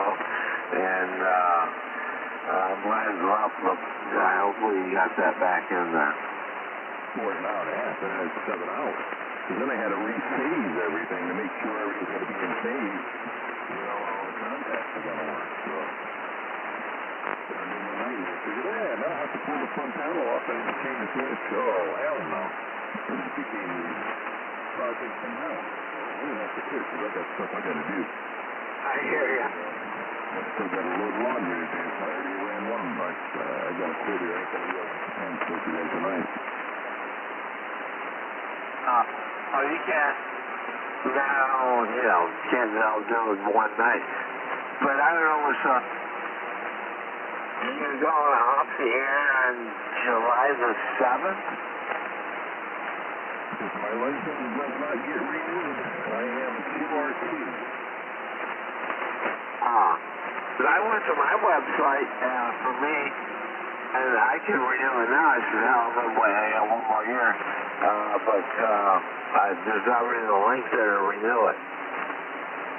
No, it's not a link. You cannot renew it until 90 days before the license expires. It's almost like getting a driver's license. You can't go over there and renew it a year ahead of time. So you got a window of 90 days until the due date. Right. So, not till next year. And so your 90 days ran up on it? Is that what it is? No, it's the website that FCC has and all that. It's just a pain in the ass. Takes so much time. Start digging around. You'll see in about 8 months from now. My suggestion is to go to QRZ, click the link under your call sign, go to W5YI or whatever it is, pay the $80, sit back and wait. Take about keep another 2 years of your rate intact. Forget about the stress of the FCC BS website. You join the NRL and let them renew it for you. They won't do it no more. They will not do it no more. They sent me a link. Your license is going to expire in 90 days. Go to the FCC website and go to look. I wouldn't trust them. They can't keep logbook of the world up. Right. And they can't make you like cancel your call letters. And I wouldn't allow that for a moment.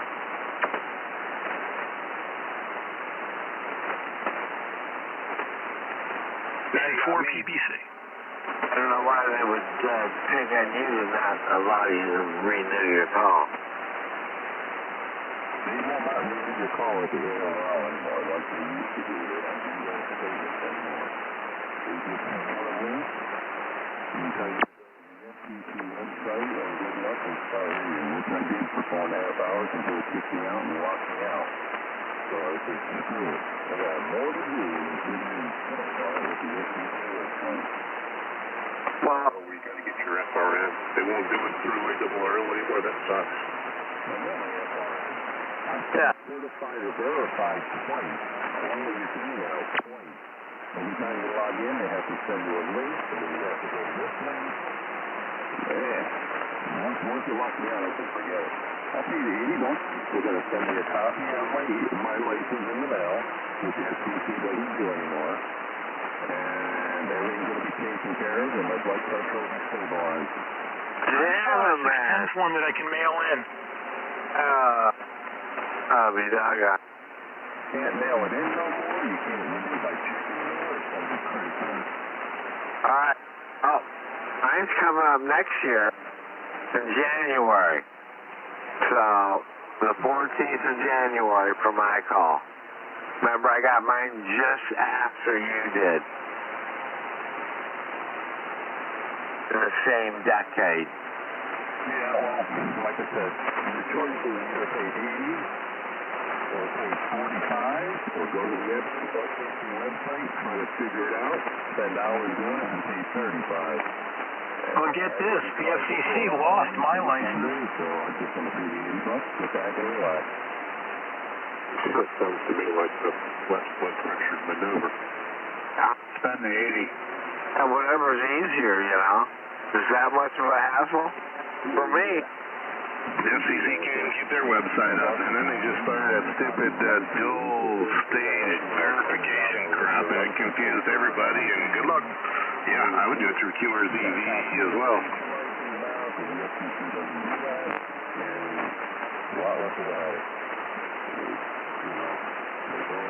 For 10 years, breaking down. Yeah, I don't think you guys heard me. Maybe I doubled. They lost my license.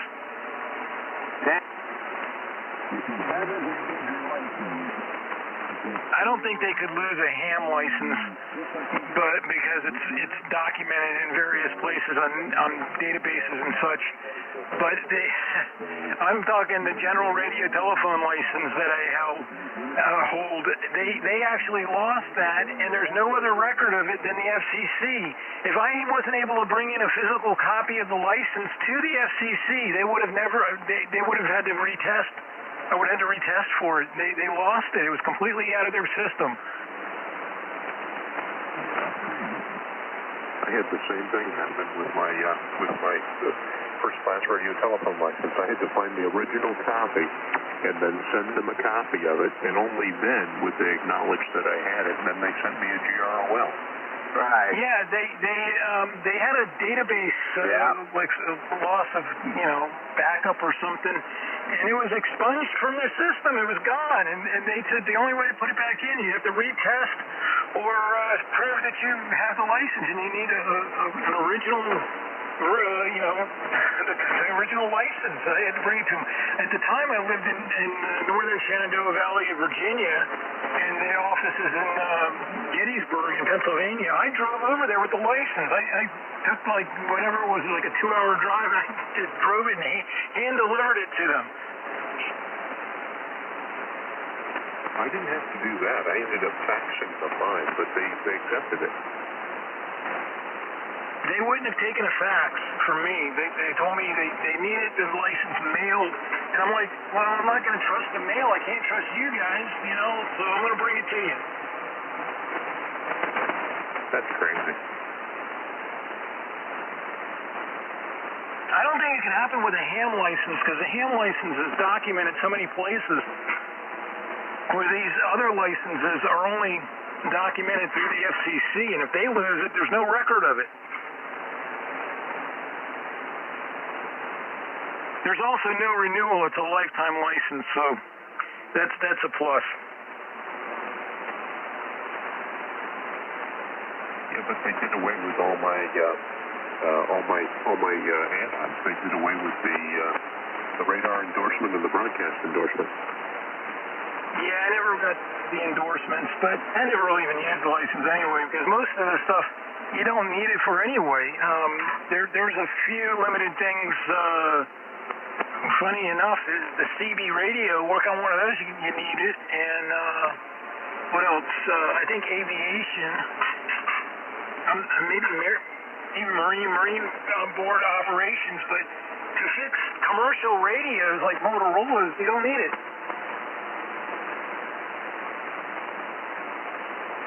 Looks good on the resume. I think it's down to avionics now and programming marine radios. You really don't need anything else. Even to fix radar, you don't even need it anymore. Yeah. Also become lax on that. But the FCC website is really a convoluted mess. I'm sure it is. I just checked mine out, and I got my vanity in 2019. It's not my original call sign N4OFX, so it expires in 2029. So I bet if you went in there and applied for a vanity, one that was available, and paid whatever it is, you'd just get a new call sign immediately, and then it'd extend the 10 years out. But why do you want to lose your call sign?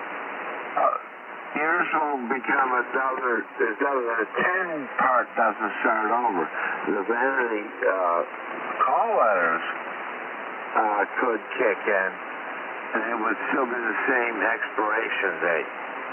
No. When I got the vanity, the expiration date went 10 years. Oh, as the new call is started all over? Absolutely. See, that's what I've always done with mine. So when I go to extra, Victor Kilo 2, Golf Oscar Mike. Victor Kilo 2, Golf Oscar Mike. This is November tailgate Foxtrot.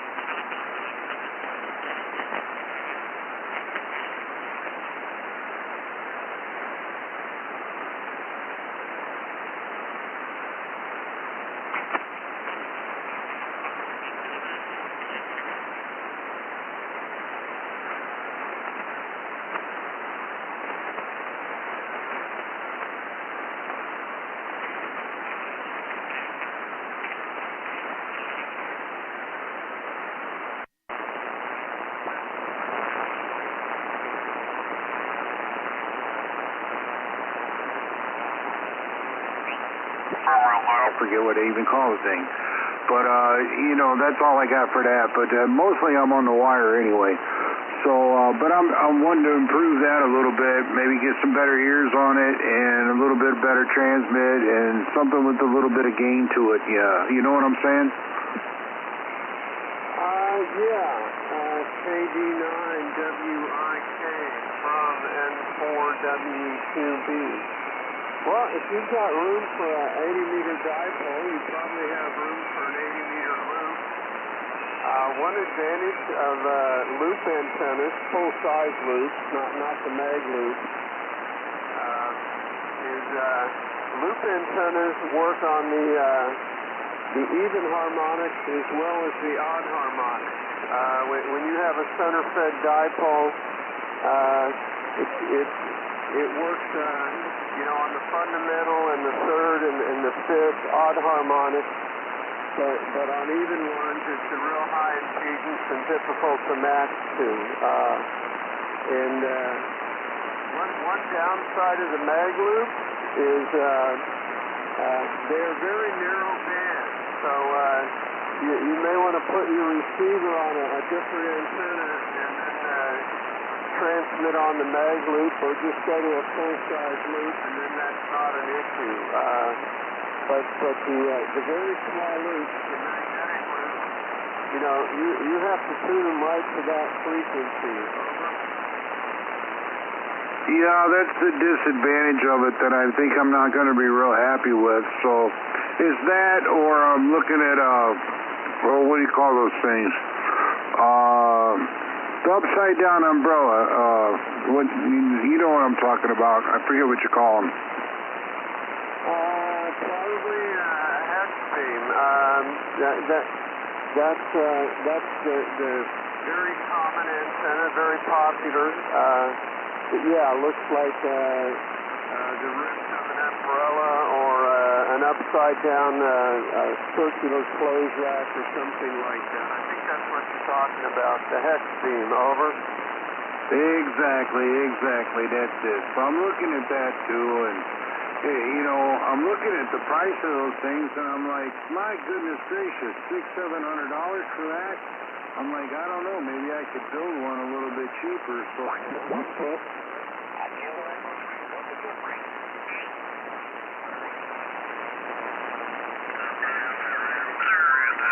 And it talks about the gathering that we have up at Sparta, and that we'll fill you in. Plus, it'll give you a little more information about the Friendly Bunch Conversation Group. There's also a link to our Friendly Bunch Conversation.net. If you want to take a look at that, it also has the Sparta information. But we're just getting the webpage up and running now, so in a few months we might have a whole lot more information there. So we look forward to it, and we look forward to you sticking around and bringing up anything that you'd like to talk about, okay? All right, very good. Glad to, and good talking with you. Well, I'll look for the email, and we'll take a look and click on some of the links and see what's coming up, and put that on the website as well. So, thanks. We'll see what you do. And you Contact. Go ahead, Bobby.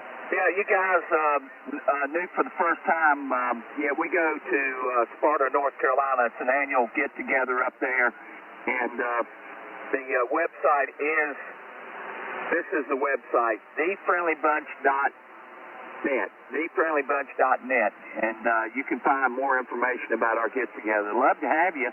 We have a really good time. It's not like a ham fest. We give away money and merchandise. When we get to the mountain, it takes about 2 to 2.5 hours to give out everything. So it's a good time. We really have a great time, and you won't leave there with nothing. Okay, the Nevada station, that's what I copied down. Whiskey 4 Papa Alpha is what I copied. But I don't know if he's still here or not. Are you here? That's what he heard. Did you hear that? That's what I heard. He must be, that must be his call. He's just not got it changed over from the FCC. And by the way, Gary's number, yeah, you got it, 145. Okay, back over to you. Yeah, I went ahead and took the Nevada station out. I just cleared it in line. I'll fill it back in with the next check-in. Okay.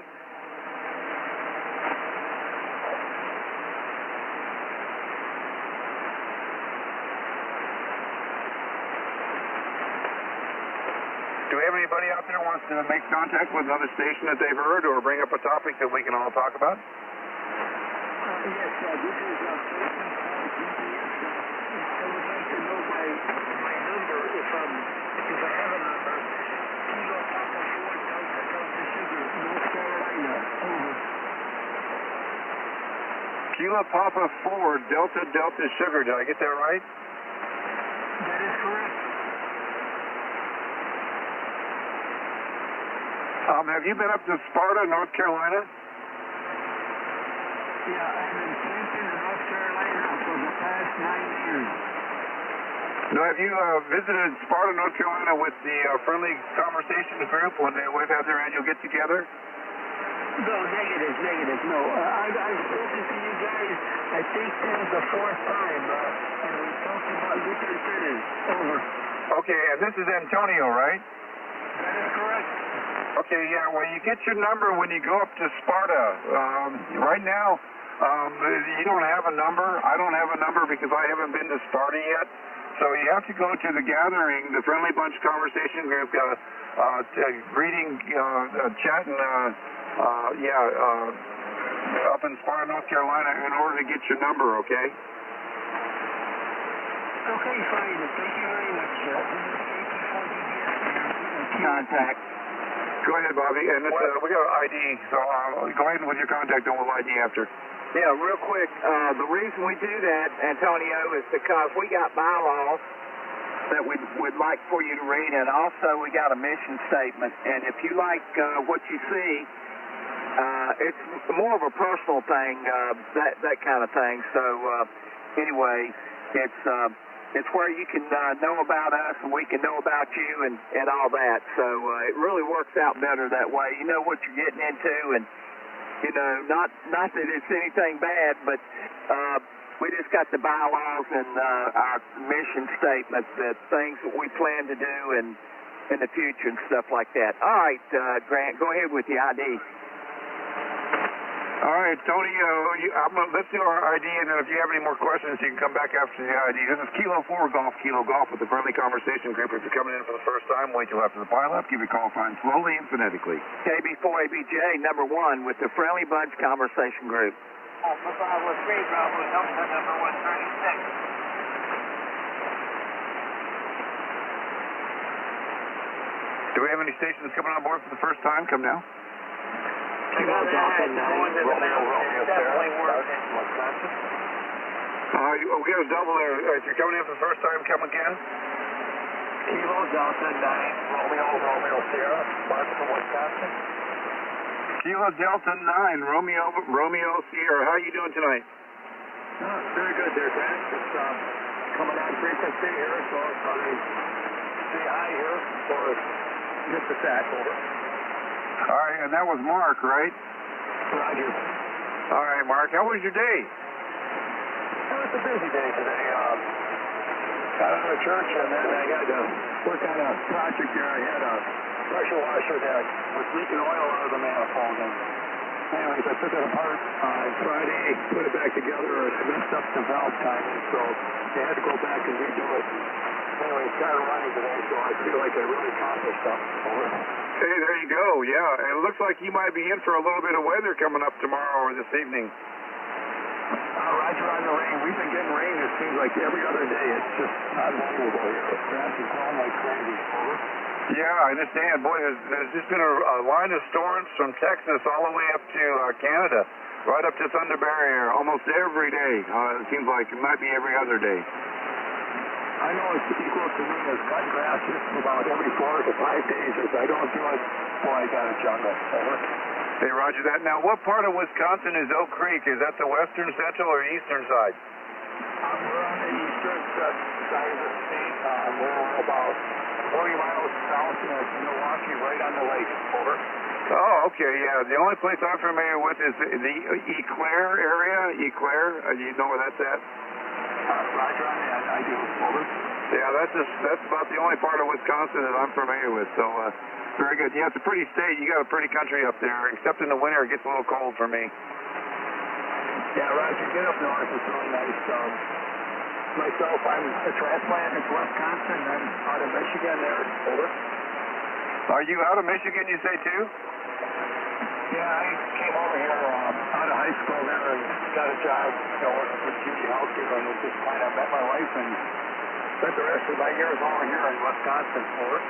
Okay, roger that. Well, there's not a big difference between Michigan and, you know, a little more lake effect, I think, in the northern part of Michigan. I lived in central Michigan, and then on the eastern side, on the Lake Huron side, a little town called Alpena, and the other town was West Branch, Michigan, if you know where those are at. I'm not really familiar where West Branch is, but I do know you can, depending on where you live in Michigan, you either get the lake effect from Lake Michigan. If you're in the New Peak, you get it off Superior, and like you said, you can get it off Lake Erie, too. Over. Yeah, Roger. All right, I'm curious. Do you do any snowmobiling up there? I did not do snowmobiling in the UP. I did when I lived in Michigan. We lived north of Detroit at the time, St. Clair, Michigan, right between Hilliard and basically Detroit, right along the St. Clair River, and across that was Canada. And yeah, then I did a lot of snowmobiling through my high school years because you could just open the garage door and take off. Over. But you don't do so much in Wisconsin. You don't get enough snow, I guess, to get over the barbed wire fences? Roger on that. Where I'm living now, we get snow, then we get a mellow off, and we got nothing in this area. It's got to be about maybe another 80 miles north to be kind of in the snow belt of Wisconsin. Okay, roger that. Yeah, for sure. Yeah, I think you guys live in probably the prettiest part of the state, the most stable weather for sure. Very good. Well, jump in anytime. Is there anyone you'd like to make contact with tonight? No, bad. I'm going to just ride along here a little bit and listen. Some comments come up. I'll definitely jump in. Thank you for hosting Rob here tonight. All right, and have you heard about our annual get-together, the Friendly Bunch get-together at Sparta, North Carolina? Have you heard about that at all? Roger, I have. Just one of those things. It's hard for me to get down south, and if I do go down there, I got to visit my son in South Carolina, or my wife won't be happy, so it's just hard to make. Over. I understand that. Okay, very good, Mark. Well, you have a good night, and jump in anytime for sure, okay? Roger, I know. You have another new station, I think. Do we have another first-time station come back? Yeah, he doubled with Mark. I caught part of his call, but I didn't get all of it. Okay, I doubled. I'm sorry. Come back with your call sign slowly and phonetically one more time.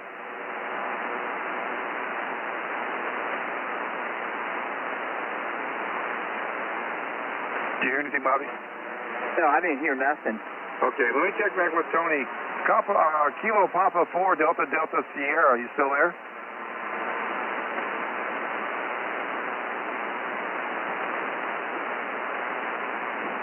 How about you, Antonio? Kilo Papa 4 Delta Delta Sierra. Are you still with us?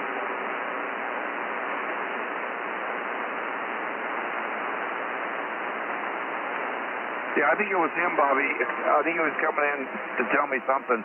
And it was at the same time that the other station was checking in, too. Okay.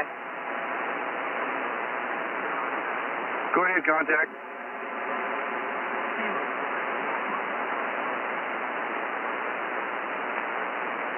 I'm going to need a relay, please. Okay, Kilo Quebec 4, what was it? Okay, Kilo Quebec 4, Papa Charlie Romeo. Good evening. Welcome to the Friendly Bunch, and I'll see if our controller's got you. You got him? Yeah, I'm getting him in right now. Okay. I'm talking about, can you hear him? I got a very, very light copy on him. That should be Donald out of Smyrna, Georgia.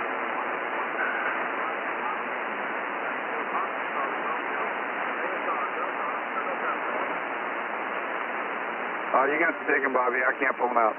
Okay, Don. Welcome to the Friendly Bunch. This first time you've ever been here, I think. Okay. We have a lot of people from Georgia coming to our annual get-together. Let's see. Where are you in reference to Atlanta?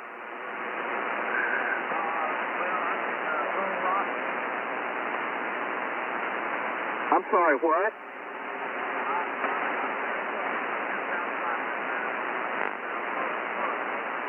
Okay, good.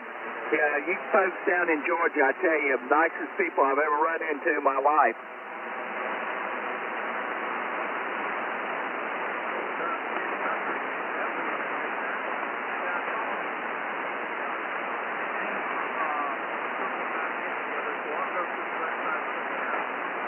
Okay, yeah, do that, and it's still under construction a little bit, so, yeah, we have an annual get-together. It's October the 10th, 11th, and 12th, and we stay at the Allegheny Inn. The one thing about the Allegheny Inn, if you make a reservation and you can't make it last minute, then they just take your name off the list. So, anyway, great to have you in here with the Friendly Bunch. Let's see, are you south of Atlanta, or which direction from Atlanta are you?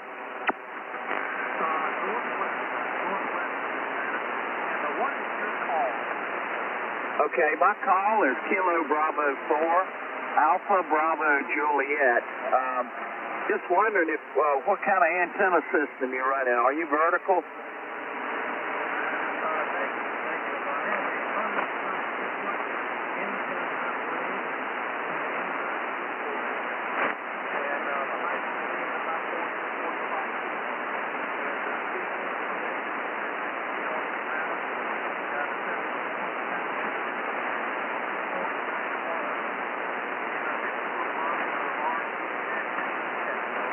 Okay, good deal. Yeah, I was just asking because my partner up in North Carolina can't hear you that good. I can hear you great up here. I'm in Virginia, not too far out of Martinsville, Virginia.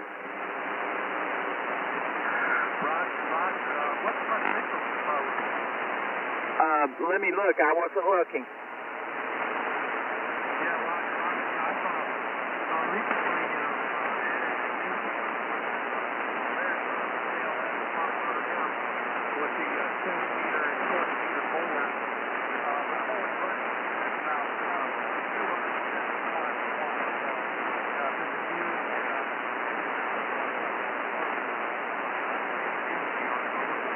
Okay, we got an idea it's 10 o'clock, but yeah, you're 5 dB over S9. I hope you hear me okay.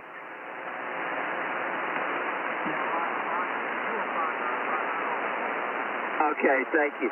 All right, we'll turn it back to our controller and let him do the ID. You still don't hear him, do you, Grant? I've got them at about S9, and my noise is S8, but it's like a roll. You know, every third word or fourth word I lose them. So when we come up on another ID, let's get that out of the way. Kilo 4 Golf, Kilo Golf with the friendly conversation group. If you're coming in for the first time, wait till after the pile up. Give your call sign slowly and phonetically. KB4ABJ, number 1 with the friendly bunch conversation group.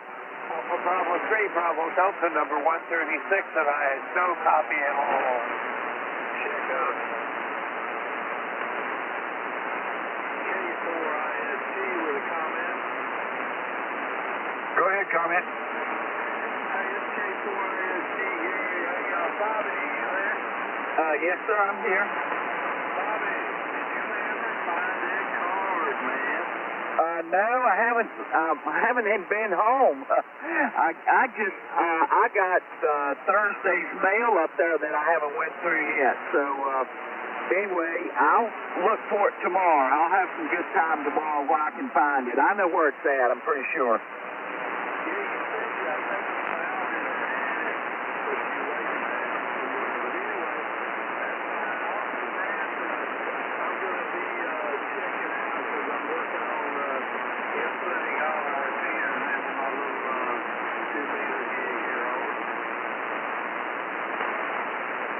I got you a copy. You're checking out. We'll get you off the log. Very good. Have a good night. Good luck with your repeater fund.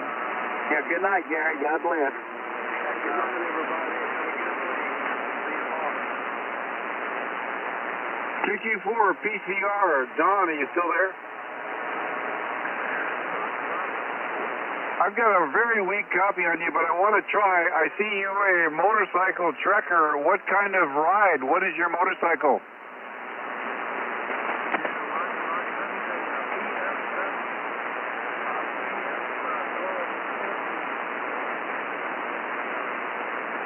Roger that. Yeah, that's a nice little, kind of heavy for off-roading, but for, boy, trekking across the country, what a nice ride. I'm sure you're enjoying it very much. It looks like you've got that thing all loaded up for your camping and everything that you need, for sure.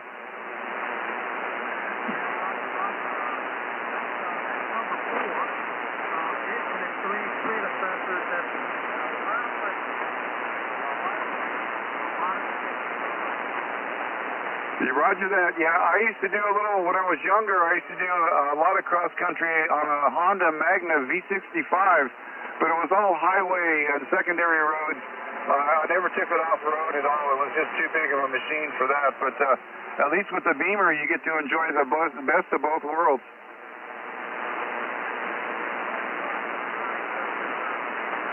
Yeah, roger that for sure. Well, very good, Don. Just ride safe. Keep the 2 down for sure, and the shiny side shiny.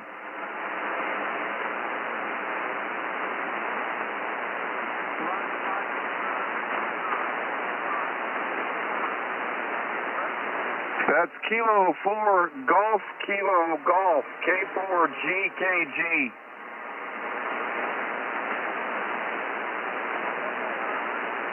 Yeah, Kilo 4 Golf Kilo Golf K4GKG.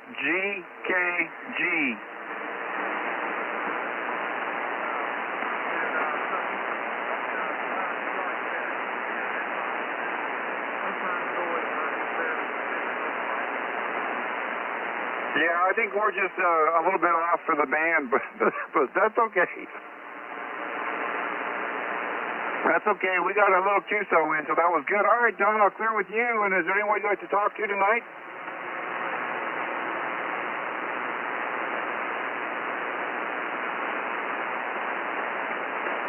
You never did pick up Gary N4KZS, I don't think. Oh, didn't I? Hey, Gary, you there? Are you mad at me? N4KZS, Gary, are you there? Oh dear, I think he might have hurt his feelings. No, you did, and I'll text him and see if he'll get back on here. He might have to go back in the house, I'm not sure. Well, doesn't he do a local net too on Sunday nights? Yeah, he's our group, not a net, but he's our group controller, yeah, for Sunday night. No, I'm the moderator for Sunday nights. Doesn't he do his own local? Doesn't he have a local one that he does too? No, no, he don't. Oh, okay. I thought he had a VHF 2-meter net that he did. Yeah, I don't think he's thick-skinned, so he knows I got busy there, I guess. Yeah, I'll text and see where he's at.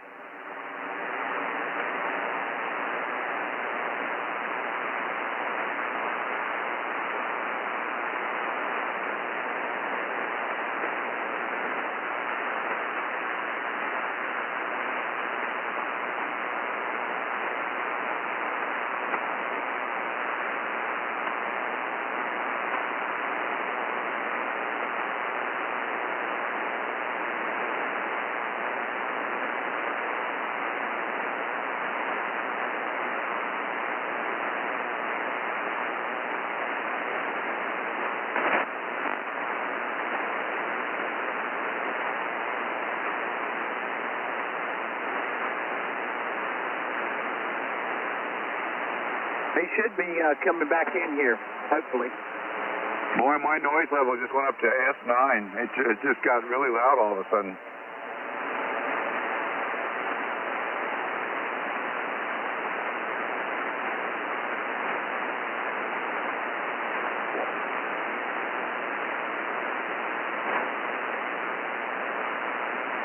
Hey, Bobby, I got a question for you. Okay, go ahead. Do you have any appliances in your house that make noise that you're aware of? Noise on the radio? No, not on the radio, no. Yeah, I don't either. I was really curious because the other day I had a really high noise level, so I went to the house and I checked the refrigerator to see if that was making noise, and by turning it off and plugging it, and I had no difference in my noise level from anything in the house at all. Everything I turned on and off, it made no difference, so I think I got lucky. Oh, yeah. Unless you got something out on pole out there that's acting up on you, but I don't have no noise here at all, knock on wood. Yeah, for sure. Well, let me give Gary a call, see if he's back. N4KZS, Gary, are you back with it?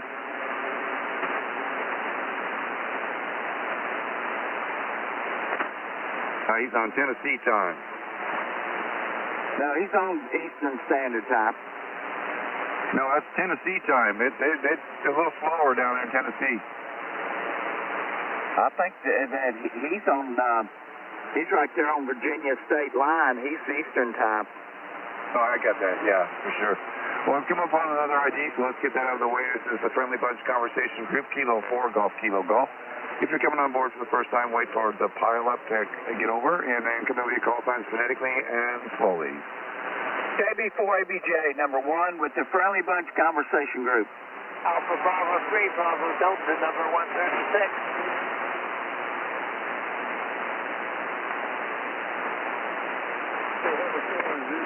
The first time tonight.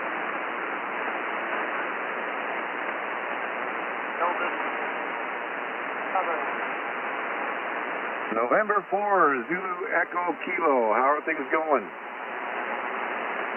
Oh, I'm doing good. Hope you guys are. Packing my bag, getting ready to get work in the morning.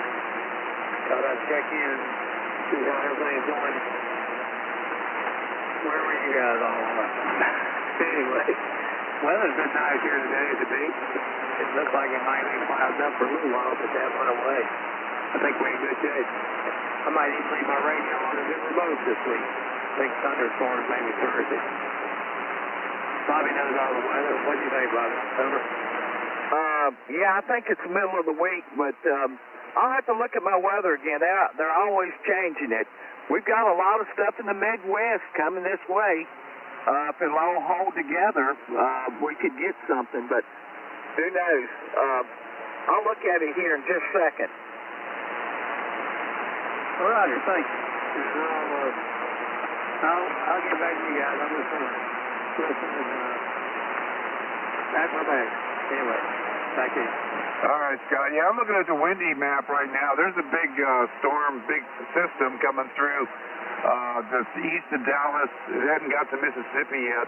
And that storm looks like it might make it to South Carolina, but that's going to be at least a couple days away. But we're getting that weather that's coming kind of up out of the Florida area with the low and high pressure areas, the way they're kind of joining together there. But you should be good for a couple days at least with no thunderstorms or lightning or anything. Contact. Go ahead, Bobby. Yeah, we could have showers tonight. 70% chance. That's what they're saying. Monday, a stray shower or a thunderstorm. Let's see, Tuesday, nothing except for Tuesday evening, scattered thunder showers again, 50% chance. That means they don't know. Thursday, rain shower, 40% chance. Friday, no chance of rain, so on and on and on. Anyway, it's not bad this week. Just on and off thunder showers. It's those pop-up thunder showers is what I'm talking about, or Dad's talking about it, for sure. So, anyway, Scott, it's just a potluck week, I guess. Well, I hope I had a couple days at least, and I can have my wife unhook everything, and I ain't gonna have to hook it all back up. Just so I can pull the things out of the wall. That kind of thing. There you go. All right. I'll give it back to our controller. Back over to you there, Grant. Yeah, you just got, you live in that part of the country where the weather can come out of Florida or it can come out of the Louisiana, Georgia area, Alabama area. So you kind of have to watch. I don't know if I'd trust the weather or the weatherman. Because you could get one of those pop-up storms like Bobby gets down there in South Carolina. You can get one of those down in South Carolina real quick and real easy. Anyway, we're clear with you, Scott, and right along. If you hear something you want to say, just jump in, okay? Roger that. Thank you.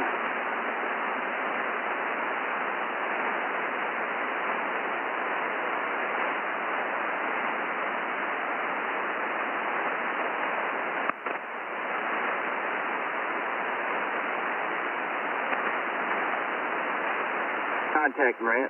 Go ahead, Bobby. Yeah, I'm behind in everything, I tell you. I need to get a letter out to the controllers really bad. I mean, man, I really need to get that done because here's the deal. If we're not talking to new people, we're not growing. So, but I know how to get all around that. I've been there and done that, and what I'm going to discuss has already been proven to be to work, at least for this group. And anyway, it's going to sound a little odd to you, so don't be shocked. Well, my inbox is empty right now, so anytime you want to get that thing shipped out, I got room. I know it. It's just I need to sit down and do it. I was thinking about staying up late tonight, but I got some stuff I need to do tomorrow. So I'll just definitely get it done tomorrow. If I have to stay up all night, for sure. But anyway, I got to get that out to you guys. Do you drink coffee?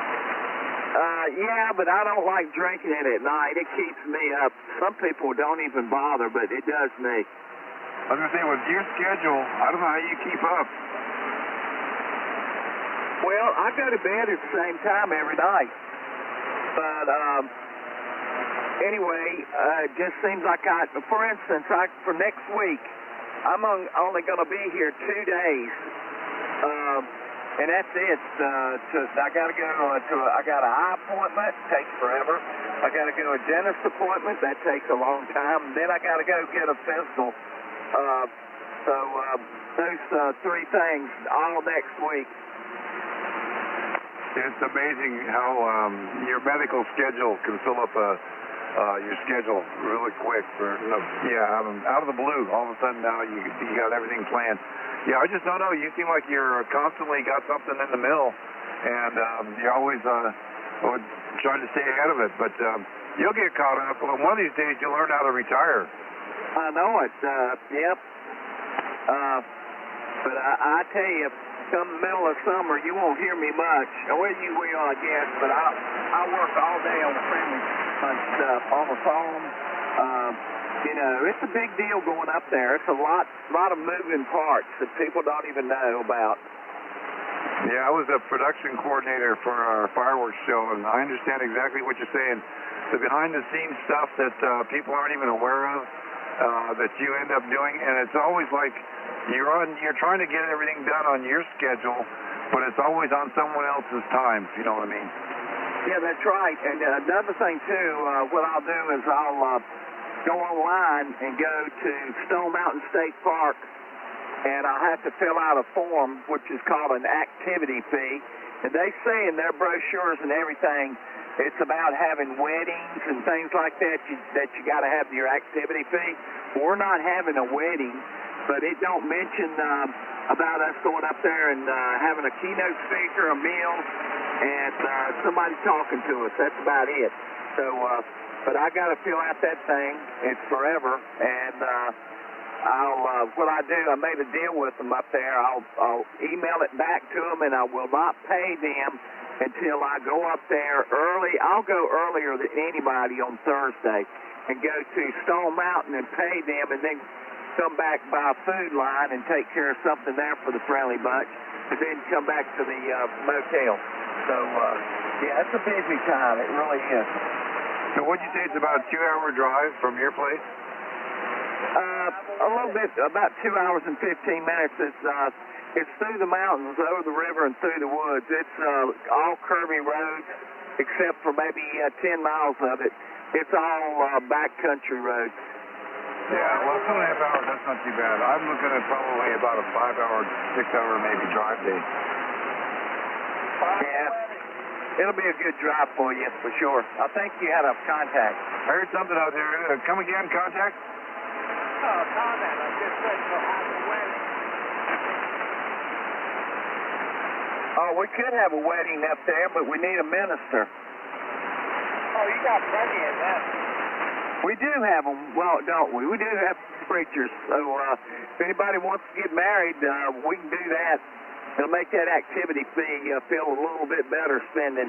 They started out at like $25, and now we're up to $45 for that activity fee. They go up every year. What else don't go up? Yeah, it's like we're paying for it twice. That's right. We have to rent it. And you don't rent it to a regular government site. They're all, all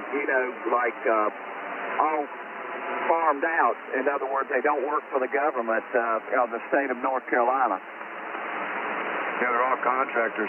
All right, we've come up on another ID, so let's get that out of the way. This is the Friendly Bunch Conversation Group, Kilo 4 Golf, Kilo Golf.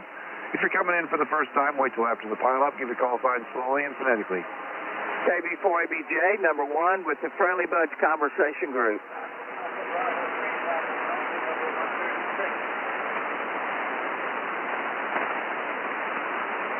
Do we have everybody coming on board for the first time? Come down.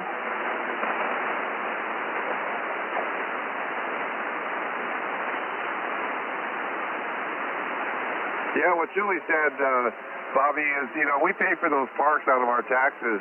Either state tax if it's a state park, or federal tax if it's a federal park or a national park. And then we end up having to use or pay user fees in order to use the thing that we paid for. Yeah, we're being taxed actually 3 times for this picnic shelter. Unbelievable, right? Unbelievable. And they get away with it. Oh, yeah, they do. They do. First time I went up there, I met the superintendent and told him we had a good time and all that. And they asked me, where's your activity fee? I said, what are you talking about? Oh, by the way, if you're going to use that facility, you've got to pay an activity fee. You know, that's a must. We'll let you go this time, but don't let it happen again. So, anyway, they know about the Friendly Bunch, for sure. Okay, and before I forget, garbage bags. Oh, yeah. That's another thing. Man, they won't even supply garbage bags where they did before, the real nice big ones, you know, that fit in the trash cans good. But now they don't do that. You got to bring your own. That's ridiculous. But anyway, they're looking after us, you know, more ways than one. Back to you. I know it's ID time. Yeah, we just did that, didn't we? No, we didn't. I don't think. No, it's 10:20 right now. All right, I think we just did it, but we'll do it again. This is the Friendly Bunch Conversation Group, Kilo 4 Golf, Kilo Golf. If you're coming in for the first time, wait till after the pile-up and give your call sign slowly and phonetically. Must have done it earlier or something then. KB4ABJ number 1 with the Friendly Bunch Conversation Group. Alpha Bravo 3 Bravo Delta number 136.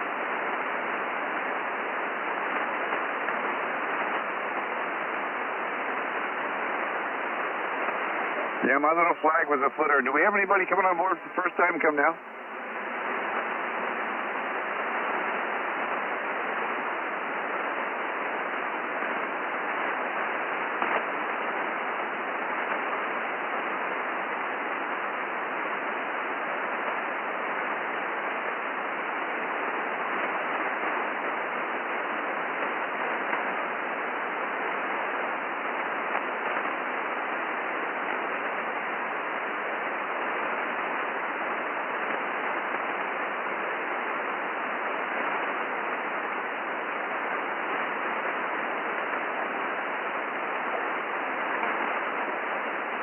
Hey, Bobby, if you're looking at the net logger, you see here that dark blood red color. That's a VIP. Oh, you don't have to do that. Yeah, I see it. Yeah, I figure since the color codes are there, I might as well just play with them and see what they do. Yeah, you can do that. You're definitely a VIP. Yes, sir. I got lucky, I think. Well, you had to be somebody to get number 1. Yeah, but like I said, I got lucky. Still not luck. And the thing about it, too, I never quit. I mean, there were times, I can't tell you this over the air, but there were times I wondered, believe me, I did wonder. And some of the things I'll tell you up at the mountain, you're just going to bust out laughing about that we went through. I mean, we went through the ringer there for a while, for sure. I heard the recording. You heard the recording? Yeah, the recording you played at the second annual. Oh, okay. Well, that's the truth, I tell you. But I was determined to get the thing going, and lo and behold, Shazam, it all come together. Almost. We got some things to work on. Yeah, Bobby, I've been there since the second annual, and everyone's been. Yeah, that's right. Dean's been to every one of our get-together except the first one. At the first one, I think we had 15 people, if that many. Yeah, I'm sorry I missed it, but yeah, well, I'm not missing one thing. You made that trip from Pennsylvania every time, so good for you, Dean. Good for you. We always have a good time up there, though, don't we, Dean? Absolutely. Wouldn't miss it for the world. Looking forward to the next one. It's a major drive, but I'm going to still do it. Yeah, the first 2 or 3 we had, I really jammed things together, like this. I mean, we maybe had an hour breathing time between things that we did, so I really have spread that out big time, because I found out, we just wore people out, and I know we just go to eat 5 times, but still, we'd have things in between that, and we had our cornhole contest at night, which was a mistake. It got cold, and a lot of us got, the sinus stuff going on after that. But anyway, we play that in the middle of the day. It's middle of the day, right in the top of the 12 o'clock or 1 o'clock or whatever. But anyway, and we'll sneak a meal in there after we finish. Yeah, that was a welcome food, that's for sure. Oh, yeah.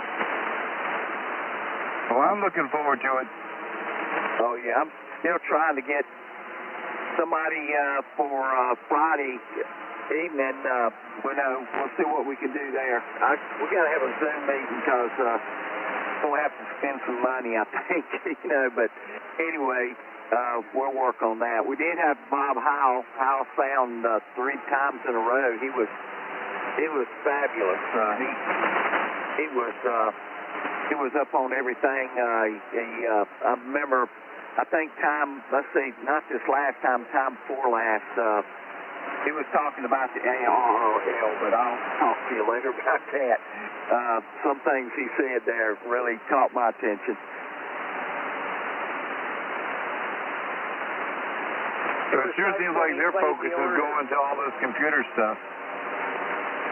Yeah, and some of the things they want to do is ridiculous. They wanted to take 3,900 up to 4 and give it to the technicians. So you're talking about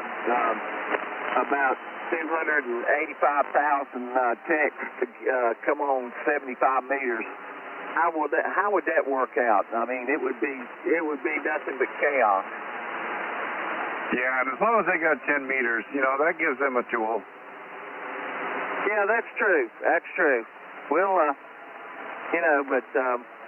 then we have commercial aircraft wants to take the bottom part of the band. I mean, if we don't use it, we're going to lose it, because you tune around, for instance, you can tune around tonight or during the week, and I mean, 75 meters is not being used. It's not like it used to be. It used to be somebody on here 24/7. I mean, you'd have to get on here early to find a place. What's changed? Just the number of operators, you think, or different interests? Age. That's what's changed. We're not bringing in the youth, the young people, say from 20 to 35-year-olds. We're not getting that age group. In 2000, we had 1.2 million ham operators in the United States. And today, or 2 years ago, we've got like 875,000 ham operators. So it's a lot that has passed away, God rest their souls, and they're just not being replaced by young people anymore. So that's why it's important that we get the youth involved. So to do that, we can't have chaos on here. We can't have what you've heard if you put up and down the band, the bad language, the craziness and stuff like that. Because if you don't have any authority, you're going to have chaos. I don't care where you go. That can be in society or anywhere.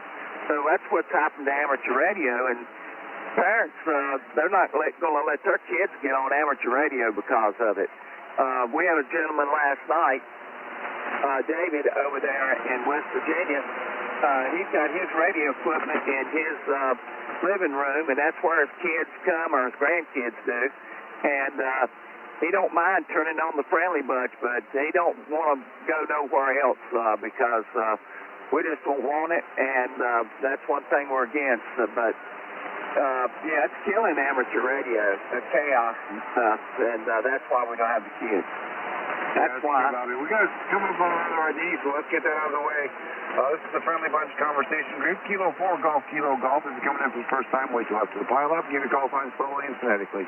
KB4ABJ, number 1 with the Friendly Bunch Conversation Group. Alpha Bravo 3, Bravo Delta, number 136, and amen to what Bobby said. Do we have any stations coming on board for the first time? Come down. You know, Bobby, and that's really sad because the younger group, they're all into this computer stuff, you know. But it's, I don't know if it's a tactile thing or a visual thing or a convenience thing. When you can sit anywhere you want and just sit there and rattle off on your phone to anywhere around the world. I think a lot of that has to do with the change as well. I know, like, when I was younger, the CB radio, I didn't have a ham license. I was, you know, just a young kid, and I had a CB, and I could talk to someone, and it was pretty unique because he was like 4 states away or 3 states away or across the country, depending on the conditions. And to me, that was really intriguing and fascinating. Whereas today, you know, people get on their cell phones, and especially with the long-distance fees all being gone now, you can call anywhere in the United States and talk to them on your phone with a video picture or just on the regular phone, or you can even text. So I think a lot of that has to do with the diminishing use of ham radio, amateur radio. Yeah, that's true too. But you know, the kids that we got now on Kids Night, they're really interested in amateur radio, want to get their license and all that. So that's a spark of hope right there to me. Those kids that we got on our group.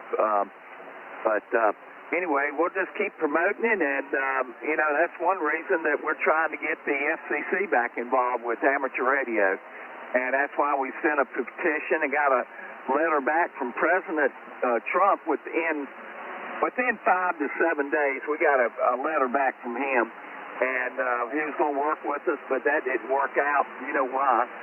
So, anyway, we're going to try something with Congress, but we're going to wait until November to see how everything pans out with the election, you know. Yeah, I was watching a video on YouTube the other day. It's one of these guys that's got a regular blog, ham radio, amateur radio. He evaluates equipment and reviews a lot of equipment and stuff. And he was talking about the QRM that he was hearing on the radio, so he contacted the FCC about this one individual that was in the QRM, and even the FCC official said, well, you guys have to be self-policing. We're not going to get involved in that. We don't do that. And he was really upset with it, with that response, hearing that from the federal official. So he followed up on it, and I'm waiting to hear what the follow-up is on that action. But that seems like it's pretty ridiculous. I mean, they're cracking down on AM radio stations, FM radio stations, and all the money makers. But when it comes to like us, I guess they just look at us like we're just off to the side somewhere. Well, there's a reason for that. I won't get into it, but there is a definite reason all this is taking place. But anyway, and it's because of you can't take a private organization and try to overthrow or not necessarily overthrow, but try to tell the FCC what to do. They won't hear of it, so they kind of threw their hands up and said self-govern, and we're not worried about it. Yeah, well, I understand what you're saying, and hopefully we keep enough people in here that are disciplined enough that we don't have to deal with that issue. And the other thing is, you know, there's probably a lot of kids out there that would be interested in amateur radio, but then the exposure, you know, how do they get exposed to it? It's very difficult to get a hold of someone when there's only 800,000 of us out there that have radios that use it on a regular basis or whatnot. You know, the opportunity for some teenager to be exposed to that's pretty rare. Yeah. What was that, Dean? They can collect $35. Oh yeah, the $35. Yeah, that would be for like GMRS or whatever, right? Oh no, that's ham. Well, that's right. Yeah, that's the licensing fee now, I guess. Well, not only licensing fee, but when you renew, it'll cost you $35. Yeah, that's true. You know, and a lot of kids, they don't have the $35 to be spending on that, and then to get the equipment, just to get the access to the equipment, maybe we need to have a community radio room. No, fortunately, the kids under 18, they don't have to pay $35. It's only like $5 for them.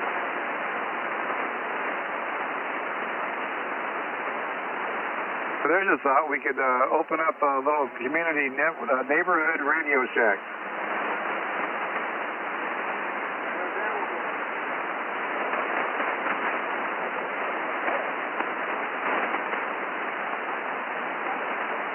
I know we put a trailer together here in our club. We got a little mobile command post, base communication center, I guess is more of what it is. And it's got antennas mounted on it, and it's got access ports for power, electric, and antennas to plug into the outside of the trailer. And we went down to the Civil War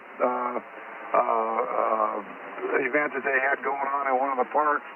And we had about a dozen or 2 dozen kids coming in, and one guy sat down, and we had a keyer set up, a CW kit, Morse code, and it was just to a beeper or to a noise machine, whatever it was. It wasn't going out on the air.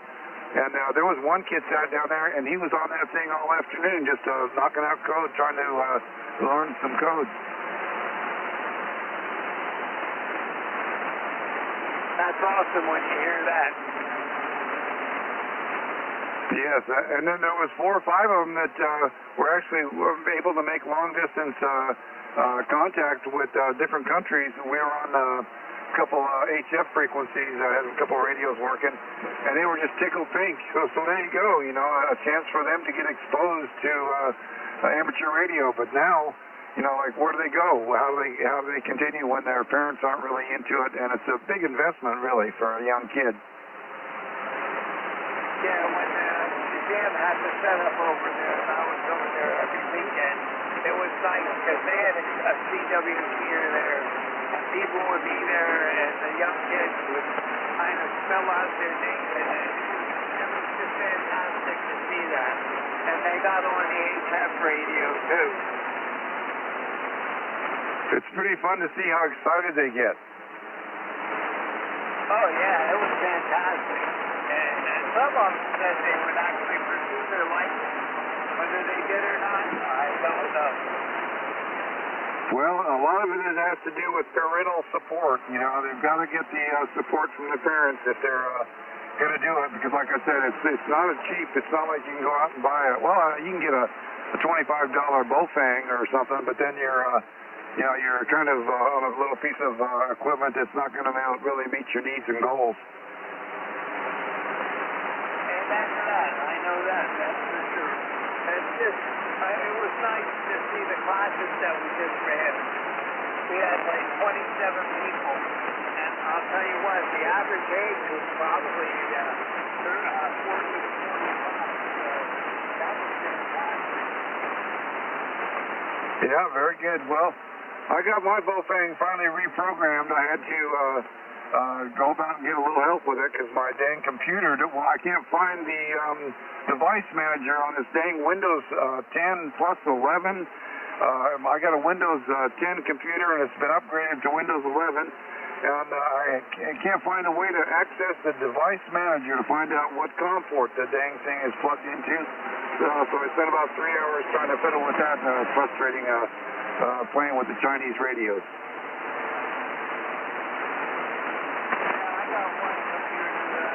Upgrade to a license, but I won't do it because that's what controls my flesh, and I'm not willing to take that chance. I think they still have some issues with it because things are. I've had my computer since I upgraded to Windows 11, and it was like a mandatory thing for some reason. I don't know why, but it seemed like I didn't have much of an option. But when I upgraded, a lot of the programs that I had normally running smoothly, all of a sudden they started to hiccup. And we've come up with another idea, so let's get that out of the way. This is the Friendly Bunch Conversation Group. Kilo 4 Golf, Kilo Golf. If you're coming in for the first time, wait till after the pilot. We can give you a call sign slowly and phonetically. KB4ABJ, number 1 with the Friendly Bunch Conversation Group. Alpha Bravo 3, Bravo Delta, number 136.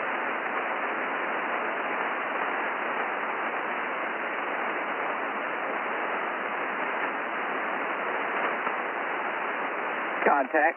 Go ahead, Contact. Thing about it is, I run across people all the time, and they have no earthly idea anything about amateur radio.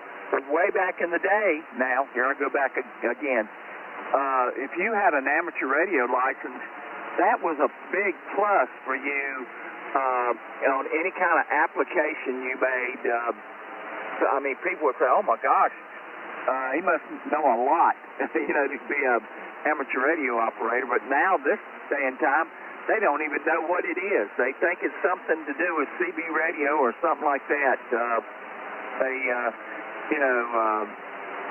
I mean, it's just the exposure is not there anymore like it used to be.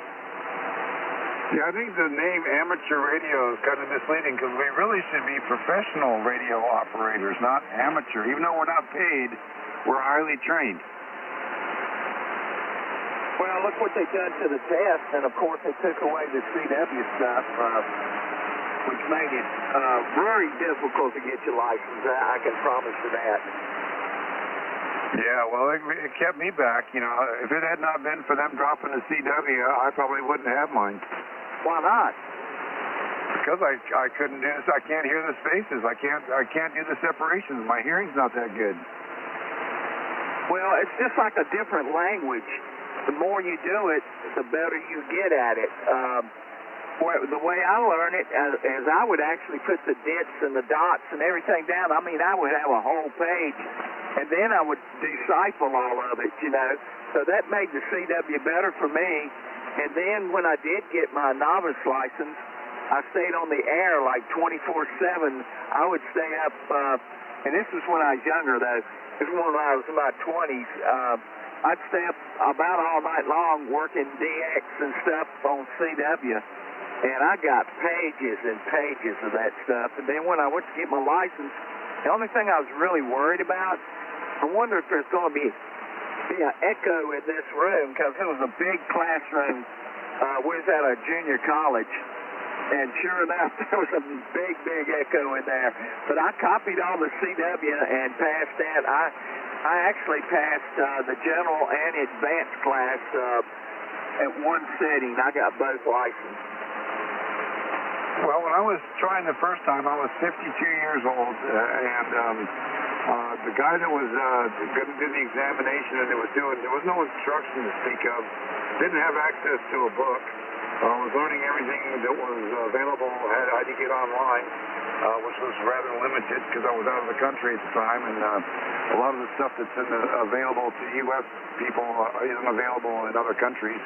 But my problem was when I was listening to the code, and I had many cassette tapes with code on it, I had a hard time distinguishing not just the letter differences, but the actual spacing between the words would kind of run together. So I would end up with a page full of nothing but did, and then have to figure out how everything was put together, by saying, well, this is an A, this is a K, this is a C, you know what I'm talking about?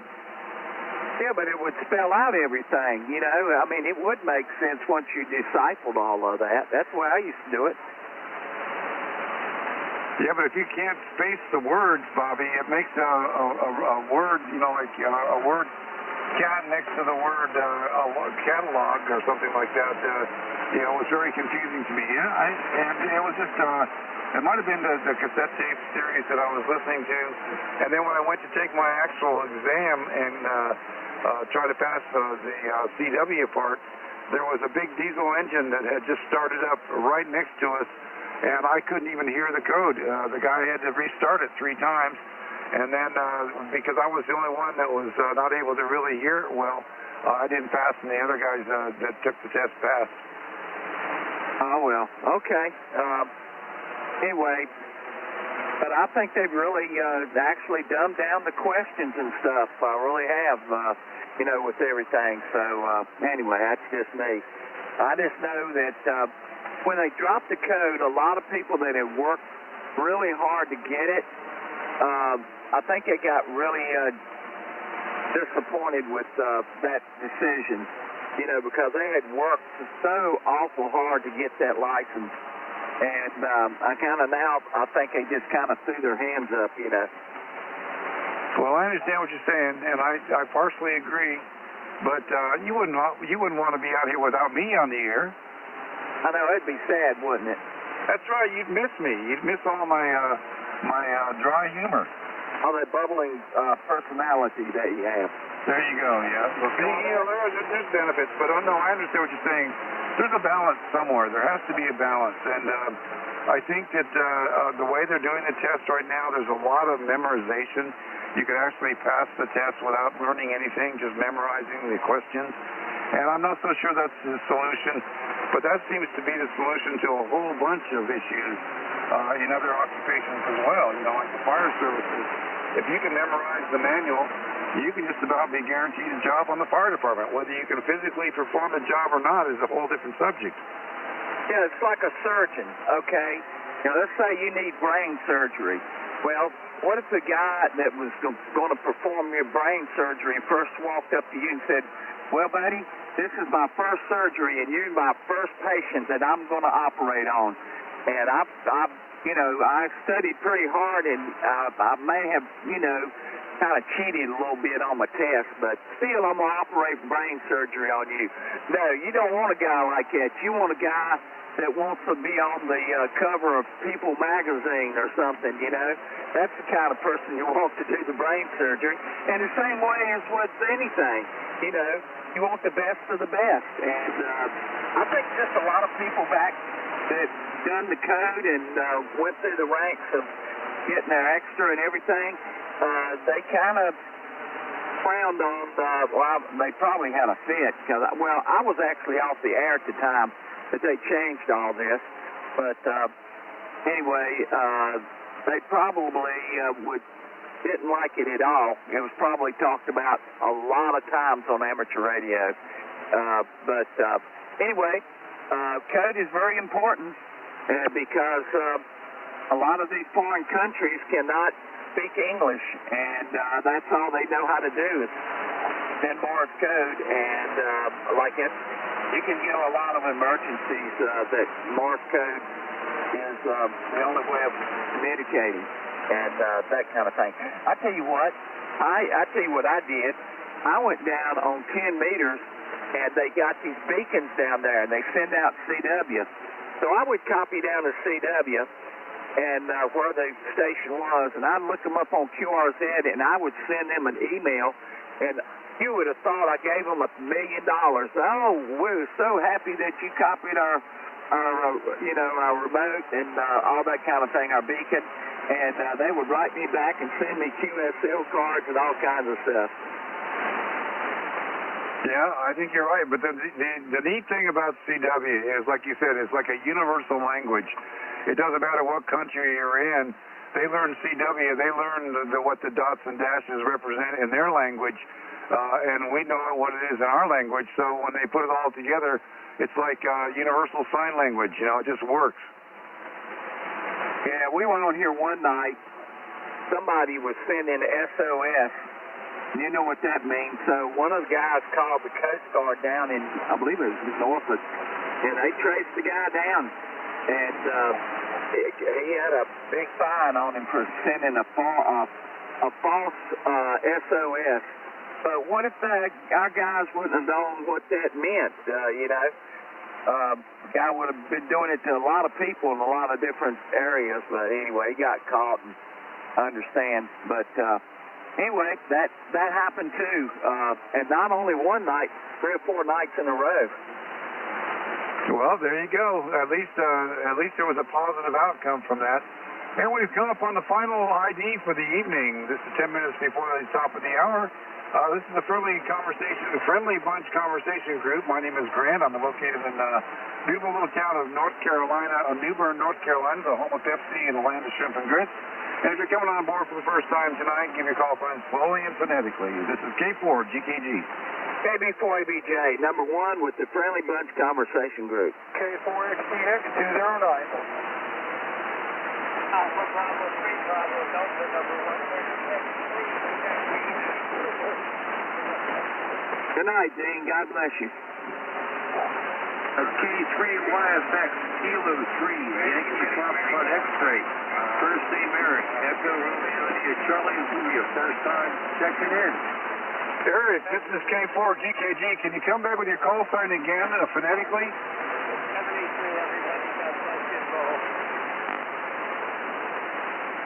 Kilo 3, Yankee Foxtrot X-ray. Kilo 3, Yankee Foxtrot X-ray. Did I get that right? That is correct. First name Eric, Echo Romeo India Charlie. Very good, Eric. Welcome aboard. How are you doing this evening? I'm doing fine. I was just spinning the dial and come across you guys, and then you gave an opening to call and check in, so I figured I would. Well, there you go. Is this the first time you've ever been checked in with the Friendly Bunch conversation group? That would be affirmative. All right. Well, we are a conversation group. We're not a net, so if you would like to bring up a subject that you can talk about, or if there's someone on the air that you've heard that you'd like to communicate with, just let me know, and we'll turn the frequency over to you. Also want to let you know that we have an annual get-together up at Sparta, North Carolina, for a little greet and meet. And if you're interested in getting information on that, if you give me an email address, because I see you don't have an email on QRZ, I'd be more than happy to send you some information on our annual get-together at Sparta, North Carolina. I'm up here in Pennsylvania, and I'm going to check the QRZ now because I thought I had you on there. Well, take a look and see. When I checked it out just now, I couldn't, I don't think I accessed an email address for you. No, there's not one on there. So, Eric, if you get a chance, maybe you could put your email address in the QRZ page. And I am on there. My call sign is K4GKG. That's Kilo 4 Golf, Kilo Golf. You can either send me an email and I will send you the information, or once you get on there, I'll check back with you and see if I can get an email out to you with the information, okay? Yeah, affirmative. I'm looking now and I'm trying to figure out where I go to check. Now, I have my email address for my account. I have an email address in there, but I got to look. Yeah, you have to go into the edit mode of your QRZ page. The personal, I think it's the personal information or something like that, and it will hide when you put it on there. It will hide underneath that hover to view. You can also send him to the website if he wants to do that way. Yeah, Eric, we do have a website. It's thefriendlybunch.net, thefriendlybunch.net, and we've got all the information on there if you'd like to take a look there. I'm going to type that in right now. Okay, it's thefriendlybunch.net. If he's on NetLogger, he can go to almost instant messages, and we got a copy of it right there. So either way, he wants to go to the group website. Roger that, Bobby. Eric, did you happen to find us on NetLogger by chance? I don't remember my login for NetLogger because I do have an account and I changed my call sign. So I don't know if it followed me, but I am on the friendlybunch.net page right now. Bobby, can you relay that? I lost him. Yeah, he's on the web page right now. I think you go it's under construction. It's brand new. So I think you go under view, or I don't know. I don't have it pulled up. But do you have it pulled up? Wait a minute. I'll tell you what I can do. I'll go to the AIM window and pull it up that way. It'll be a lot faster and see what we can do. But I think it's under the view tab or something like that. Events. It might be under. Yeah, it's under events. Okay. Did you copy that? I copy. I have event details for the Friendly Bunch Business Annual Get Together. Yeah, that's it. And by the way, if you make a reservation, the neat thing about it, even if you made a reservation right now and something should come up last minute, It don't cost you a dime. They just take your name off there. And the starting rooms are $79.95 a night. You see all that. So anyway, it's real easy, and we'd love to have you. It's like a big festival. We give a lot of stuff away. Nothing's ever been sold that I know of up there. We don't sell stuff for profit or anything. And we have a great crowd. We've sold the motel out twice. So anyway, this is our 7th year going up there, and you'd love that Blue Ridge Mountain fresh air for sure. We rent a big picnic shelter. You see all that on there, don't you? I do see that on there. It also has the email addresses. So my question is, who would be the best email addresses to attach to send my email address to somebody so you guys know who I am? Well, Grant's the controller. What do you want to do, Grant? I didn't copy what his question was. You're going to send our controller email, right? I was going to send somebody an email so that you had my email address for the information. I have to figure out how to get it on the QRZ. Okay. You can just send it to me if you'd like. But everything that's on that email is in this on our website. It's the same thing, really. Affirmative. I'm going to look here. I'm going to be here on the side while I navigate QRZ and try to get my email address updated. Okay. We got out of here at 11 o'clock. So, anyway, we'll turn it back to Grant and see if there's somebody else that wants to speak to us before we get out of here. Very good, Bobby. I'll clear with Eric. Is there anyone out there that wants to talk with Eric tonight? He's down in Johnstown, Pennsylvania. Do we have anybody out there that wants to bring anything up for the next 2 or 3 minutes before we have to shut down for the night? K3Y back again? Yeah, go ahead, Eric. If you use Kilo Charlie 3 Yankee Foxtrot X-ray at gmail.com, that is a valid email address. That's what my call sign was before I had the Charlie removed from it. Copy that. It's Kilo Charlie 3 instead of just Kilo 3.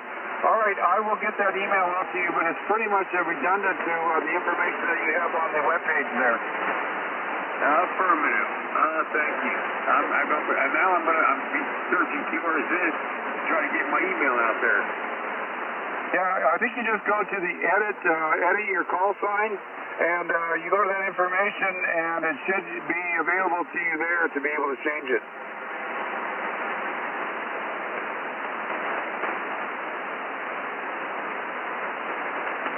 Do we have any other stations out there that want to bring up a subject for the next couple of minutes?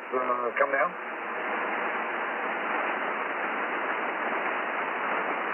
Contact Grant. Go ahead, Bobby. Yeah, I'm looking at windy weather, and I'm telling you, those folks, I cannot get over eastern Texas, Louisiana, Mississippi, Alabama.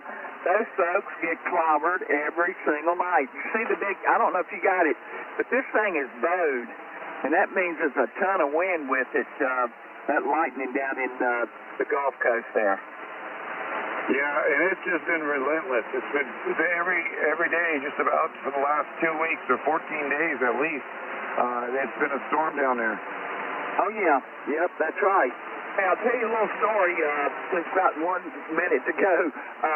We were in here one night. This was back when I first got my license, and there was a ship off the coast of Cuba, and it was adrift, and they were drifting into Cuban waters.